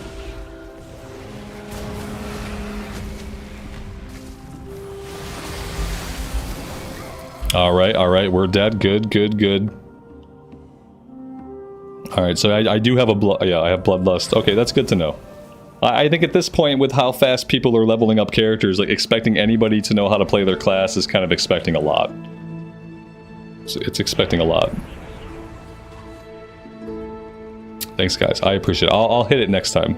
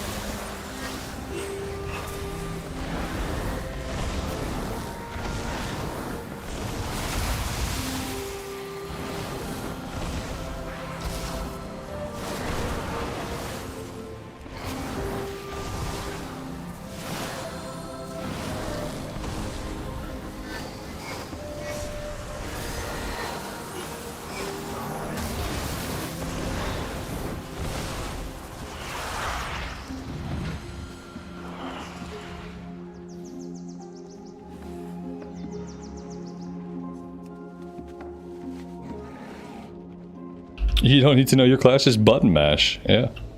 That's basically what I'm doing, and it's working out okay.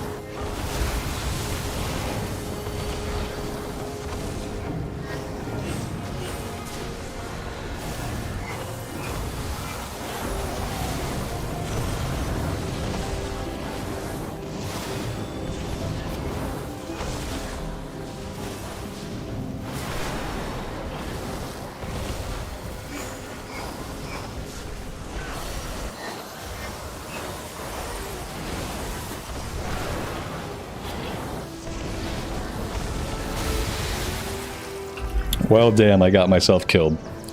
I was doing pretty good DPS right up until I died. I feel like I just want to wait for... I want to wait for a res. They'll res me, right? No way they don't res me. We're not going to time this anyway. We've got 2 minutes left. There's no way we time it at this point. We've had 21 deaths. That's right, 21 deaths. I account for about 15 of those deaths. Look at that, I got a res that time.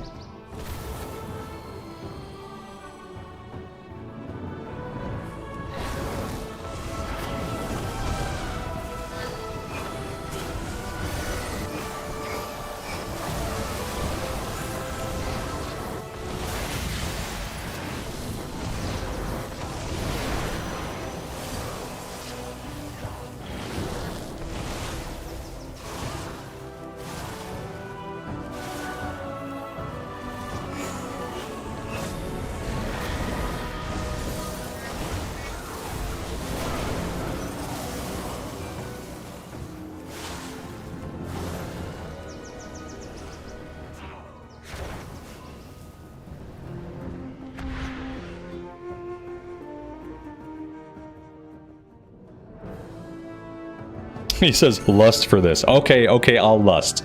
And there's no way we kill it in 1 minute and 9 seconds, but I will go ahead and I'm lusting now. No way that we time it, though.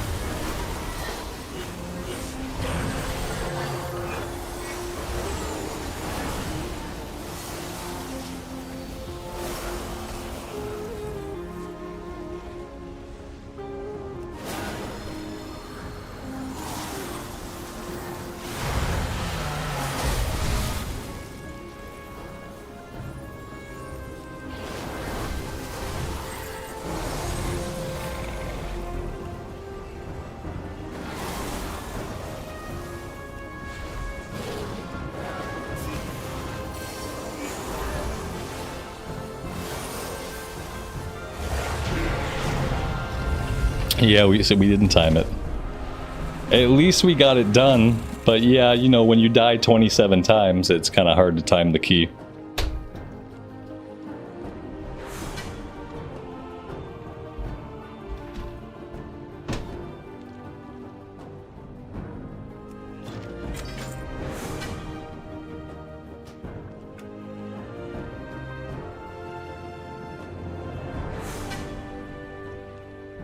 Like, eventually I'm gonna have to set my Hearthstone to Veldraken. I keep completely forgetting to set my Hearthstone in Veldraken. Eventually I'm gonna have to do it, and I just still haven't done it yet. It's embarrassing. I think I want to do, like, at least one more on the Evoker. I really enjoy the button pushing on the Evoker. Let's go look for this toy. So it was called... Atomic Recalibrator. Okay. Oh god, where the fuck am I? How'd I get... I thought I could have swore my Hearthstone was set in Orgrimmar. Oh, you know what? That must have been the shaman. Must have been the shaman that was set in Orgrimmar. Okay, let's jump on a flight point then. That makes it easy, I guess.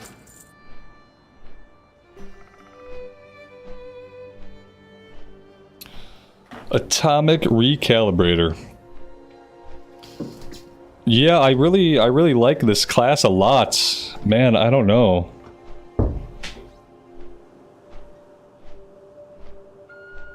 I don't know what I'm gonna do.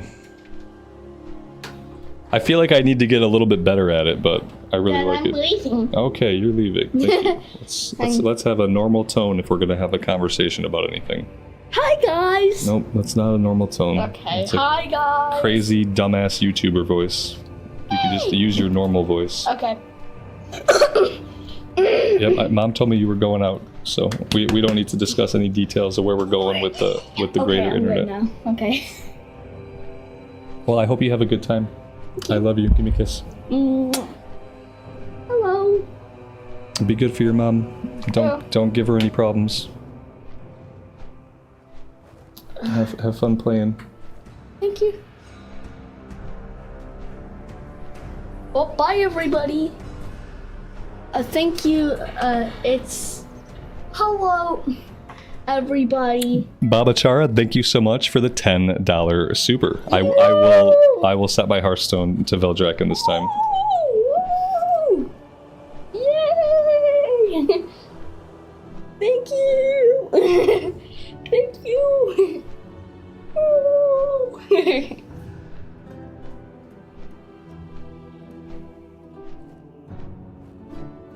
All right, don't keep your mom waiting. Are you guys leaving now? Yeah. All right, I love you. I'll see you later.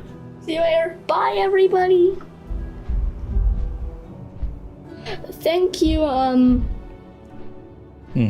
Thank you for saying. Remember what I talked to you about? You don't have to read my chat. Well, I will. No, get out of here. I'll see you later, buddy. See you later. Make sure you shut my door. Make sure Goomba's not down here. Okay, I just saw a baby earwig and I got a little bit freaked out.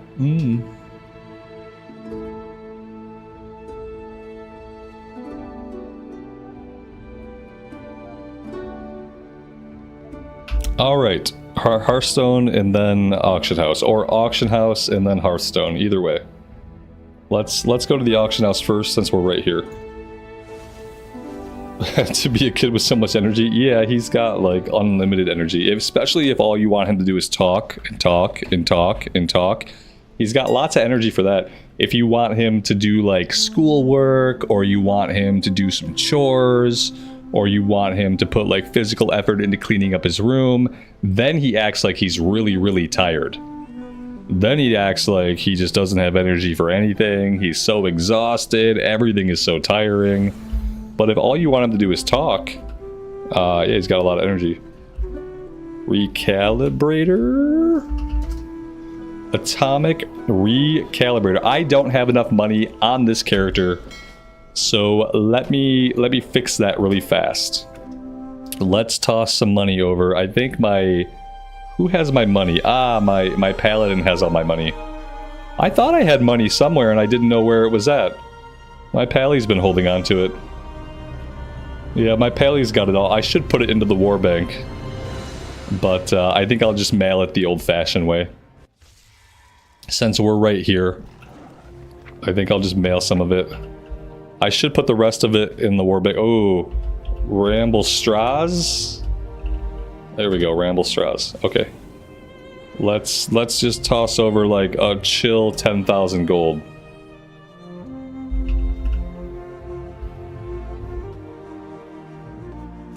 There we go.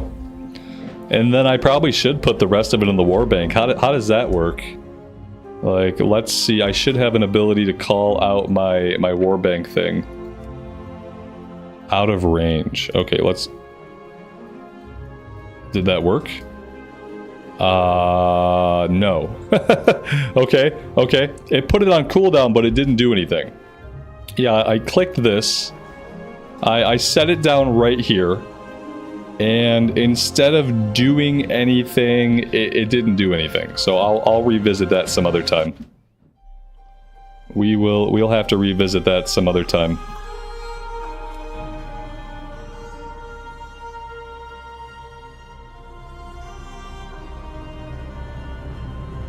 Yeah, from what I could tell, it put it on cooldown, but it didn't actually deploy the item. So like I don't really know.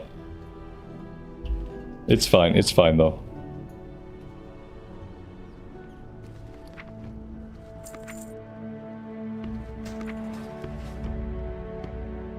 That's not the right item. Fair enough, fair enough. I don't know what that item was then. Let's see. Mechanism. I thought this was it. No, this is not it. Okay, then what the hell am I looking for? I don't know why. It looks like a chest.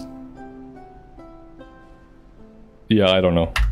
I'm not worried about it. Let's see. Atomic. There we go. Let's buy it out. It was there. I'm never gonna find it, and that's okay. Yeah, it's there. It's probably right there, but I'm never gonna find it. I'll figure it out in a couple years. It's about how long it takes me to figure a new thing. When it's a new thing, it takes me a long time to find it and figure it out. Okay, so I've collected the toy. How is this gonna work?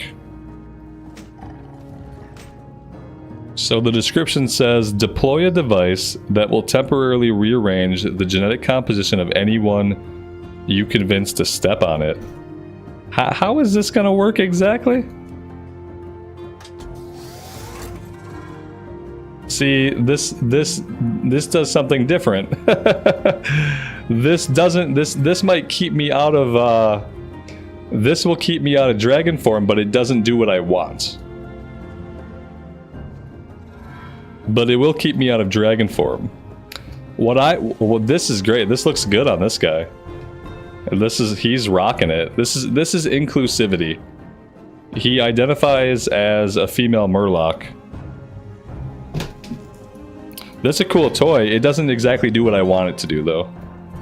I want to stay in my visage form permanently. That's what I want to do.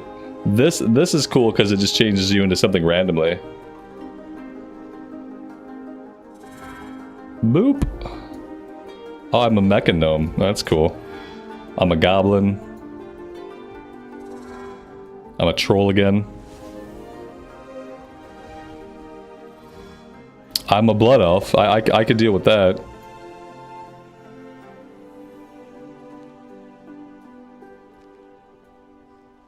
And then I just stay this way. Yeah, see, I need something just to keep me in my visage form forever. That would be really cool. This is a neat toy, though. There we go. Looking good. It persists through death. Yeah, if only it let me, like, get my visage form, that'd be awesome. Like, if only, like, part of the randomness was my visage form, that'd be great. It's as good as it's gonna get. Yeah, I get it. Yeah, it's fine. It's fine. It's cool. I need something just to let me look like this. That would be cool. I could do a Telemahuman. Yeah, there were some good ones. Like I could live with like the blood elf and stuff. I kind of like my visage form. I don't mind my visage form. It's a cool toy though. If I ever like really get sick of being a dragon, I would do it. Brackenhide. Yeah, I can do one more, I think.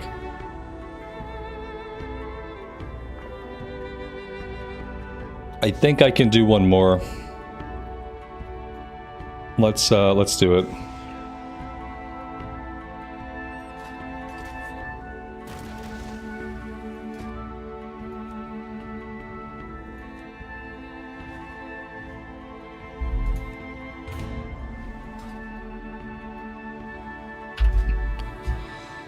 All right, here we go. Let's see. Aha, Warband Bank Distance Inhibitor. Got it, okay. So I don't really need it right now, but now I know where it is, so. Mystery solved. I found the thing.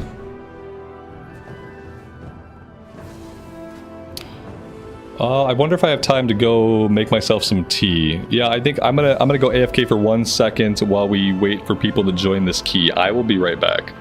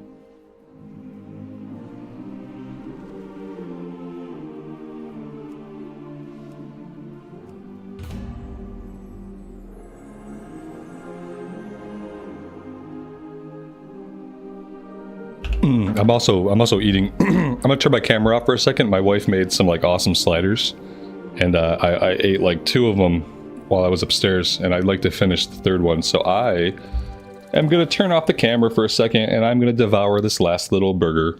I'll be back.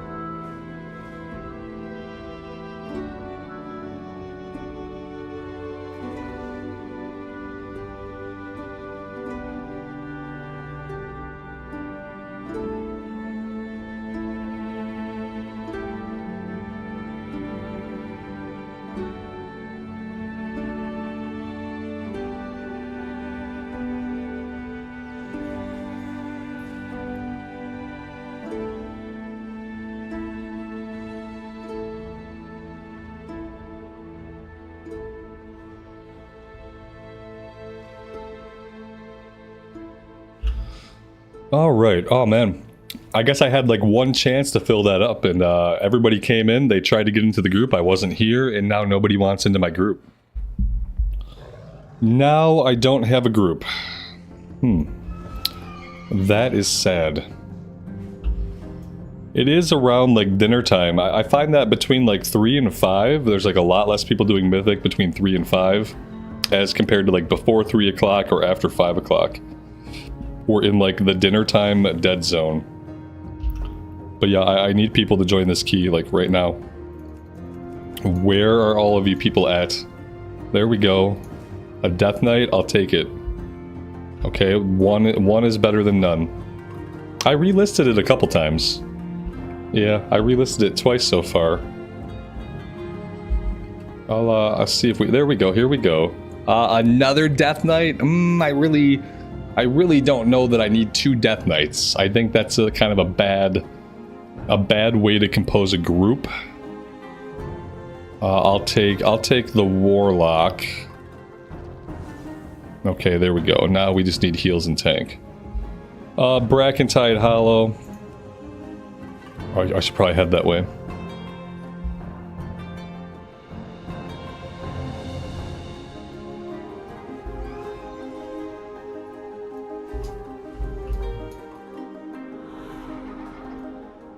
Maybe we can get like a more serious transmog going.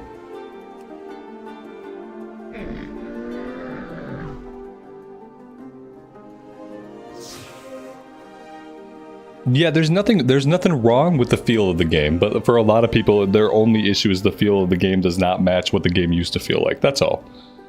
Like, taken on its own, it's fine. The artwork is beautiful, the environments are beautiful, like, it's a good-looking game.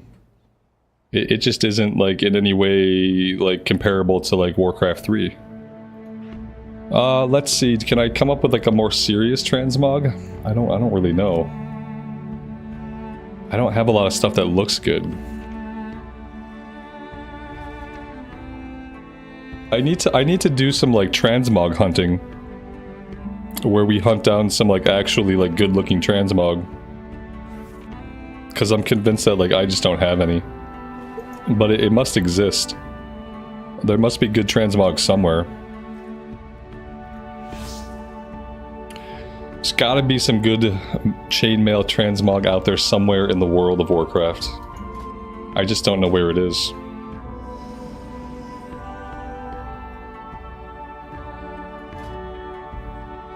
Is there a way to, like, preview different looks and to find out, like, where those looks come from? Like, if I go into my collections If I go into appearances...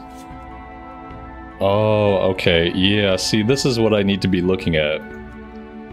I need to, like... I need to find, like, cool sets. Oh, this is not what I thought. I need a way to, like, look for cool sets to figure out where I'm supposed to get them, and then I have to go get them. And I just, like... There needs to be a way to do that. There needs to be a way to look at, like, all the possible sets... and then it should tell you, like, where to find those things. That would be a really cool feature. Like, if I could preview all the different sets in the game, and then I could hover up here, and it would tell me, for this piece, go here. For this piece, this boss. For this piece, that boss. Yeah, but I have all these sets. These are all the sets that I have. Like, I have all this. Like, all this is right here is stuff that I already own.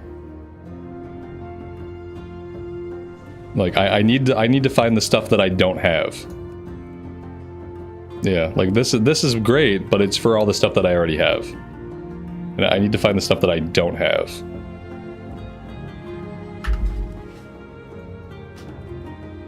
It does have that. Where would I find that list? Because I thought it would just be in appearances. But it's not. Like sources. Oh, okay, not collected. Here we go. Not collected. Okay. Damn, Gladiator. Is Gladiator stuff? Is this PvP stuff? This looks good. Like, I like this. That's cool looking. This looks decent. Not really sure what's going on here. Like, where's the outfit? Hollowfall. That's next expansion. Ugh, okay. Some of this is like, this is War Within stuff. I don't understand what it's showing me here. What is this? This is shoulders, back, and tabard. Okay. Shoulders, back, and tabard only. Drake riding. This is pretty cool. It doesn't tell me like everything I need to know. What is this telling me? Okay, boss drop, Rashok, the Elder, and Erebus. Okay, okay. I see. Yeah, I'll have to look at this and see, like, ooh, damn. Oh, this is Shadowland Season 2. I guess I'm not getting this.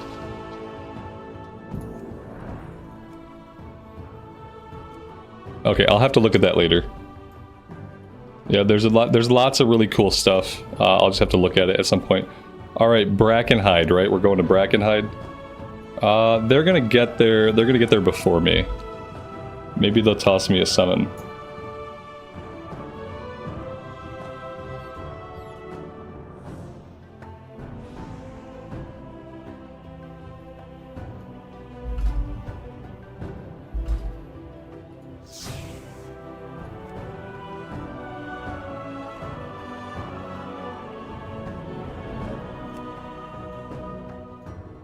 This actually looks okay. Like, I don't mind that. I'm gonna keep what I have for now. We'll rock the bathing suit for the time being. It's fine. It's the last days of summer. We'll rock the bathing suit.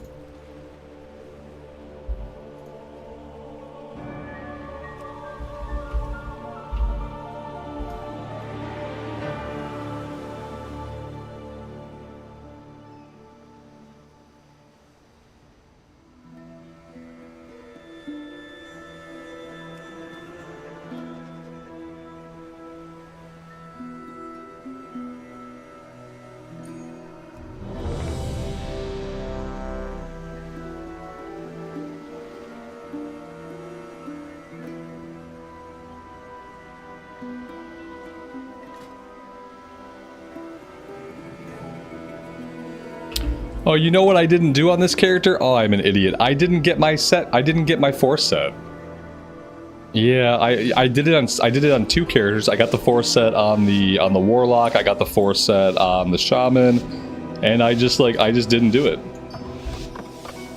I just completely straight up didn't do it on the evoker. I'm sure my numbers would be a lot better if I went and got my 4-piece bonus. Yeah, we have to do that after this run. Yeah, I'm not playing very efficiently right now. So we could definitely have the 4-set bonus. I just forgot to do it again. We played a lot of different characters today. Right, I've never had a tank stop and fight these right here. But that's okay.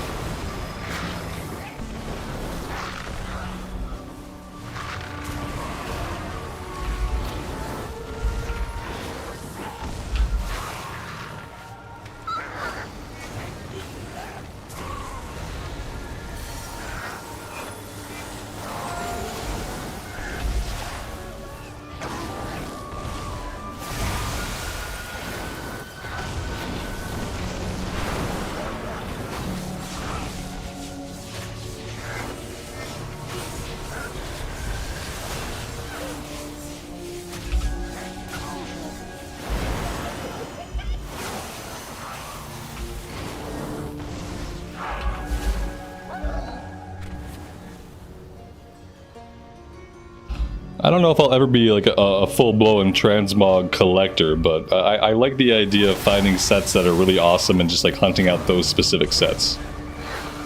I don't think I'll ever feel the need for like super completionism or collecting everything. But like, it would be cool to have some sets that actually look good. Because a lot of the male stuff I have does not look good.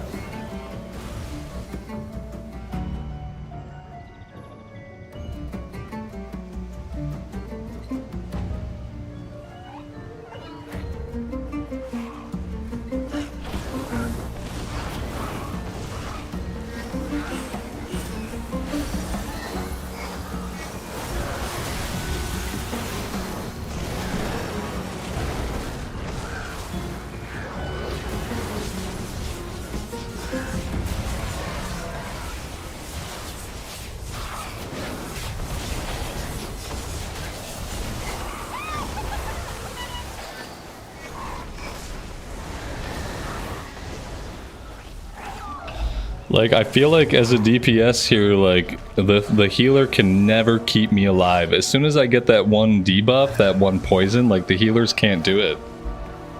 They just, they straight up don't have the ability or the skill or the power to, like, keep anybody alive. They always have to let somebody die.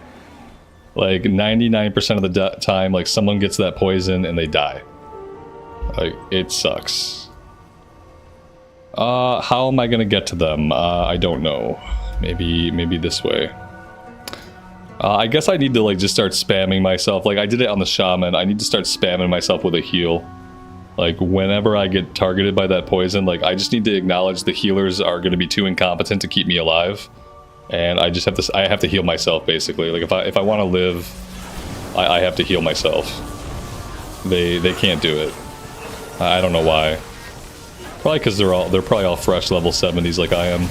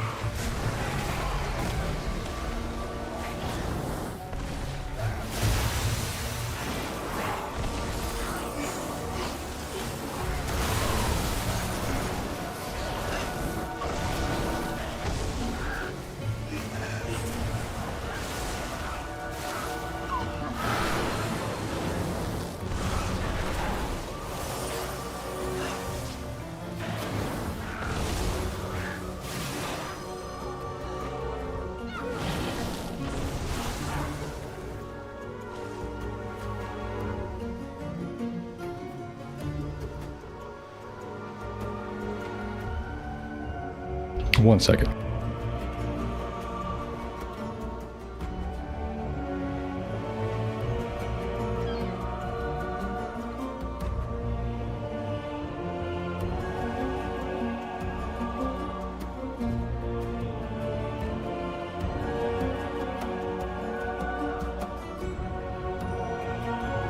Sorry, I heard something I did not like the sound of, and I'm the only one here. So I had to go investigate it. I still don't know what I heard. I still don't know what I heard, and I don't know where the fuck they went to get where they're at. Where did they go? Why did we took some weird routes? Okay, this way looks clear.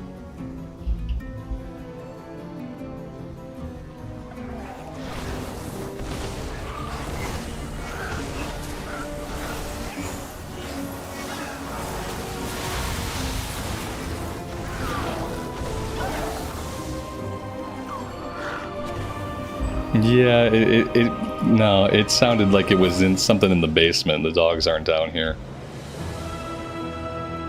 I don't know what it was. It's hard to hear much of anything with my headphones on. But I heard something.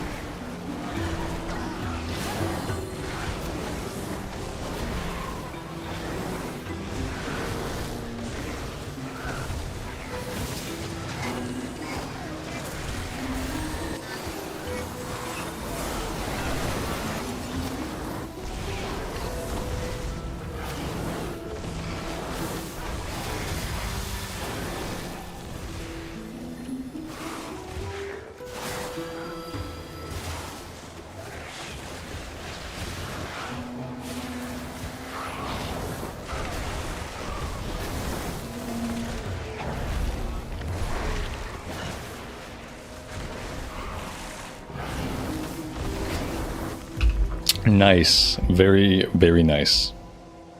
We are not timing this. With how slow we've been pulling, and with the now 7 deaths, I really don't think there's any way we time this one. I feel like if they put mythic zeros into an LFG type of queue, where we could just queue up for mythic zeros, I think a lot more people would do mythic zeros. I think what's happening is like a lot of people are doing what I'm doing, and they're taking their freshly dinged like level 70 characters with the item level 480 gear, and they're jumping right into mythic 2s because it's the lowest mythics they can do easily. Because no one really does zeros after like the season's been going on for a while. But I feel like if they took mythic 0 and they put it into an LFG, then more people would just be doing mythic zeros right now and probably not failing so hard at doing +2 keys. I would probably do mythic zeros before I did any like +2 keys if it was in an LFG queue where I could just queue up for it. Tim, have a good rest of your night, man. I appreciate you hanging out. We'll see you next time.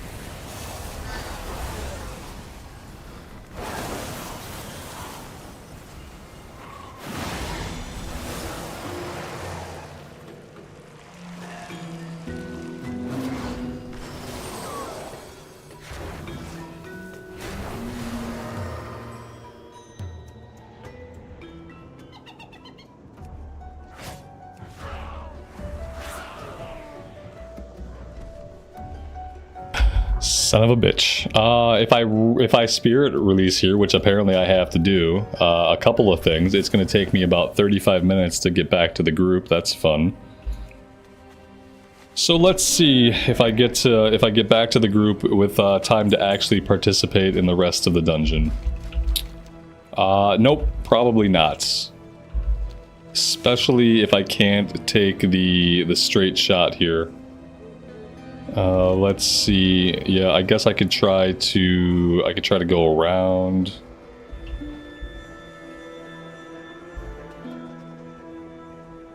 Lael, have a good rest of your night, man. We'll see you next time.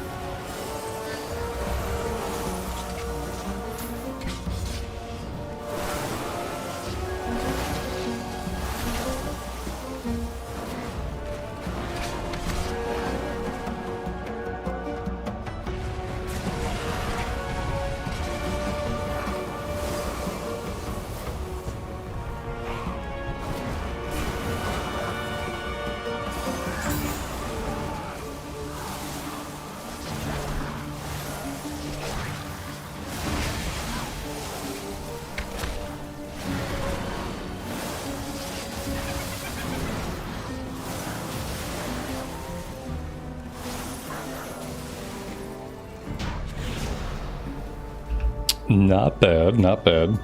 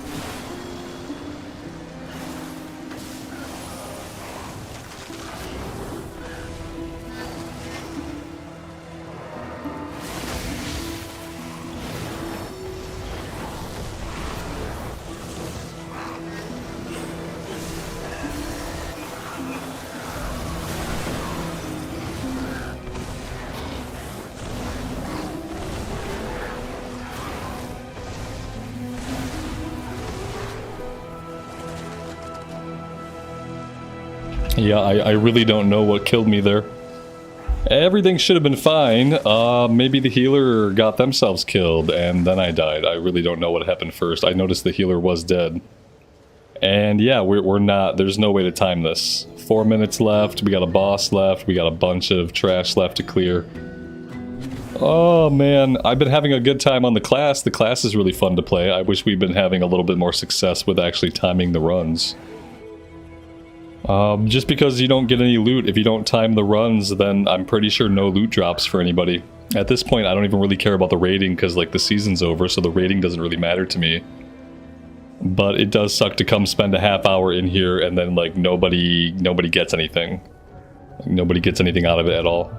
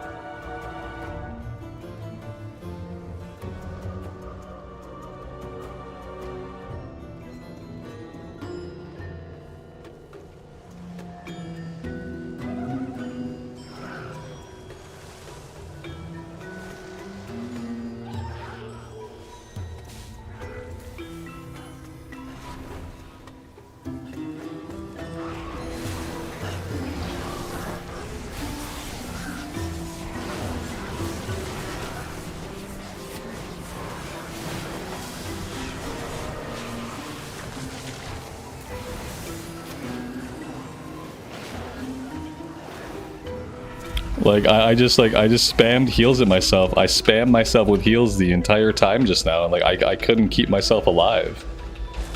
Like, if all I'm doing is spamming myself with heals, like, that and the healer should be able to keep me alive. I shouldn't die when I'm spamming myself with heals. I'm not pulling threat. I'm not standing in shit.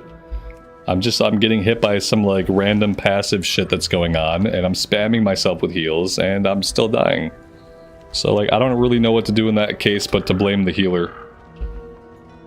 I don't know who else I can blame.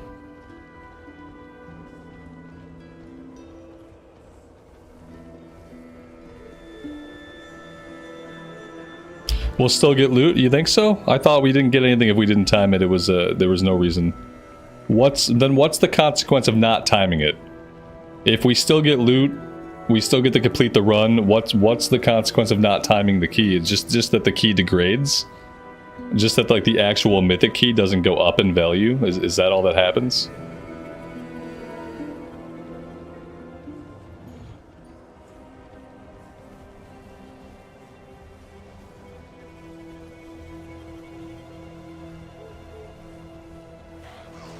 Alright, here I am. I've arrived at the fight. The tank is dead. Mother... fucker.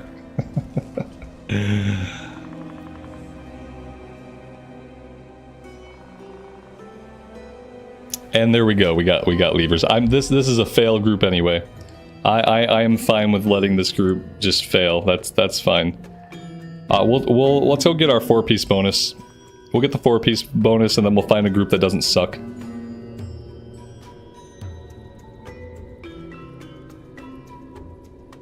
The key, it can't drop anymore though. Like, it's already, my point is, like, it's already a +2 key. It can't go any lower. So if you got a +2 key, oh, son of a bitch. Guys, why didn't you make sure I set my Hearthstone? Whose responsibility was it to make sure I set my Hearthstone in Veldraken? Because you failed. Complete fail. I'm pretty sure, like, for the number of deaths, you lose time off the timer, right? Like, every death you lose, like, a couple seconds off the timer. And it keeps track of deaths also so that you know how big of a failure you are. But I think it also takes time off the overall timer. Justin, good afternoon, buddy. Good evening to you. Welcome to the stream.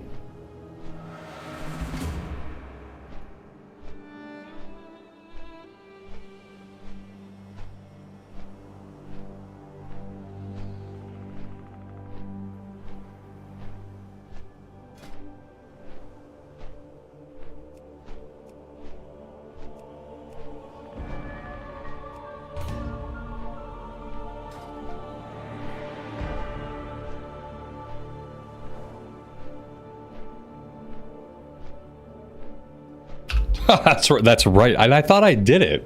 What did I do instead? I could have swore we ran right to the inn and I set my Hearthstone. What did I do instead of setting my Hearthstone? I must have got distracted by something. Yeah, there must have been some kind of distraction or something that happened around that time. My son came into the room. Yeah, then that was probably it. We'll blame my son. Yeah, he ruined it for everybody.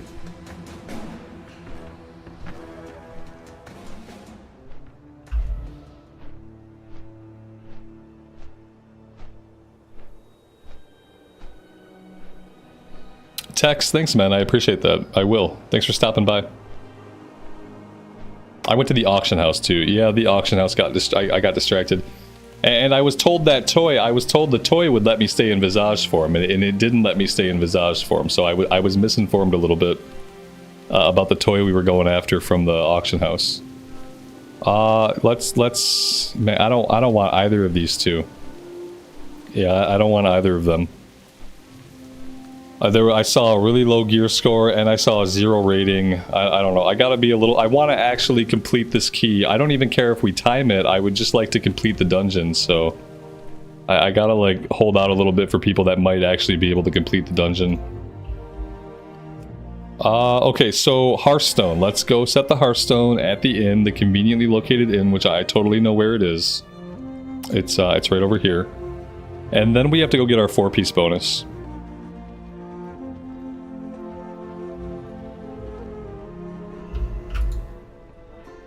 Alright, there we go. Hearthstone has been set. I don't like this. Alright, he's got 491 item level. And he's a DPS, so like I'll take it, I guess. Let's clear all this.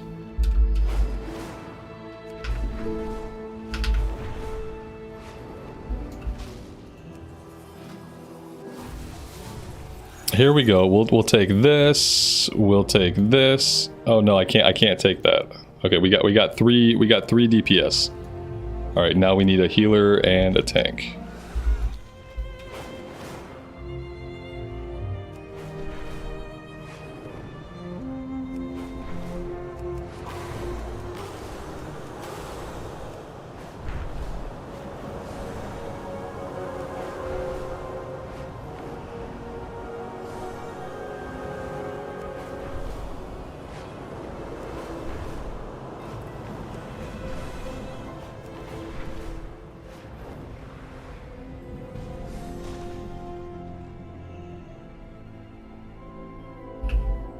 Talwin, you want to jump on your tank? Yeah, that'd be awesome, man.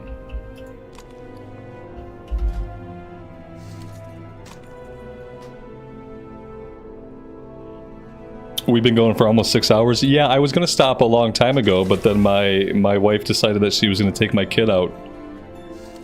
So they left. They're not here anymore. And so, like, if they're not here, I don't really have anything else to do or anyone else to hang out with. I can go sit up in my living room by myself. And I could be bored, I guess. Like, my option is I can keep streaming for a little bit, or I can go be really bored upstairs. Because, yeah, there's nobody home anymore. So that's why we're still here. I was going to stop around like 4 o'clock and have dinner, but then they were having dinner, then they were leaving right after dinner, so I didn't stop for dinner. And here we are. Here we still are.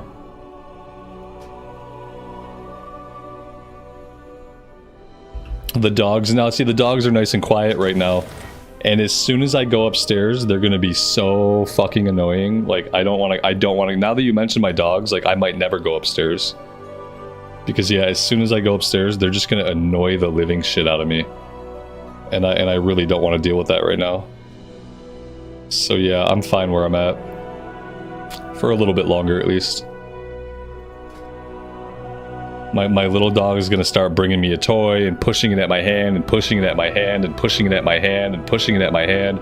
My big dog, he just talks. He never shuts up. He thinks it's time for his walk. Anytime after dinner, he thinks it's time for his evening walk. So he's just going to whine and growl and whine and growl and whine and growl. And then my little dog is going to get sick of that, and then he's going to go after the big dog, and then they're both going to be noisy. Like, it's really annoying. Yeah, like especially when it's just me, I'm the only person they have to annoy. So yeah, I would really rather not deal with that. Alright, I'm gonna grab a healer. I'm trapped in my basement by the dogs. Yeah, basically I have 3 kids. Yeah, no, because kids would be fine, because kids can entertain themselves. Like, with a kid, they can entertain themselves. The dogs, they won't entertain themselves. They want to look to me for entertainment. Like, I have to tell my dogs to play with each other to get them to play with each other. They won't do it. I have to, like, hold the toy between them, and I have to convince them to play with each other. They'll do that for a couple seconds, and then the little dog will bully the big dog into dropping the toy, and then the little dog will bring the toy to me over and over, and I'm just like, I'm trying to, no, go play with the big dog. Go play with the big dog. It's so annoying. And it's every single night of my life, and it'll go on for hours and hours and hours. Like, I don't ever get to be in my living room and just like relax. I don't ever get to be in the living room and just like watch TV or read a book. Like, it's just hours and hours of annoyance. I clearly am not a person that should have animals. Because yeah, that's life. That's why I'm not like super stoked to like end the session and go upstairs, because nobody's here but me, and it's just gonna be really freaking annoying. We did it. We got our you know, this gear looks so bad. It just looks awful. I feel like chainmail gear is a joke. Like, why does it look so bad? No, she ignores them. See, they leave her alone.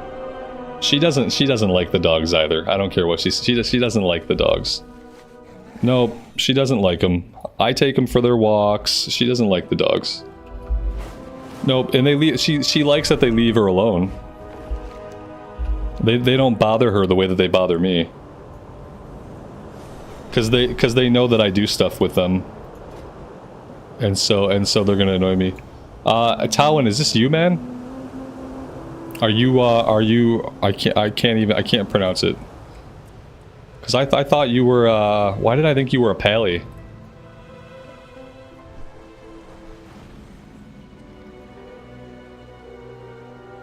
Right on, yeah, I don't see it. Here what I'll do is I'll delist and then I'll relist. There we go. I just relisted.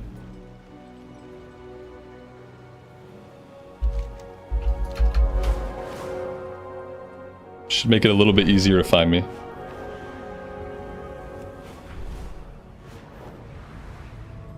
Why did we get dogs? So the big dog is supposed to be my wife's dog. She got that dog.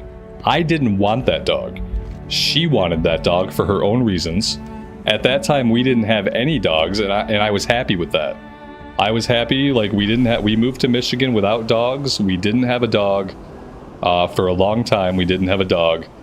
And I was really happy. It was great. I didn't have to vacuum twice a day. There wasn't dog hair everywhere. I didn't have to let a dog out 15 times a day to pee in the yard. Didn't have to pick up poop with bags in my bare hands. Yeah, it was a great life. But she wanted a dog, so we got the big dog. And the big dog is neurologically broken. So then it's like, okay, so we can get another dog. Maybe they'll entertain each other. And so, like, the little dog is the dog that I kind of wanted. But I didn't really want a dog.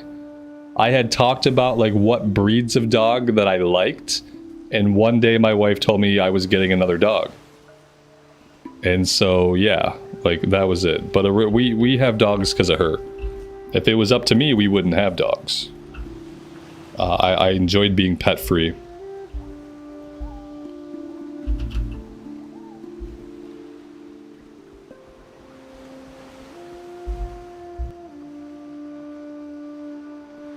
Better suited to a hamster. I don't want any animals, really.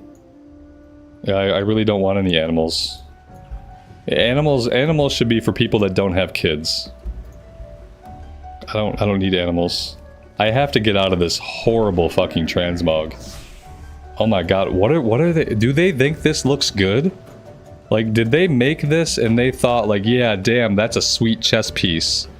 Everybody's gonna want to rock this chess piece. It's awesome. Like, is that what they thought? It's really bad. Okay, there we go. Now we're ready.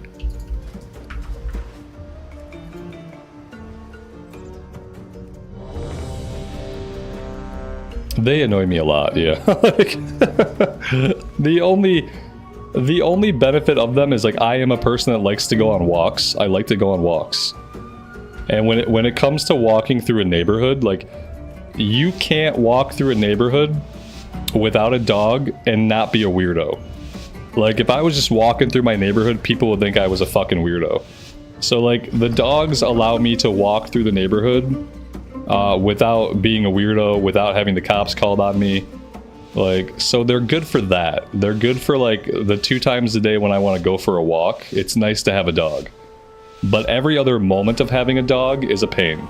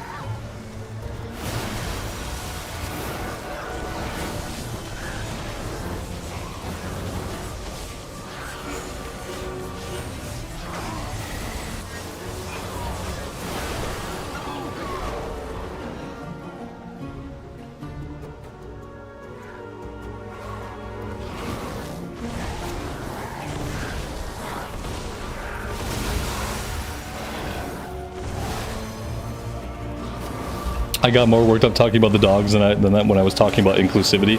I care more about how annoying the dogs are, yeah. To me, my dogs are more annoying than woke culture.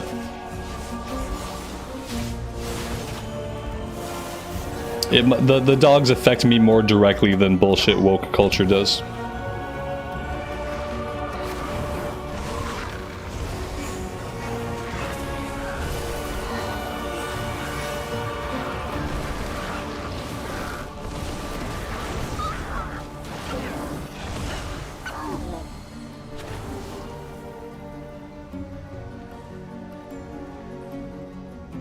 Does my son like the dogs? No, he finds them. He likes the big dog. He finds the little dog very annoying.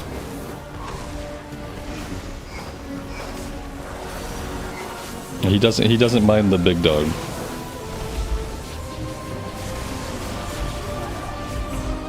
But yeah, he hates Goomba. He does the same thing to my son. Like while my son is trying to play the Xbox, the little dog is bringing him toys, and he's trying to push those toys into his hand, and he's trying to push those toys into his lap, and he's non-stop with it. So like the entire time my kid's in the living room trying to play the Xbox, the little dog is just annoying the crap out of him. So yeah, he hates Goomba.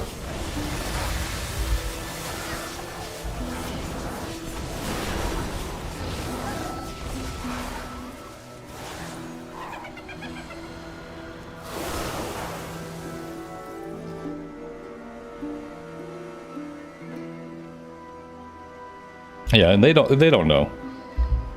He doesn't know he's a pure annoyance. But yeah, like I said, wasn't really my decision to have dogs, so I don't feel bad about how I feel. I know I'm supposed to be like, I'm supposed to like animals, and animals are supposed to be adorable and all that stuff, but I don't feel that way, and I don't feel bad about it. They get to go on their walks, and like they get fed, and like they get pet and stuff, like they're treated well, so like I don't feel bad.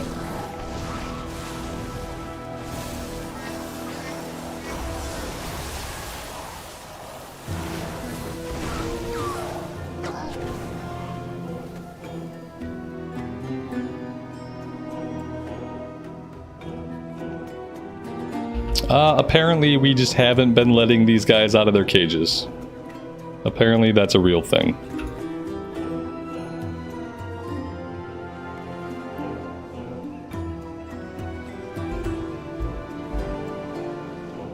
There's still one back here that I don't think we got. Oh, here we go.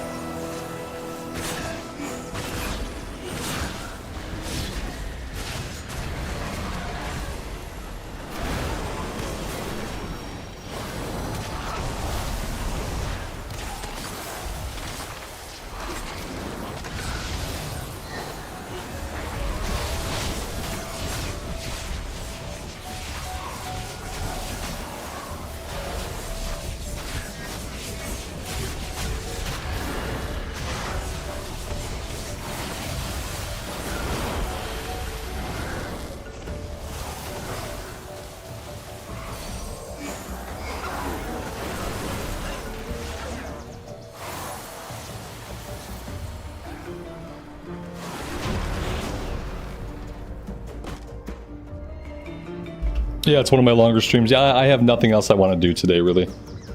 As soon as I'm done with the stream, I guess I have to eat food, and then I probably have to take a dog outside. Like, I don't have a lot that I want to do. My family's not here, so I have no one to hang out with.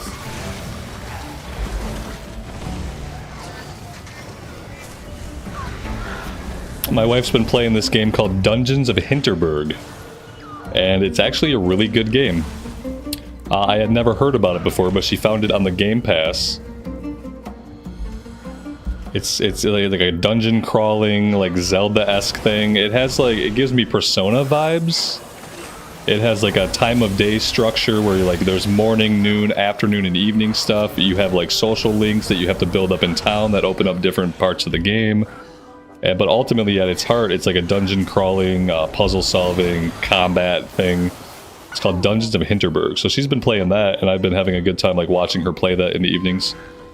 But since she's not here, that means that there will be no dungeon delving this evening until possibly much later. So I have nothing to do. That was way too far. That dragon breath went way too far, and I did not want it to go that far.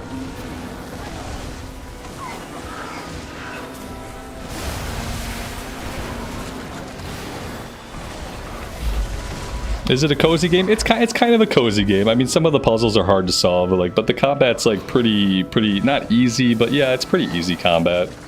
It's not very well. There's not a lot of punishment for failure, which is like something that makes a cozy game cozy. Like you can fail at a combat or whatever, and there's not a lot of like consequences for it.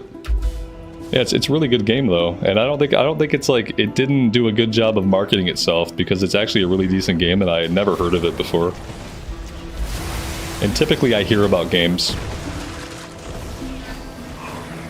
especially games that are coming to the Game Pass.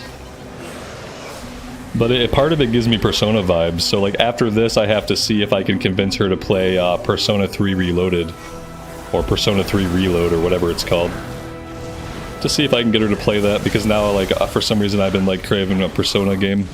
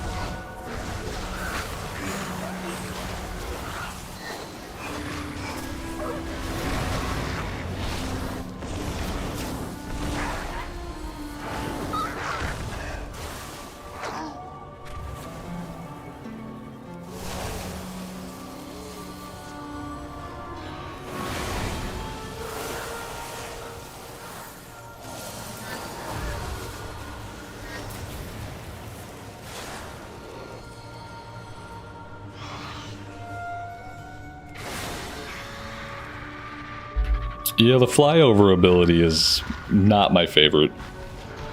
I always misjudge like how far it's going to send me. Every other button feels really good to push. Unfortunately, like the dragon flyover ability is kind of like a signature ability.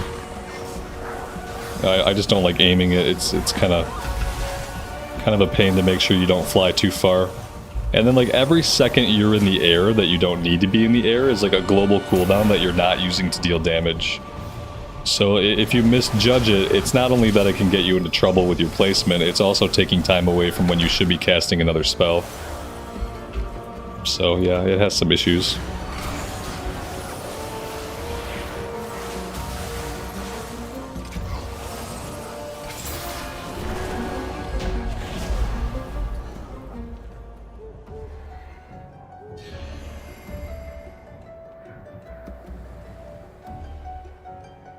I'd like to see a talent or like some way to change that ability into something else.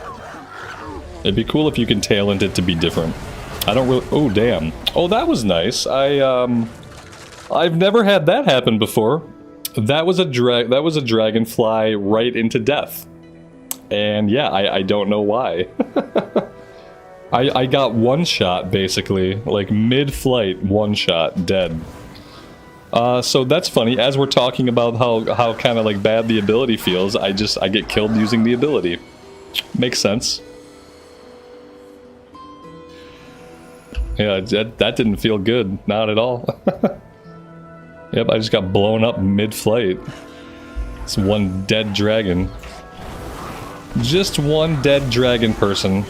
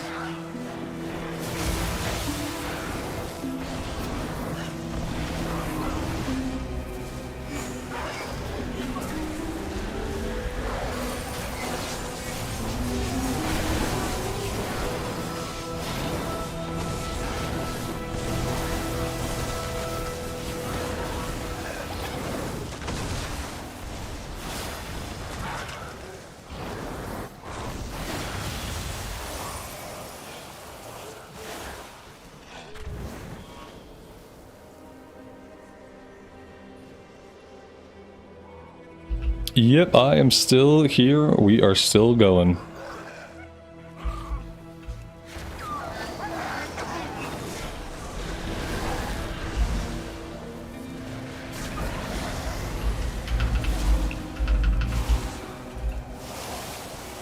I guess I'm making up for quality with quantity. If it can't be super entertaining content, just make more of it. We are doing quantity over quality today.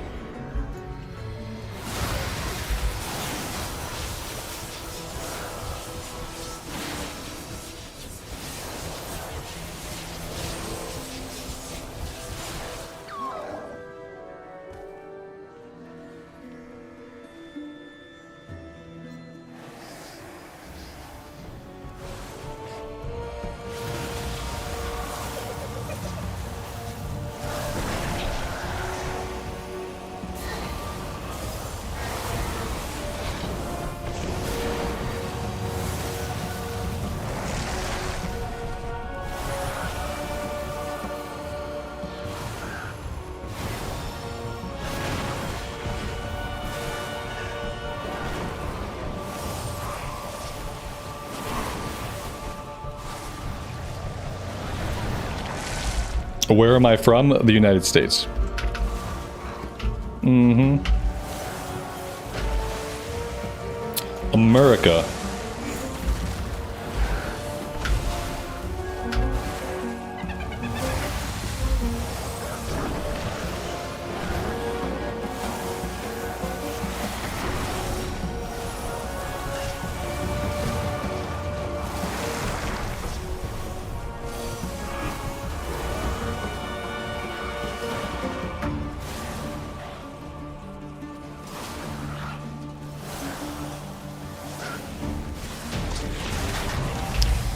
Well, we absolutely wrecked that one. We went from not being able to time it to timing it with like 17 minutes left. Tywin, buddy, thank you so much for tanking that. I really appreciate it. That was awesome. Super happy to get that one done. That was, it was getting painful. Look, it can be really easy. We picked up a one-handed mace. Okay, a one-handed mace. Okay, yeah, I have an offhand, so that makes sense. Let's go ahead and pop that on. That's a little bit of an upgrade. And since I set my Hearthstone back in Veldraken, I can actually hearth back to Veldraken. Good times. I'm gonna jump on the Shadow Priest and I'm gonna run one on the Shadow Priest. I feel like I'm neglecting the Shadow Priest. I still feel like the Shadow Priest is gonna be my main. And I'm kind of like craving some Shadow Priest action, so I'm gonna switch over. Evoker, a lot of fun. This might be one of my 4. It might be one of my top 4. It's really hard, like, but the spot is like it's between the Evoker and the Shaman. Although, you know, like, I haven't played the Mage in a while, so this could look more like this. Like it could end up looking more like this. Like I haven't played the Mage in a bit. I don't know when or if I will. This could be our warband for War Within. This could be it. I should probably get on the Frost Mage at some point and like do some stuff. I just haven't really felt... I haven't felt tempted to do so. I feel like between like the Priest, the Shaman, and the Evoker, like I have my casters handled. So yeah, we might look like this.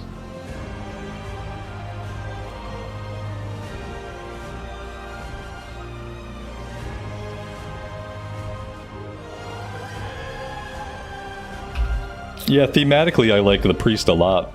I have a good time on the Priest. I do have the Mage and Kata. Yeah, like I got mages in other versions of the game. I don't know. I don't know if I need a mage in retail. We'll see. I don't need to confine myself to the 4 characters, but if I'm looking at the character screen and I'm kind of like confining myself to 4 characters, then I don't know if the Priest makes the cut for this expansion.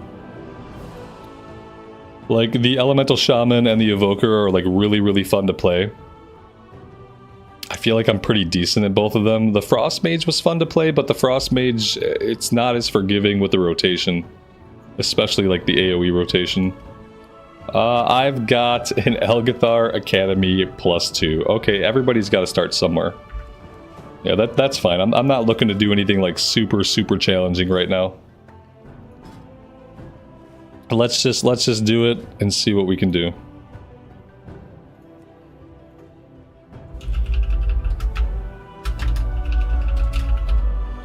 I am going to list this, and I am going to go bio. I will be right back.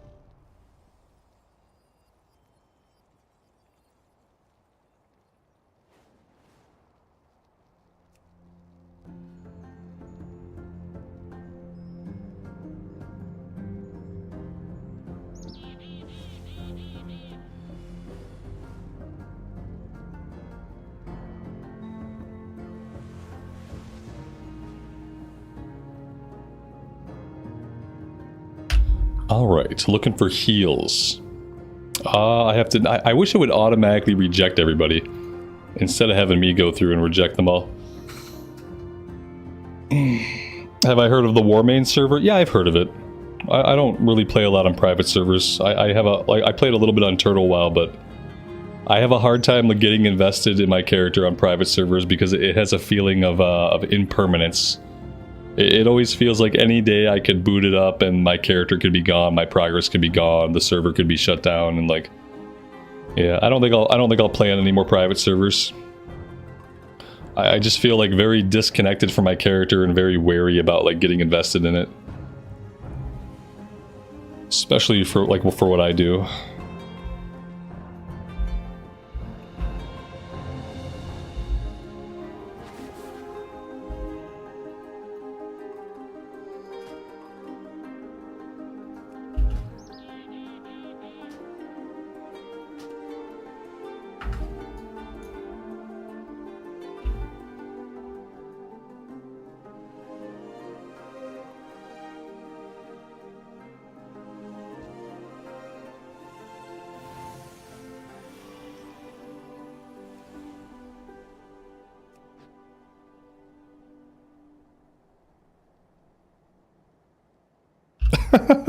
I can't count today.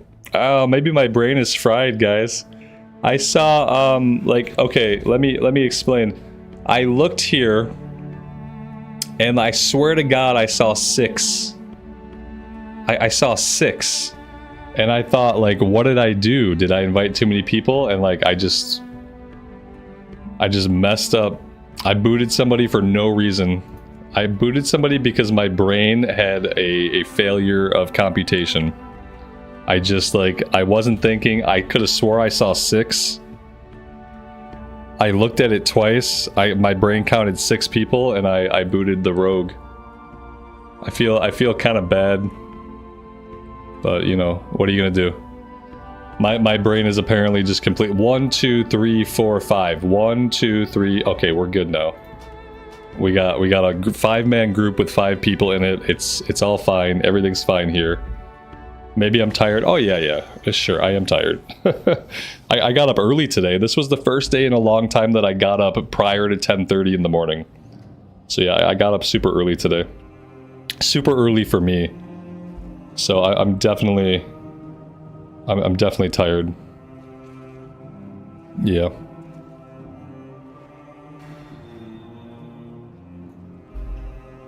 It was brain lag. It was something. Oh, and I haven't been having as much coffee. I've only been having the 1 cup of coffee. I'm drinking green tea the rest of the day. The green tea does not it does not keep you alert in the same way that coffee will keep you alert. There's a fraction of the caffeine in green tea as opposed to coffee. It's just not working as well. That's my excuse. Yeah, my brain's just not functioning on all cylinders because I haven't been drinking enough coffee. Let's ready check. I should probably, I could eat some buff food since I have it. I could pop a vial of tepid versatility because I have it. Let's do a little countdown.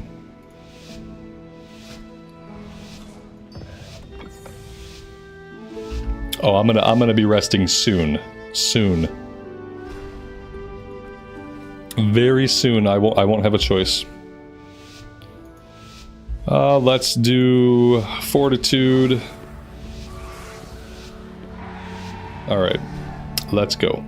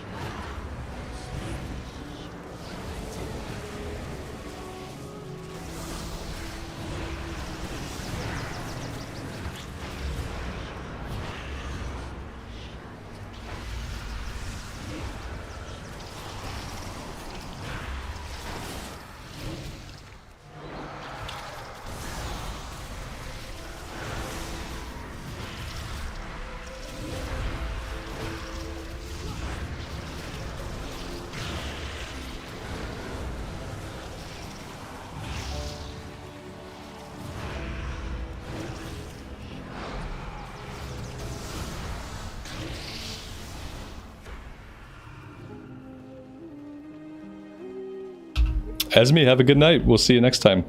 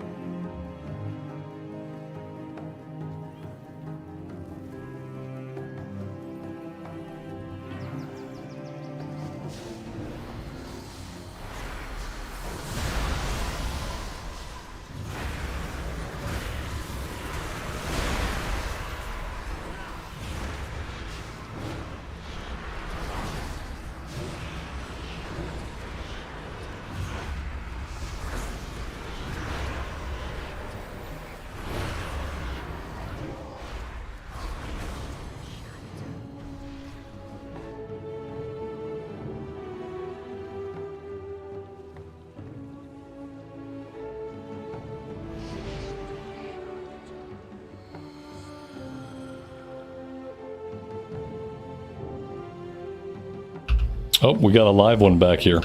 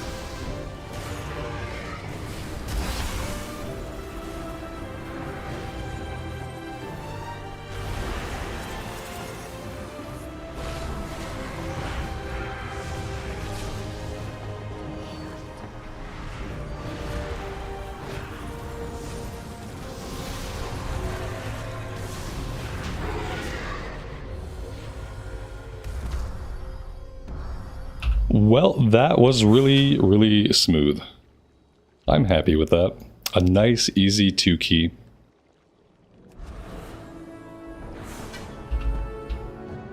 Yeah, Talon, thanks, man. Thanks for the heals. I appreciate that. That was a really good run. Very smooth. Just a quick little 2-key. Just to make sure that I still know how to push the buttons on the Shadow Priest. Still my favorite class. We have tried lots and lots and lots of classes, but it's still my favorite. Still having a good time.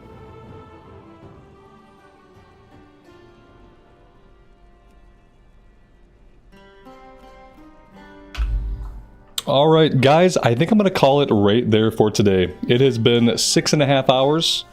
I appreciate you guys hanging out with me and letting me do whatever comes to my mind today. It's been a very eclectic day. We have played lots of different classes. We've done lots of different mythics. I've had a very good time. Thank you guys all so much for being here. We'll be back tomorrow at some point in the afternoon. Not sure what we're going to do. No idea what we're going to do. Probably more of the same. We'll probably bounce around between a few characters, do some mythics. I think maybe we'll be done leveling for a little bit. Maybe I'll take the weekend off of leveling characters and we'll focus on just taking some tunes through Mythic Plus. I think my favorites right now, obviously Shadow Priest, but I think I want to do some more mythics on the Shaman and the Evoker.